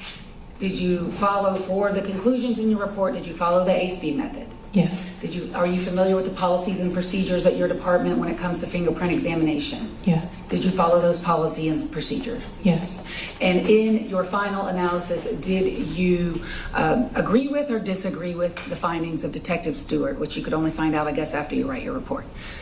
I agreed. Okay, that's all I have. Thank you, Your Honor. May cross-examine. So maybe you find out that you agree. I complete my comparison and complete a report, and then it was discussed between the two of us. And you all work in the same department within the police department, right? Or it did at the time? No. Okay. You're now in patrol? Yes. You were with crime scene Yes. in February or? On patrol. Okay. Did you formally work with Detective Stewart in the crime scene department? Yes, I did. Okay. How long were you there? 6 years. Okay. And when did you move to patrol? June of 2021. Okay. So you just get called in because you have taken the training and That's correct. you mentioned on the CV. Right? Okay. And so when you say it's blind, but you know that he's the person who did the first part.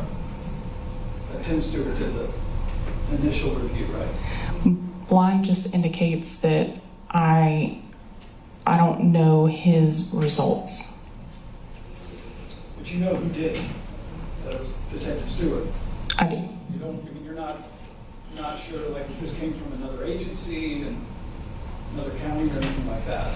You know that it was a Clark County case and that it was first handled by Detective Stewart. That's correct. And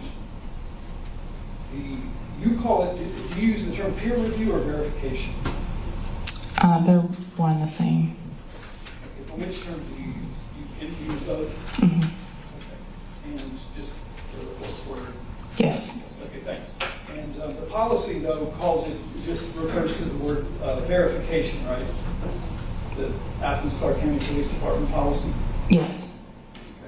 Okay. And that really, we have it in evidence here, but it doesn't really give any guidance as to how this should be conducted. It just says that once an examiner makes a finding, it should be verified by someone else. It's verified through the ACE-B method. But,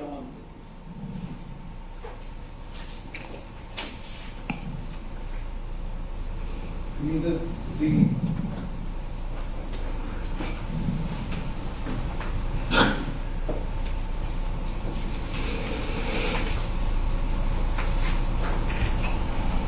State's Exhibit 19 is the police department policy that was in place at the time. Does that look familiar? That's correct. When you turn to the page that says verification,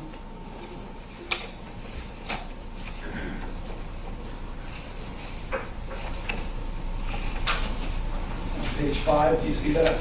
Yes. And it's really just one sentence saying that verification is the independent application of the ACE process by a second qualified examiner. That's correct. But it doesn't give any specifics as to how this should be done. It refers to the process that's on the previous pages. The ACE process. Correct. Okay. But it doesn't require an examiner from a different agency, right? No, it does not.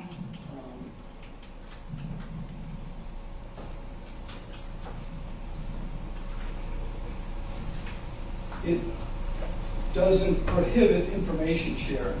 It doesn't say that it has to be blind.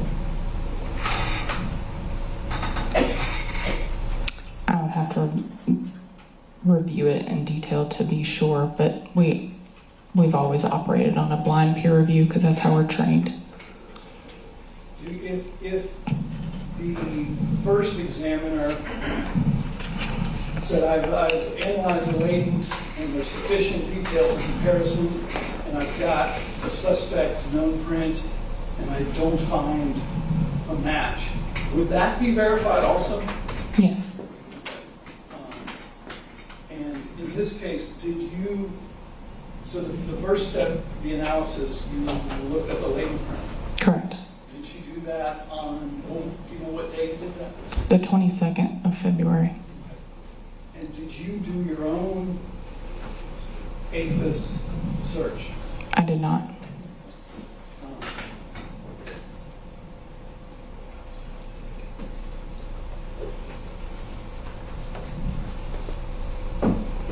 And you noted in your report that APHIS did return a number of candidates, correct? Correct. Do you know how many? Each search returns 20 candidates. And did you, just do you review all 100 and something of those? Yes.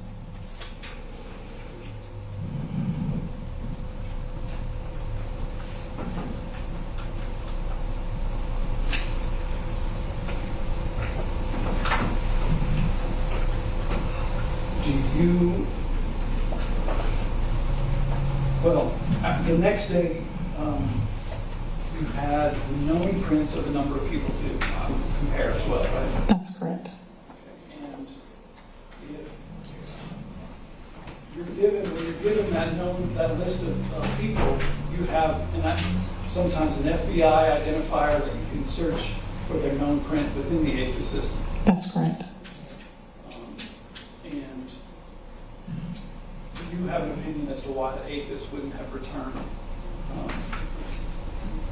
the suspect in this case as a candidate? In the searches through when the latent was entered, it can be a number of reasons. It can be, so without getting too far in the weeds, it's a computer that searches what you put in against known images of latent or fingerprints, and it's up to the computer to decide what it thinks looks close. And then a verifier looks at that candidate list. So you're kind of at the mercy of a computer, which is why you have a trained latent print examiner to go back and verify.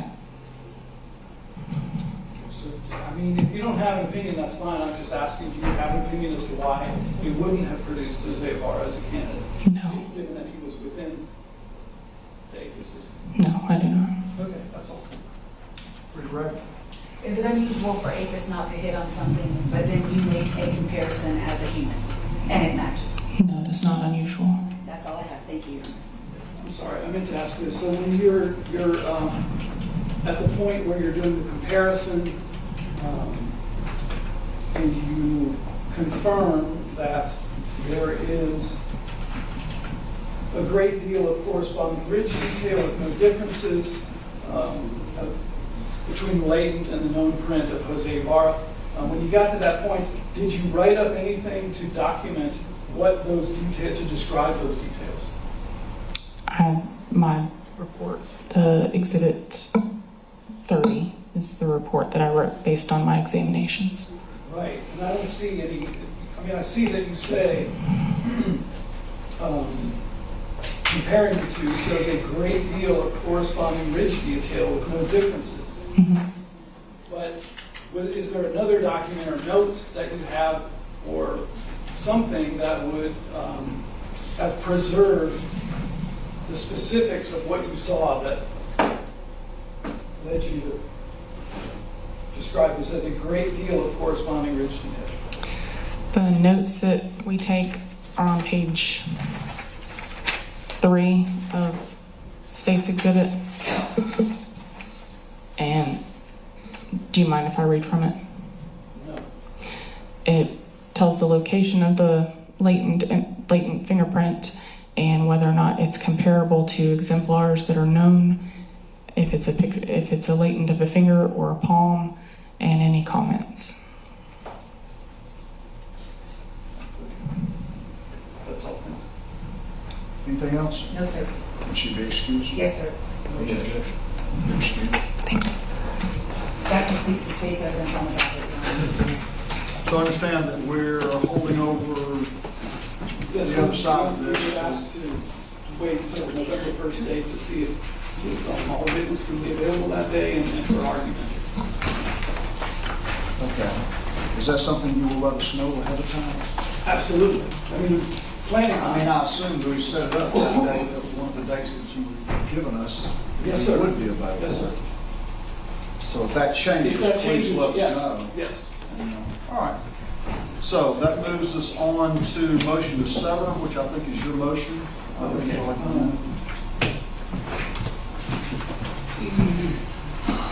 Yes, we can tackle these relatively quickly.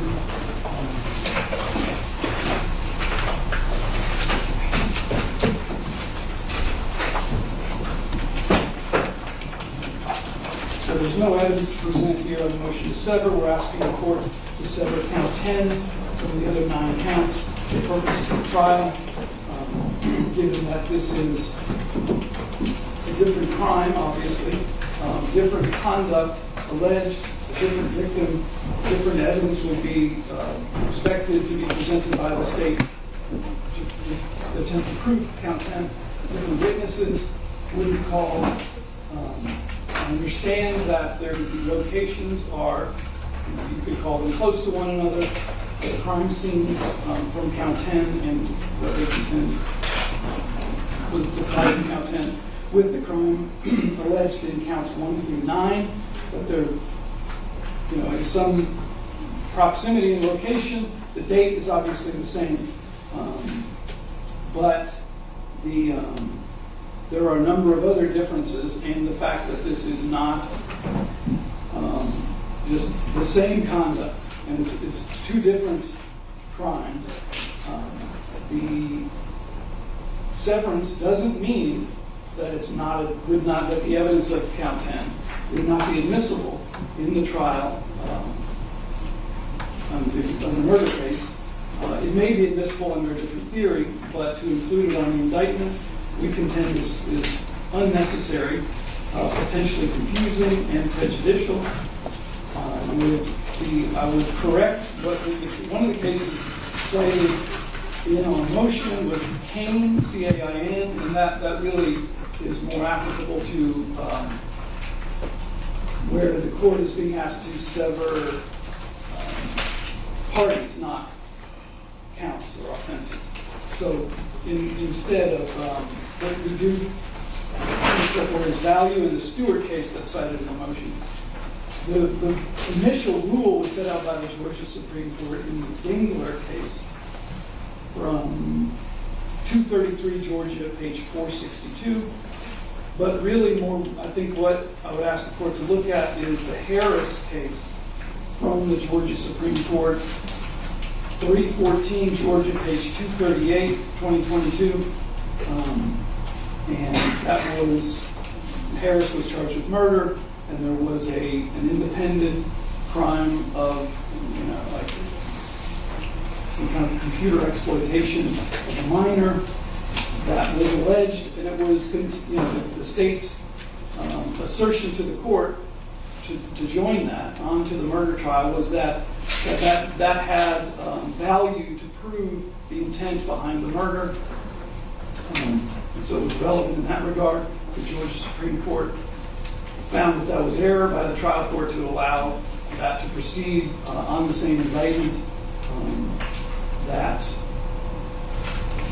whether there was some relevance or some other value to the evidence is a different question, but to have been included on the indictment was too prejudicial, and that it was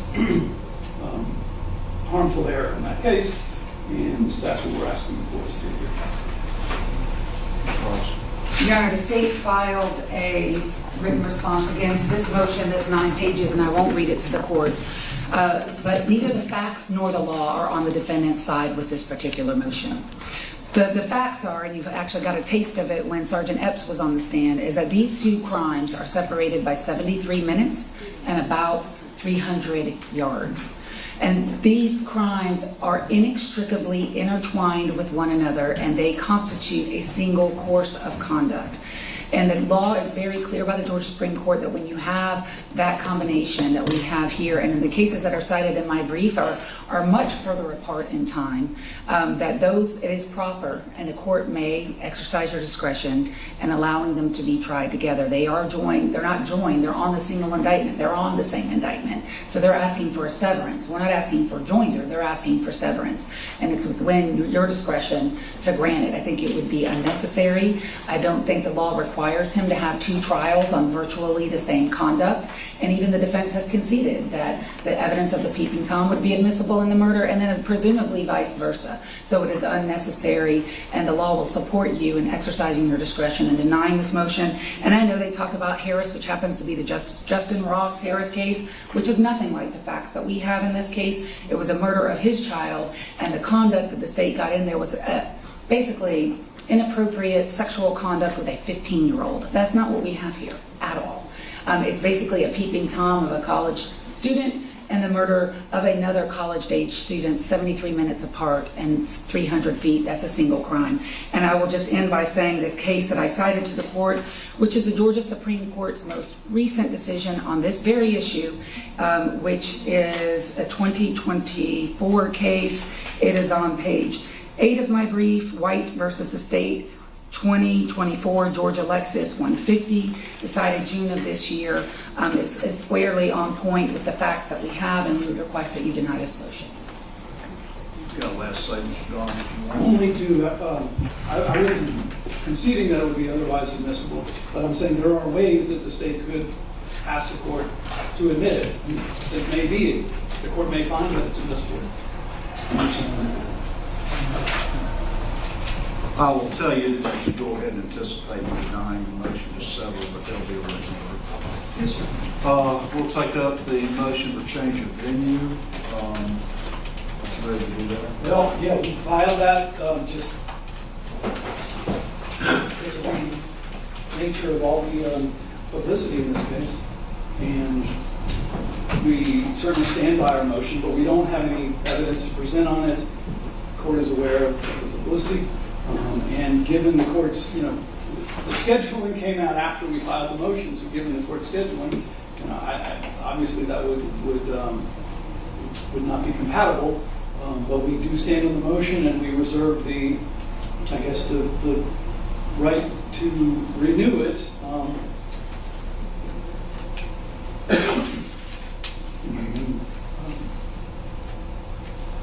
We're questioning jurors. Ms. Ross? State will stand by its written response filed in that case, that it is premature at this time, that media publicity alone is not a reason to grant a change of venue. And I submit to the court, there's nowhere we can go in these 159 counties in this state to outrun this media publicity, and that the true test of whether a juror is qualified to sit is whether they can form an opinion and whether they can set it aside in deference of the rule of law. It's premature. We ask you to move it. You got last say on this too, if you want. I'm going to just, we're going to wait and see how jury selection goes. I mean, we have summoned a significant number of jurors. That's going to be a manageable process, I hope. In this building? For this building and these elevators. Yeah. Wait, you said total? Yeah. Beg your pardon? You said elevators, plural. I was being optimistic. But we'll just see. I've set aside those days. We're going to do it. We'll full days. You know, we'll probably have a conversation in more detail about this on November 1st. I've invited you all to send me. I'm still still considering what I'm going to do about a juror questionnaire.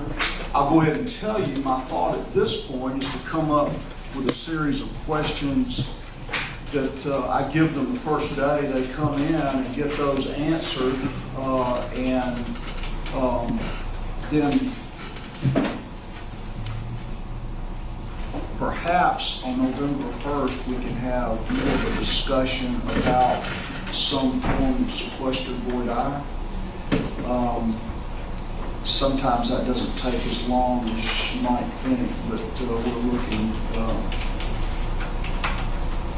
I'll sort of have something in mind about that, but I will take suggestions about that. It's problematic, but what I would like to do is have access to both courtrooms and have people come back and forth. But we just have to see if I can make that work with the other court proceedings and that sort of thing. I will go ahead and tell you also that I am optimistic that we can get a juror picked, get enough qualified in a couple of days. And if that happens, I may very well go ahead and Friday have opening statements at least. Still, I tell you that because I don't see me changing. Y'all got to know about when to subpoena your witnesses. So I will leave you with that on Monday. So I think we'll just start the evidence on Monday.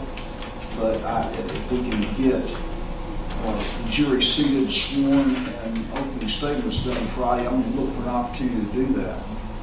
I've subpoenaed the witnesses for the date of jury selection, so we will be prepared to go the moment we see the jury. All right, well, we'll leave it like that.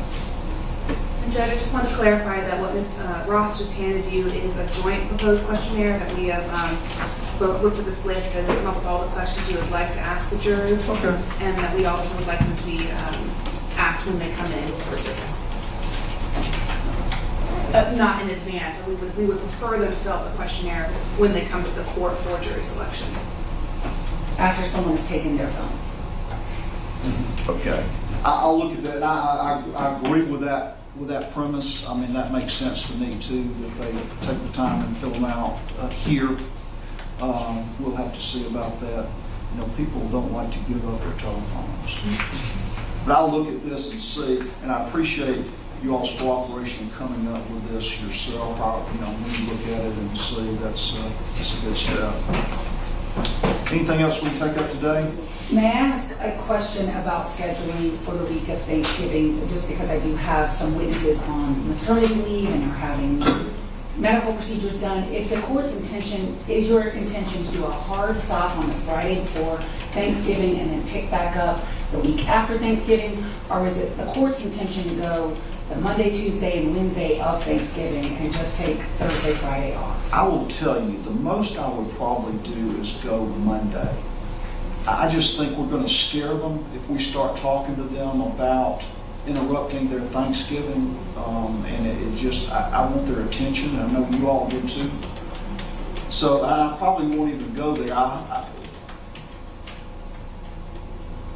the way I operate when we get started is we'll start at 8:30 in the morning, and as you can tell, I don't take a lot of breaks. I mean, we will plow through. Ms. Beck knows, she deals with me all the time, that we'll keep going pretty well. Mr. Don does too. But, so I'll be looking to have longer days if we need to get this done and keep their attention as much as we can. But if it doesn't work out, in all likelihood, I would not.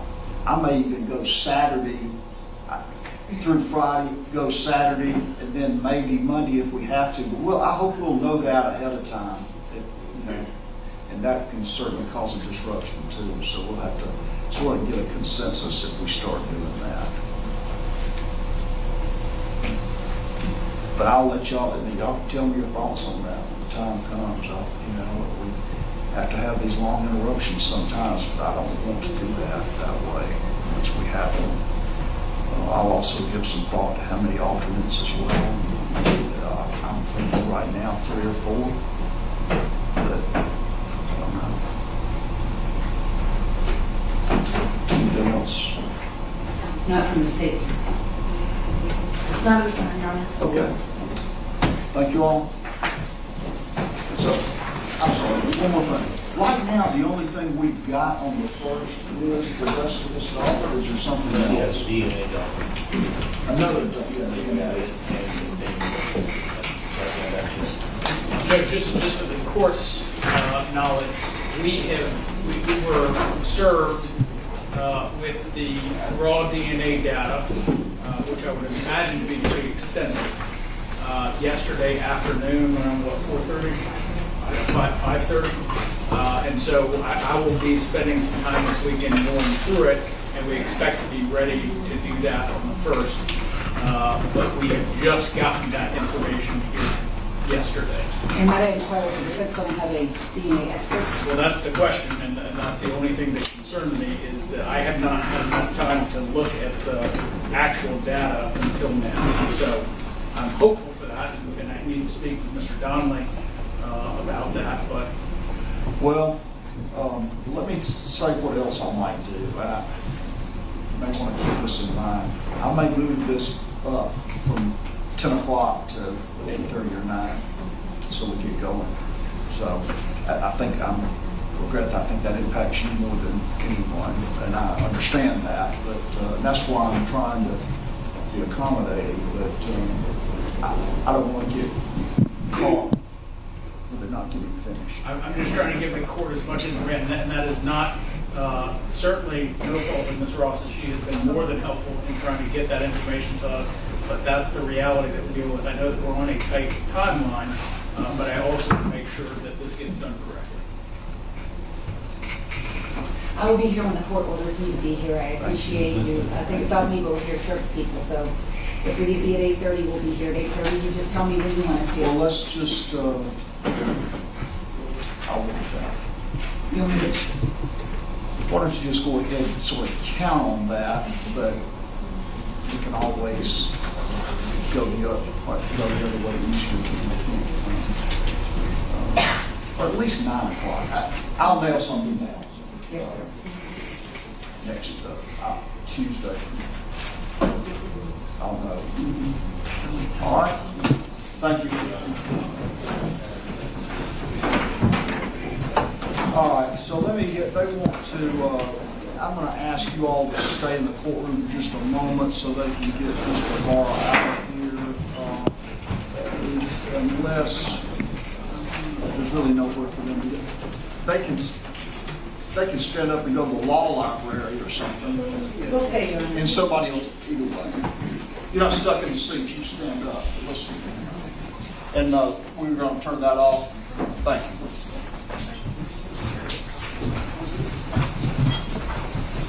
Glad to turn it off. I bet you are. I can't always promise you a bad chance. No, that's why I came early to negotiate.